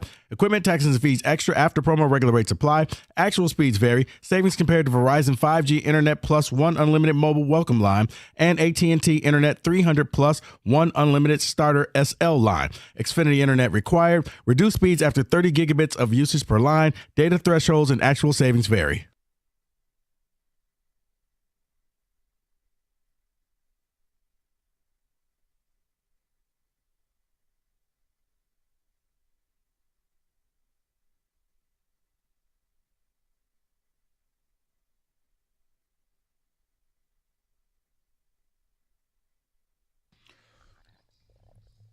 We're going to get a few ticket texts. I have a news story I just want to give to Rico briefly, and we'll get back into the tournament stuff, including we get back on the air Monday with you guys. One, both, or neither of our teams are going to still be playing. You got to call your shot. We know Michigan's already playing tomorrow, but do they beat A&M? And for Michigan State, it's a 2-for-1. You lose to Bryant, shut the program down. But then Sunday, it is a matchup between the winner of Marquette and New Mexico. Is it one, both, or neither of our teams? We'll get into that at 5. David, ticket text first, and I have something very special for Mr. Rico Beard. Okay. That you have no idea about. This is very special. David. I can fall asleep just like Rico. I tell my wife good night, and she can start telling me something 30 seconds later, and I'm out, have no clue what she said. That is Jason, who is well-rested at work. And ready for a 10-15 tip. Someone else says, I'm betting $10 on Bryant as an emotional hedge. We cannot lose to them tonight. Come on. I mean, the PTSD from 10 years ago. Come on, guys. It's real. Someone's saying, next week I need someone to grab Val Berry for Who Said It. Listen. Our traffic reports are enthusiastic. They are thorough and at times caustic. She will tell you to get the hell off the road so Cruz can get through. She'll just demand it. Going back to the time of the game, someone says, I agree 100% with you guys. I've been saying it all day. East Coast teams should never have to have a 10 p.m. start. Rico made this point just now during the break. You got games that are out in Seattle playing right now. Why? That makes no sense. Stick them at 10 o'clock at night. Right. And now, guess what? You'll actually have fans in the building. You could go to work and then go and watch that game. So I have something for Rico Beard. Now, once in a while, I don't know, maybe once a month, once every other month, I stumble upon something and I go, that weirdo I do a show with would really enjoy this. So I want to pass this along to you. Now, this comes by way of the Express Tribune. You prepared for this? No. A stunning, we'll get back to the tournament in a minute. A stunning new radar study has sent shockwaves. Can you feel them? Shockwaves across the internet, revealing. Do you know what they've revealed? No. A vast subterranean complex beneath the pyramids of Gaza, challenging the long-held beliefs that structures were built solely as royal tombs. Using synthetic aperture radar, SAR as they call it in the biz, scientists of the University of Pisa and the University of Strathclyde scanned the pyramids and uncovered what appears to be an underground system stretching 2 kilometers beneath all 3 major pyramids. The findings, made public through scientific papers and a press release issued this week, identified 5 identical multi-level structures connected by geometric passageways near the base of the pyramids. Even more striking, Rico Beard, were the 8 vertical cylindrical wells encircled by spiral pathways descending 650 meters beneath the surface. These wells merge into 2 massive cube-shaped chambers, each measuring 80 meters each side. Rico Beard, your thoughts? I've often said, no, there's more to the pyramids than what people want to say. Tell us more. Tell us what they don't want to say. Well, I knew he'd be all over this. Yeah. Go ahead. It's alien technology. He just went right to it, didn't he? Go ahead. Who built the pyramids? Aliens built the pyramids. I mean, Mike, if you look at how the stones are cut, they didn't have the ability to cut the stones that perfectly. Yeah, there were no tools that they had invented yet to make that. Right. I mean, and the fact that they line up perfectly with Orion's belt. And the fact that you have not only pyramids there, but also pyramids in Mexico built the same way, aligned to the same 3 stars. There was no internet back then. How did one know what the other one was doing? They didn't. It's not like they had a contract to see who could build it first. So, there you go. I'm with you, Rico. I've always believed there was something else to the pyramids. It was hiding something. Well, David, and it's like the fact that anybody who tries to go into the pyramid, you normally die. Correct. Because there's all types of booby traps and things like... That's Indiana Jones and the chase for the Holy Grail. No, Mike, that's real life. There's booby traps in there? Yes. I thought it was a tourist thing. You can take pictures of it. You're not going inside of it. Oh, really? Don't have like a strolling tour? Can't look at a couple of mummies or anything? No. Oh. All right. No, you're not. It's not Disneyland. Learn something new every day. It's not. You can take photos on the outside. Well, there's a rendering of this, and I'll show it to you during the break. But I saw this, and I go, I'm taking 3 minutes of the show today just well, you knew for this. where I was going to go with this. Oh, yeah. Yeah. Mike, did you think they're like a Las Vegas attraction? Is that what you thought the pyramids were? No, Showgirls. No. Cirque du Soleil. Right, there's a cocktail lounge. Walking tours. I was being candid. I thought there were tours. Make sure you get your head wrapped on the way out. Take a photo. There's booby traps in there? Yes. Well, okay, have scientists been allowed in there? They've tried, and some have died, and I think finally Egypt was just like, yeah, nobody can go. No. Just send a few more down there. We got plenty of scientists to go around. Someone has got to get to the bottom of this. When I show you this rendering, you got to give me a good reason people aren't going there. Come on. This is crazy. Yeah, I'm just saying. So what? You think the world was advanced and then the world got destroyed and then only now we're smart enough again to do this crap? Well, here's what someone on Ticket Text says. It's almost like we were smart, innovative, and then society collapsed for a long time. Now we're back in the cycle. I mean, imagine if, right, maybe you got too smart for your own good. Everybody bombed each other and you had to start all over again. And there was no, the written word is there except for it's in hieroglyphics, which most people can't read. Yeah, but you got hieroglyphicologists. No, but Mike, if you look at some of the pictures on the wall, you're like, okay, what are these strange beings? What is this? Get inside. I need you to get inside the pyramids. I need you to do a study on this. I want answers. I'm just saying, like that, and I can't have Michigan State losing at the half tonight. That is unacceptable. Okay. Unacceptable by you. But the hieroglyphics are painting a story, but we're just we think we can interpret what they say, but we don't really know. They built stuff down to the Middle Earth here. Let's get to the bottom of it. No pun intended? Yeah, come on. What are we doing? All right.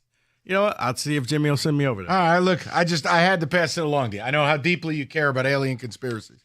David, go ahead, and then we're going to get back to the tournament.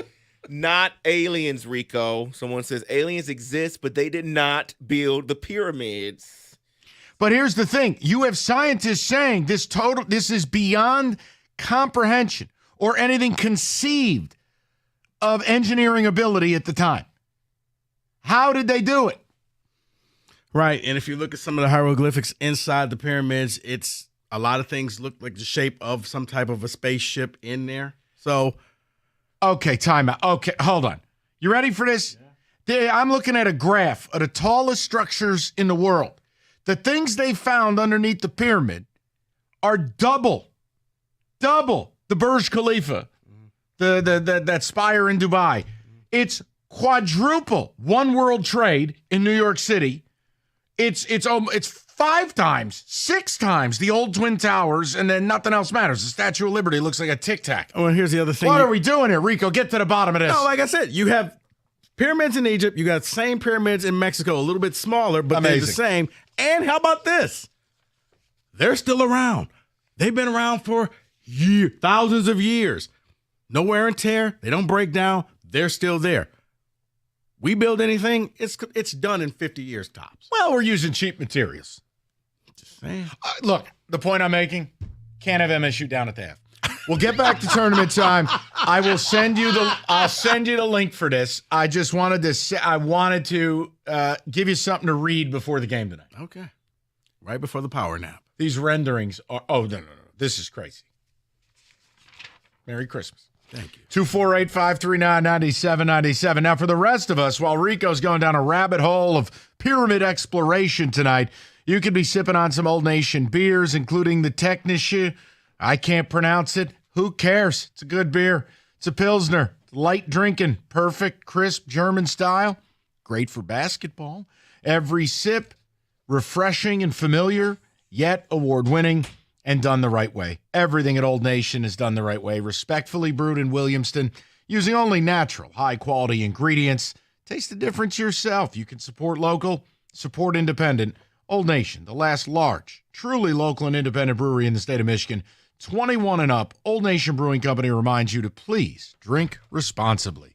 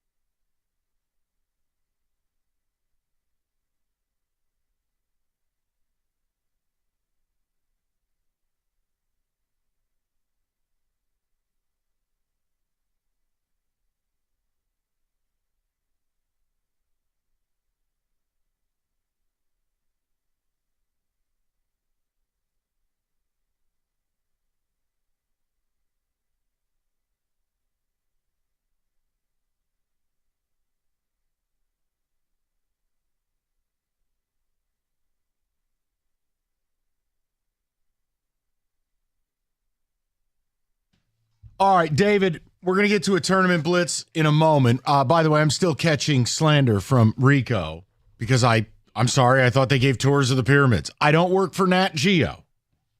I try to stay in my lane. We'll move on. We're going to get to Michigan and Michigan State, and one, both, or neither are going to be playing Monday, and need your opinion on that. But, David, a couple of ticket texts first. Go ahead, buddy. I got unauthorized folk on the road. Who said it? Someone says. Okay, all right. Someone says, no. They continue to say no. Aliens did not build the pyramids. Can we get text on something else? It was 3 minutes. I wanted to do something nice for Rico. I'm with you, Mike. These late games suck. West Coast doesn't care about sports. All right, here's the other thing I want to do. I would like to petition something for future tournaments. Can you Google for me how many Division I teams are there? Okay. Just Division I men's basketball teams. And I'm asking for a reason, and I'm not going to be smarmy. I want to be serious about something. Because something's happening right now, and something happened last night. And I'd like to make, they're thinking of altering the tournament. I, too, would like to alter the tournament. How many men's Division I teams? 352. 352.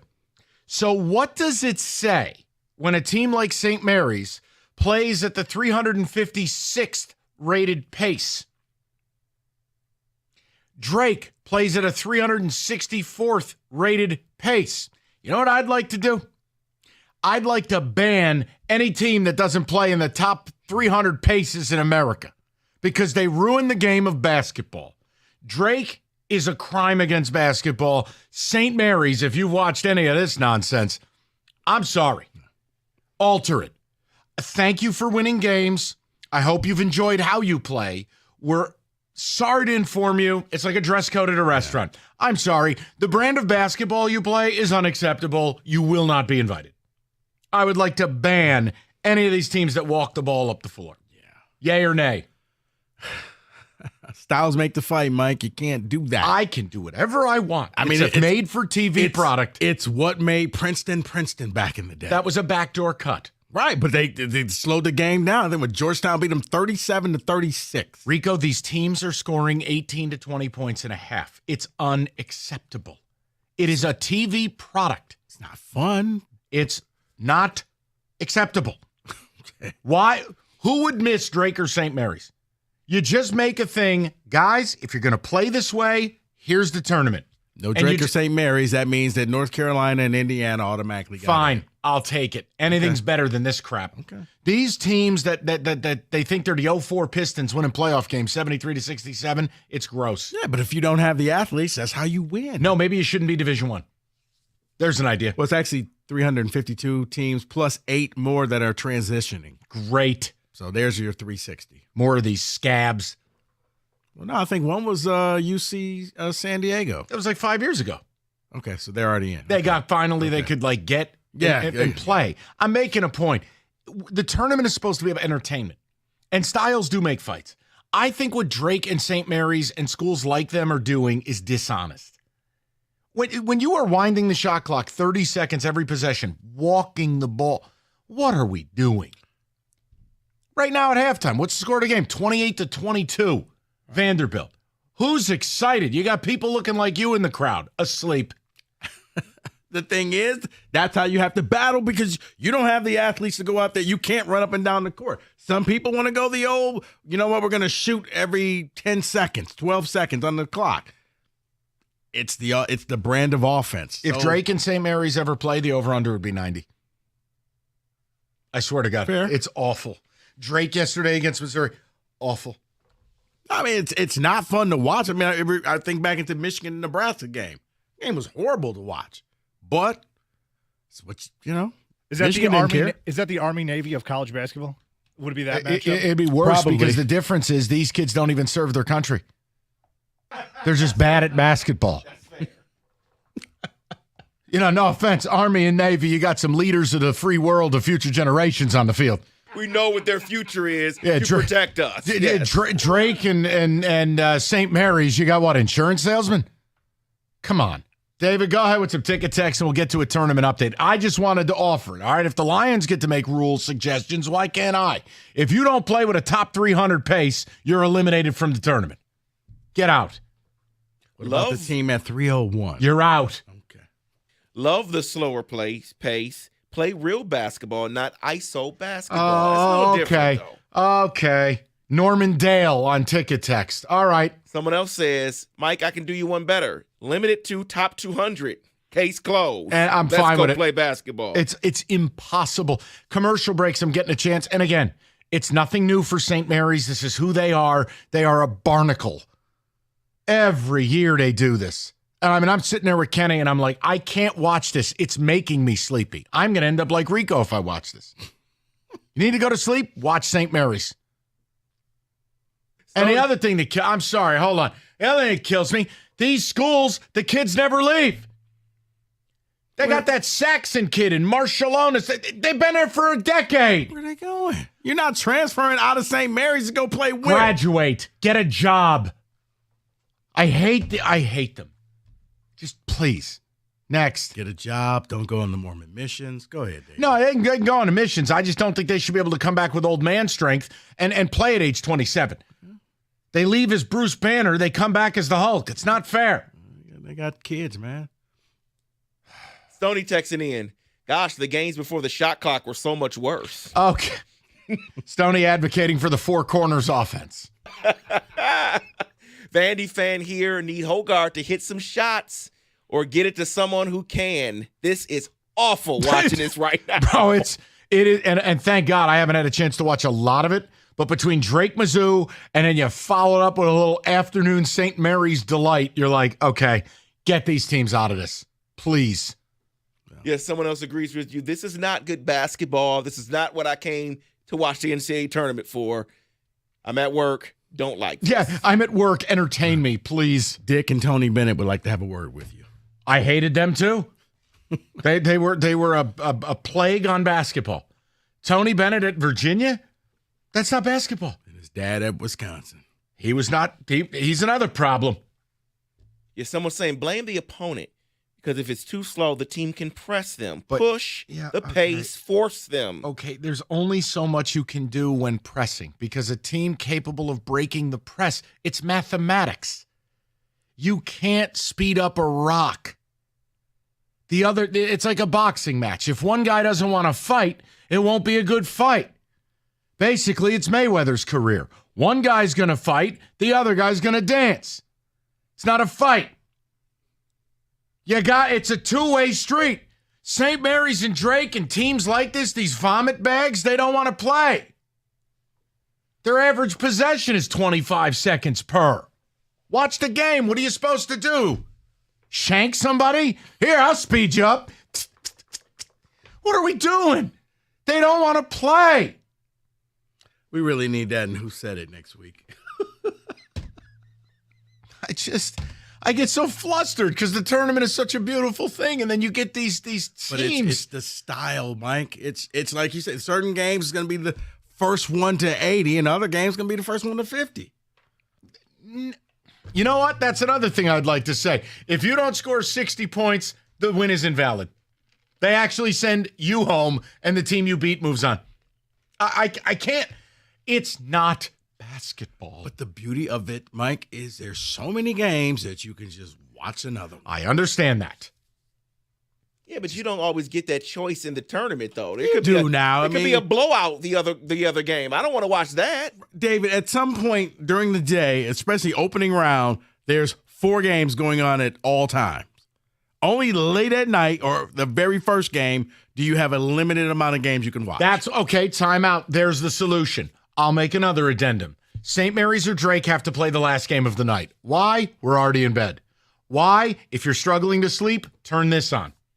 It's basketball melatonin. Let's get to a tournament update, shall we? I'm learning so much about you. What, that I hate watching these nimrods walk the ball up the floor? So St. Mary's or airplane bathrooms? No, the bathroom is one thing if you're tinkling.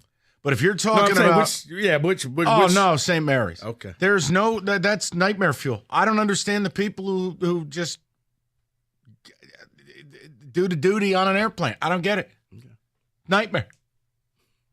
St. Mary's. I buy season tickets at St. Mary's before you use an airplane bathroom. I just want to know on the power ranking scale of Mike Mulaney where it ranks. Okay. No, St. Mary's over airplane bathroom. No doubt.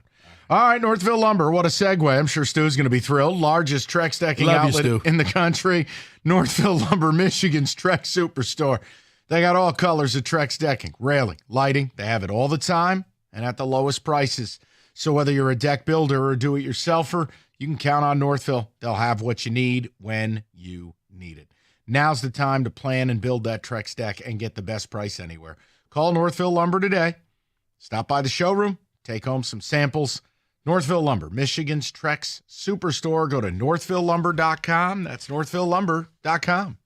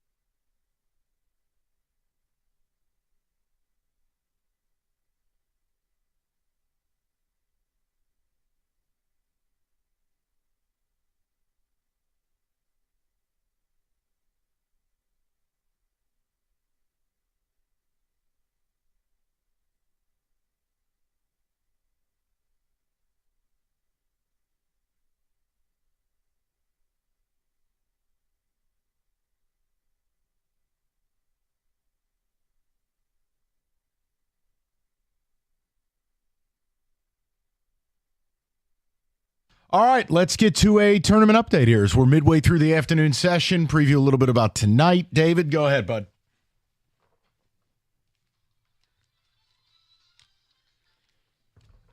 Yeah, let's give you that update here. 3 games in progress right now.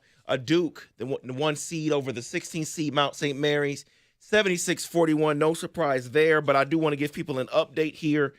So it is under 9 minutes left in that game. Cooper Flagg has played 22 minutes in that game, so they've played him. How'd he play? Let me get. No, it's okay. No, I have it right here. 14 points, 6 for 12 shooting. Okay. So 7 rebounds. All right, They had a dunk. No, I mean, I was wondering when they were going to finally take him out of the game because this game has been over for a long time, and I'm thinking, okay, maybe you want to go ahead and sit him down before he re-injures himself. But yeah, he's out of the game now. And I think an important thing here, he hasn't had a personal foul. And to me, when you're injured, I think that's important because that means you're not leaning on, you're kind of compensating for the ankle to kind of reach. He hasn't done that at all. Or he plays for Duke and they never call you for fouls. That's fair as well. That's another way to go. That's another way to look at it. Well, I'll skip the other game, Vanderbilt, St. Mary's. Don't skip it. Let me check my traffic cameras. Yep, St. Mary's still has 27 points. Get out of this tournament, you wretches. But it's a strong 27 points. They're disgusting. No strong 27 there. Yeah, that's whatever. Okay. We can move on. North Carolina, not looking good in the first half here. 3 minutes left until half. They are losing to Ole Miss, the 6th seed, 41-23. Thank God. If there's a God in the sky, I will have seen Bill Self go home last night and Hubert Davis tonight. Didn't belong there. Or if there's a God in the sky, North Carolina will make another passionate comeback like they did against Duke. Why do you want that? They're not good. They shouldn't be here. Why would you want to validate the scumbaggery that the commit? Well, they're already here. They've already made the tournament, so let's see what you can do. We did. We saw what they could do. They could beat a Mountain West team. Now go home. All right, let's see if they can beat an SEC team. You're okay. You're weird about that. Nah, I just like it gets under your skin because they don't belong here, and I don't want them validated. It's ridiculous. Almost 3 minutes played in the game. Grand Canyon has just taken the lead 3-0 over Maryland. Let's break that down. All right, keep it moving. Let me give you a few finals here. Baylor, I have the right score here. They did beat Mississippi State 75-72 in the East region there. Robert Morris they gave it a shot. They gave a hell of an effort, David. They had the lead in the second half. They lost 90-81, but they looked really good in that game. Look, Bama, they broke glass in case of emergency. They were not supposed to play Nelson today, and they had to. And they made a little run, got just enough space, got out by 8-10, and survived. But Nate Oates in the tournament, man, it is still a very scary proposition to me. Something happens in the tournament where they just don't look the same. We'll see if they bounce back in the second round. You're right. They don't play loose. The pace doesn't make sense. Sears he's such a difference maker. He lives at the line. You realize he's going to be top 10 all time in free throw makes? No, I did not. That is unbelievable. He's also been in school for 30 years. That means you've probably been there at least 4 or 5 years. Correct. One game that we have not been able to touch on, it is final. Memphis, they lost. They lost to Colorado State 78-70. That is a Mountain West team that apparently can win a game. But there's some extenuating circumstances. It is. Tyrese Hunter did not play today. That's one of the most important players for Memphis. He got hurt against UAB. He was in a walking boot. Yes, Colorado State won. I'm not taking that away from him. But when you lose a guy that is one of your top 2 players and you don't have any time to really prep, it's not a shock that the 12 was favored over the 5. Yeah, and the fact that Colorado State game was never really in doubt. They had a comfortable lead throughout the game. I mean, Memphis would get it kind of close, but I think we knew with about 10 minutes to go in the game that this thing was over. He saw more of it than me. Don't ask me. Let me hit on a game for Saturday here. Purdue, number 4 seed versus number 12 McNeese. 5.5 point spread is what I'm currently seeing. Yeah. Should Purdue be worried? I'm going to say no, but Rico's the official ambassador to Big Ten, so he goes first. No, I don't think they're going to be worried, David. It's, now you get into the one-day turnaround and the prep work.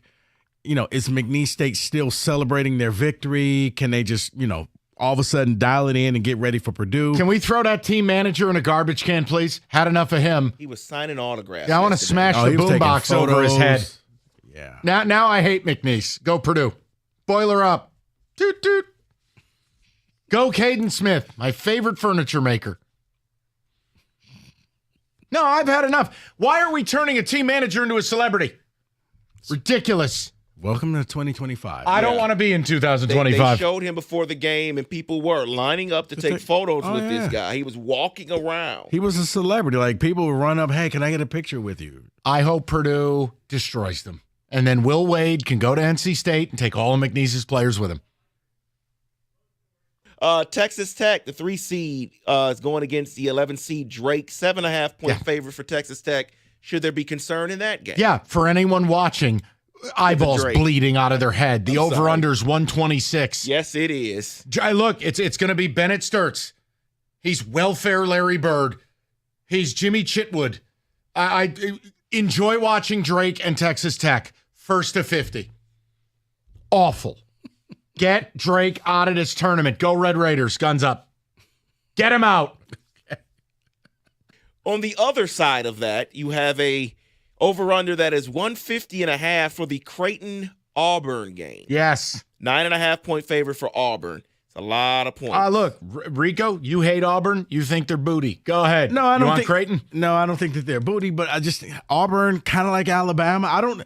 Here's the problem when you play in that tough conference. Sometimes you just get into the tournament and you are all beat up and you have nothing left. Auburn, they won. I wasn't impressed by them, especially being the number 1 overall seed. Looking at what Duke is doing, that's what a number 1 seed does. And that's why you're going to be buying me lunch. Da-da-da-da-da-da. Duke or Auburn versus the field. Okay. No, I'm kidding. Dude, I still don't think I'm going to win that bet. 100-1. I'm going to take Drake. If that happens, I hope your aliens kill us all with a laser beam. If Drake or St. Mary's won the NCAAs, shut it down. We don't deserve to live as a planet. And they have played 3 more minutes in the St. Mary's Vanderbilt game, and St. Mary's still has. Let me check my traffic cameras. Yep, St. Mary's is still broke. 27 points. Wow. Get this team out of here. Honestly, I'll buy Vanderbilt sweatshirts all around. I hate A.J. Hoggard. Yeah, I'll get Rico his jersey. Just get rid of St. Mary's, please. What is the final going to be? That's ugly. Hey, David, right it'll sound like that final you quoted for the Baylor game 2 hours ago. 45. Hey, guys, what happened to the offense here? Says Baylor won their game 24-20. Yeah, or your Wi-Fi went out, David, in the first half. I was so confused. Wow, that is your March Madness look around.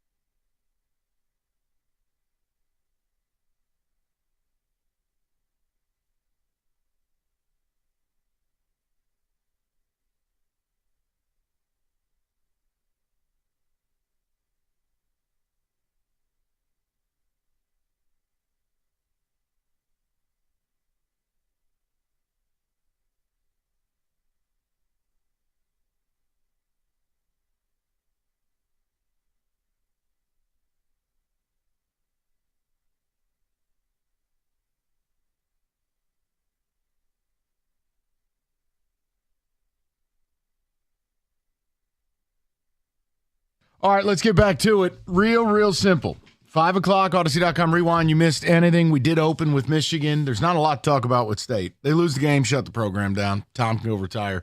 But I wanted to ask a question because now you have Michigan survive last night. And again, we can save any of the pretense of, well, I'll still take it. Of course you'll take it. A win is a win. You want to win. But you just can't deny they got lucky as hell. You play like that again, your team's out. You're done. But here's my question. When we broadcast Monday, 2 p.m., one, both, or neither of our teams are still playing. For Michigan, you're 2.5-point underdog against Texas A&M. Texas A&M is going to drag that game into the mud. Do you believe you win? For Michigan State, yeah, it's more projection. Now, they are a 17-point favorite tonight. If you lose this game, bulldoze the program. But if you win, you're going to face the winner of Marquette, New Mexico. Do you believe Michigan State will be alive Monday?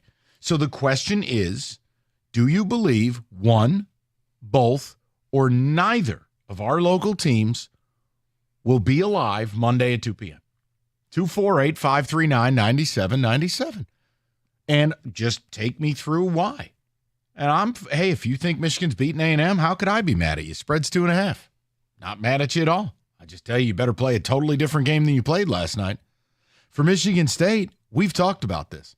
It's a complete and utter disaster if they don't get out of the first weekend. It's a waste of a year. And really a sign, once again, bulldoze program. You could actually knock Spartan Stadium and Breslin Center down same day. Save money. Bundle. So what happens if they make it out? Then the season begins. Then we're not bulldozing everything? No, then the season begins. I mean, realistically, if you're a real team with a real shot at hanging a real banner, the tournament doesn't really start until the second weekend. Correct. This is the barrier of entry. Now, do you believe one, both, or neither will be playing Monday? I think both. I think both will be playing. When we get in here on Monday, Michigan State, they should be able to handle Bryant tonight, and then the winner of Marquette and New Mexico. One-day prep, turnaround, Izzo's a master at that. For Michigan, I've just gotten to the point where I can't quantify it, Mike. It was like the Tigers pitching chaos. I couldn't tell you why it worked. I just know that it worked. I can't tell you why Michigan keeps winning games like this. All I know is they just keep winning games like this. And it's if I'm a fan, I'm frustrated. But in the end, you're like, okay, it was a hell of a ride, but we won. We got the W.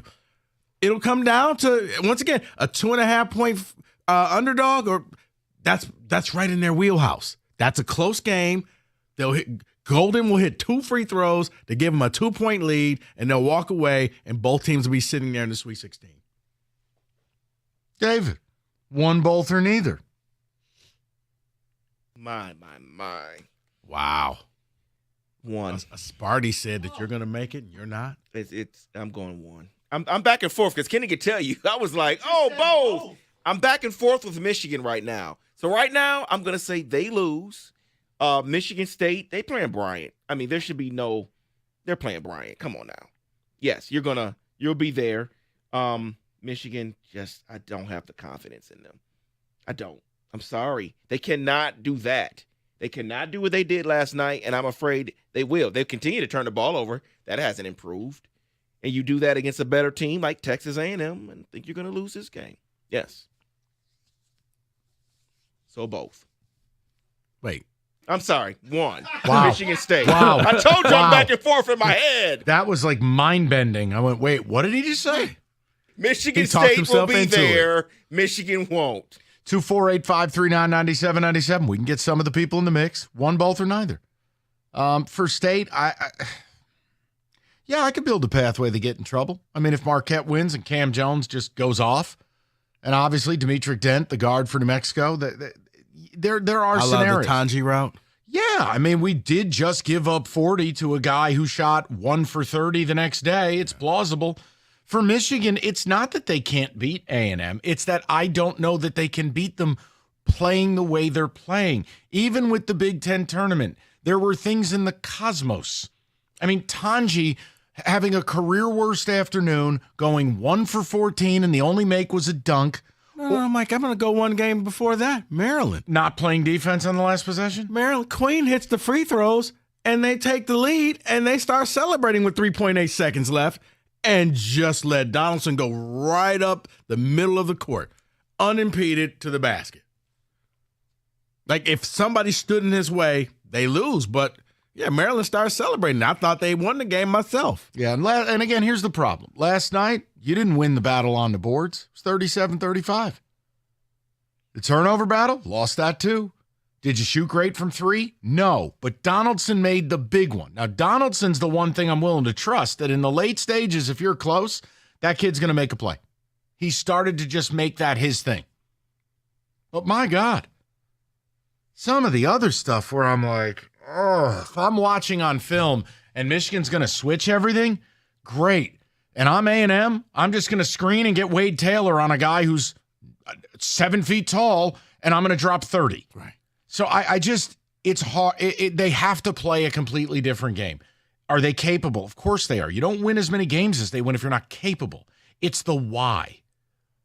And I still go back to when they've played high-quality teams. And this is, I think, where you and I differ. It's like, I don't respect the Big Ten the way you do. But, like, maybe I'm in love with the SEC too much. Maybe A&M's just not good. They're just in the SEC, and they get a little favored treatment. I lean both. Because, look, the team had a horseshoe in its shorts last night. But, Mike, they've been winning 50-50 games all year Which means long. it'll stop. And that's where – will it, though? Yes. That's it always why does. And at this point, I'm going to ride this until the wheels fall off. Go ahead, David. But it just reminds me, and I know different sport, it reminds me what the Minnesota Vikings did, not this past season, the season before. 8-1 in one possession games. And then when it mattered, they didn't get it done. So I feel like Mike just said, it has to stop at some point. It does. I don't want it to stop. I'll tell you that. No, David, and I understand. But if they're telling me that this is going to be another close game, I think advantage Michigan in a close game. Yeah, but the spread. Hold on, the spread doesn't indicate a close game. No, I'm it's just to saying, balance money. I understand. I don't want to see 800 ticket techs taking your head off. That's all. If Vegas is saying, look, they've been pretty around the number, so. Yeah, if they're saying, okay, well, A&M will win, but it'll probably be around 2-3 points. Well, I'm going to take Michigan because I just think that Michigan will. Vlad Golden gets fouled with like 30 seconds to go. He hits 2 free throws, wash, rinse, repeat. Let's go to Ray, 97.1. Raymond, what's going on, buddy? Hey, how's it going? Good. I say both. Reason being is exactly what you say. Michigan has to play completely different. I've watched about 15 games this year, and every single one of them was good, bad, or ugly, completely different. So I believe they will ride the hype of March Madness and continue. And I have all the faith in the world in Richardson. I think he'll take over the game, keep going as far as we can with him.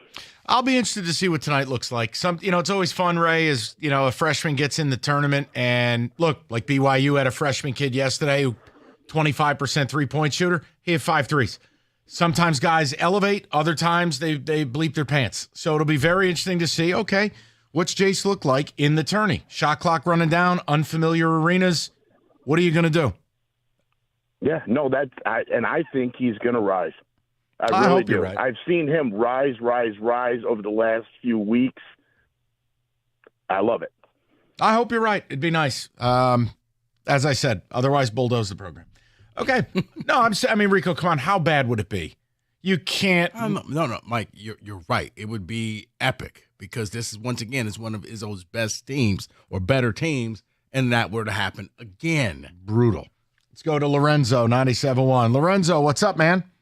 What's up, guys? Mike, this is Lorenzo. How you guys doing? Excellent. You're still invited to the cookout, okay? Thank you. 2 things, man. I want to go, if you give me a moment, over Michigan and Michigan State, then your anger against walking the ball off the court. So Michigan State, okay. I got them penciled into the Final Four. Why? Simple. They play defense. Their defense is really good. I'm sorry. Michigan, I'm a diehard Michigan fan, but they some frauds, man. Their guards are suspect. And Wolf and Golden, it's like you're not used to playing a half-court game. You're 7-footers. Wolf come bringing the ball up last night like he's a guard, bounces it off, goes out of bounds. Golden, When he was in the paint, he finally did what I always say a big man should do. When you get the ball chest high instead of or chin high, why are you bringing it down like you're one of the other players? Get your hands up in the air and turn your body. They're going to have to foul you. Okay? He finally did that one play last night. Well, yeah, their guard's a suspect. Now, about walking the ball up the court. Yes. Okay? Listen, I used to go to Palmer Park, me and my cousins back in the day, right? We play together. We're family, so we know how each other play. We'd get against other guys, and I know it's not the NCAA. We get against other guys that were more athletic, faster. You know what we would do? We would walk the ball up the court and side to side, backdoor cuts, lull them to sleep. I know it's not pretty, but it's actually intellectually sound. Backdoor cuts, fundamentals. One of my cousins who was tall, we had him play center. So yeah, I like that style of play. Dear. I mean, here's the balance. You got to have a balance, though. If that's all you do, I get it. But you got to have a balance. You got to be able to play a half-court game. I agree with a half-court game. But when you are playing and you are literally the slowest team in organized basketball in America and you make it an impossibility to watch, Lorenzo, this ain't the park. This is a multi-billion-dollar industry. How about this? You're 100% right. Play half-court basketball. But, Lorenzo, just meet me in the middle. We're going to ban St. Mary's and Drake. We've had enough. Okay. That's all I want. That's all I want. I have much respect for that, but we can agree to disagree. I think it should be a balance. You should be able to run if need be. But teams in the past, those super teams like Kentucky, they're going to win it all, and they got popped. And by Lorenzo, teams that play both styles. And Lorenzo, think about this. I mean, Virginia won a national title playing this style. Asterix. Sure did. It was disgusting, and you both know it. They won. No. And you know what? Kentucky puts players in the league. And Kentucky's a bad example, though. Calipari's been a no-show coach for a decade. All right, but you got 40% of the NBA coming through Kentucky. Okay, Baylor won a national title. Did you see what it looked like? Yeah. Yeah, that's basketball. Not this nonsense. Why are you defending St. Mary's? Do you have a cousin who went there or something? Why don't you level with us? No, I don't know. You got I'm just enjoying this. You got any people out in Santa Rosa? What's your story with St. Mary's? I'm just enjoying this today. Loving the things you hate. You do. You love St. Mary's, and I don't know why. I don't either. 248-539-9797. Spring into savings, unbeatable deals. Moran Chevrolet, Michigan's #1 selling Chevy dealer for 2024. You need a truck that works as hard as you do, they've got you covered. A 2025 Silverado 4-wheel drive LT Crew Cab. Lease it. $299 a month, $19.99 down. It's priced right. Go green this spring as well. Lease an all-electric 25 Blazer EV. $199 a month, $14.95 down. Both for 24 months. And the best part, everyone gets employee pricing on both the Silverado and Blazer EV. No gimmicks. Just the deals. It's Moran Chevrolet, where you always get the best price, period. Visit MoranExpress.com or stop by on Gratiot at north of 15 Mile in Clinton Township. Chevrolet, together, let's drive.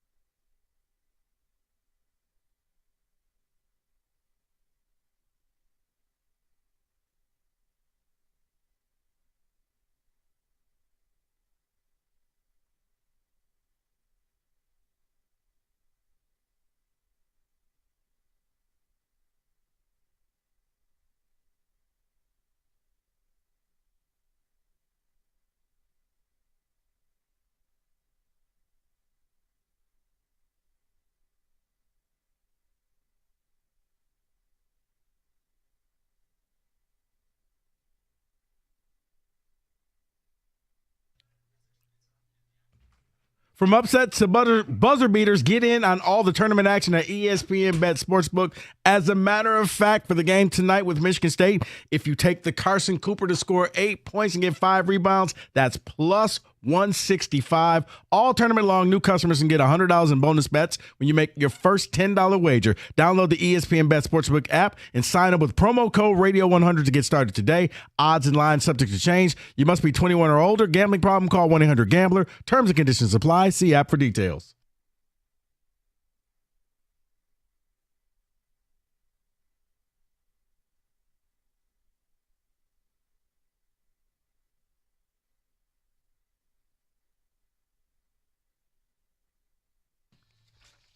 All right, we'll get to a tournament update here in about 10 minutes. I have breaking news. St. Mary's has crossed 40.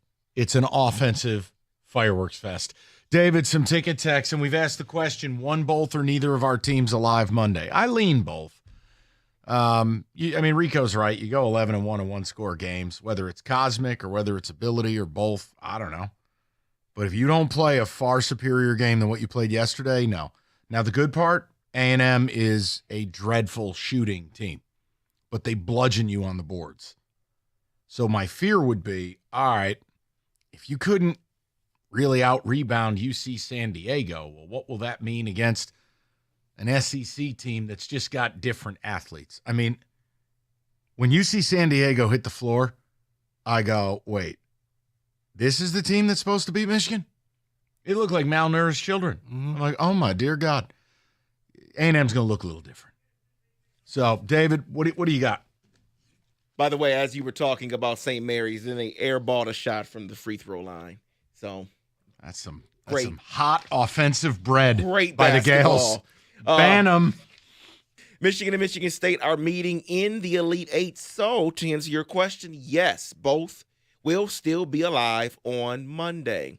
State's winning it all. And that's coming from a Michigan fan at work, he says. I wish I had your confidence. I don't know where that comes from. I think it's the defense that they play. That's why. I mean, because even when you have an off night shooting, if you can defend the 3-point line and you keep teams from, getting red hot, then yeah, that's and there's no UConn this year where it's just, there was no doubt UConn was going to win last year. You don't feel that way about Duke now that Cooper Flagg was back today for 22 minutes? I don't. Man, the disrespect. No, I mean, I think that there are like 5 or 6 teams that can win it. But like last year, it was UConn and UConn in the field. They were just like, who wants to get beat by us in the title game? That's fair. You guys hammered that out. That is fair. Both will play because Texas A&M isn't good at shooting threes. Michigan State just simply good, and they'll be better than Marquette on Sunday when they play. Someone's answering your question, Mike. Yeah. There are tours. I've been in the Great Pyramid from JFC. Thank you. Actually inside the pyramid or around? I think those 3 letters may stand for something else. I can't say it unless you want to be going solo. I have a feeling. Oh, okay. Yeah, Gotcha. Yeah. Okay. I think that means something a little different. I think both will play on Monday. They'll be there. They'll be alive. Dave, keep picking against Michigan State, please. Michigan, please. Okay. Hey, hold on. Hey, you know what's fun? I didn't pick against Michigan. I simply said be careful with this team. I wasn't wrong. Here comes St. Mary's. First one to 50 wins. That's from BC. Then another person. Oh, well, you know what? 50-47. St. Mary's. Oh, okay. All right. Well, someone else, Cash the Ticket listener for Wyatt says, Mike, I know you hate the slow-paced game, but you did tell me to go under, and I'm loving that. Listen, and I had Drake yesterday. I don't have to like these teams. I try to make sure if I can help people survive a little bit here. It's a minefield. By the way, are we bummed out as far as the opening day and a half here of the tourney? Yes. A little bit chalky, yes. No? 2 12s and 11. Yeah, you're right. It hasn't been that like, oh my goodness. Hasn't really been moments. No. I mean, last year you had the Furman thing, and you had some moments. Yeah, we haven't had any late game kind of. Think about it. We've been on the air for 2 days. We haven't done a single break-in. You're right. No Jack Golke moments. Nothing. Not just yet. Maybe chaos tonight and Bryant wins by 30. You never know. That would be a lovely. I think you want that into the week. No, I don't want it. It's just it wouldn't even hurt at this point. Because I would just then be fully say, you know what? Then speak the good things into existence. All right, State by 70. I don't know. What There do you you want me go. to say? You're over here going, well, people, it could be a tight one and a half. They could be losing. I'm like, wow. I don't want to be like, oh, it's going to be a cakewalk. I don't think it's going to be a cakewalk. I think they're going to win. I think they're going to cover. I just don't think it's like it'll be a battle for like early in the game. Okay, Michigan fan here, and I completely agree with David with all his points. This team is maddening. That is from Tracy on the way home to New Baltimore. David actually sent that in to himself. No. Die-hard Michigan fan here. No way Michigan beats A&M. They aren't small like UC San Diego, and we can't help but turn it over 100 times a game. Yeah, but they're also not – look, I think we start to get into the weeds on stuff, and it's like, oh, they've only got, their tallest players are 6'9" or 6'10". It's like, oh, okay.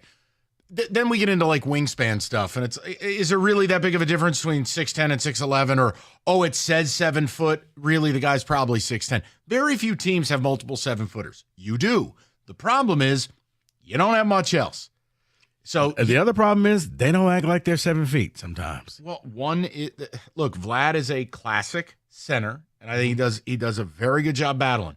Wolf is not a power player. I think Wolf is he's a weapon. He's a bit of a unicorn. But no, it's not like he's your prototypical 4. He's not. No. This one's to you, Rico. They say ramps, pulleys, and a whole lot of oxen, not the aliens that made the pyramids. Just hard work. But to Rico's point, the quarry that the stones came from was 500 miles away. Right. What 18-wheelers did they have? I mean, unless you're just breeding people left and right, because they're all going to be dead in about 2 years working the pyramids. I'm sorry, what? What did you say? I don't even know if we can put that as a drop. You know what I mean.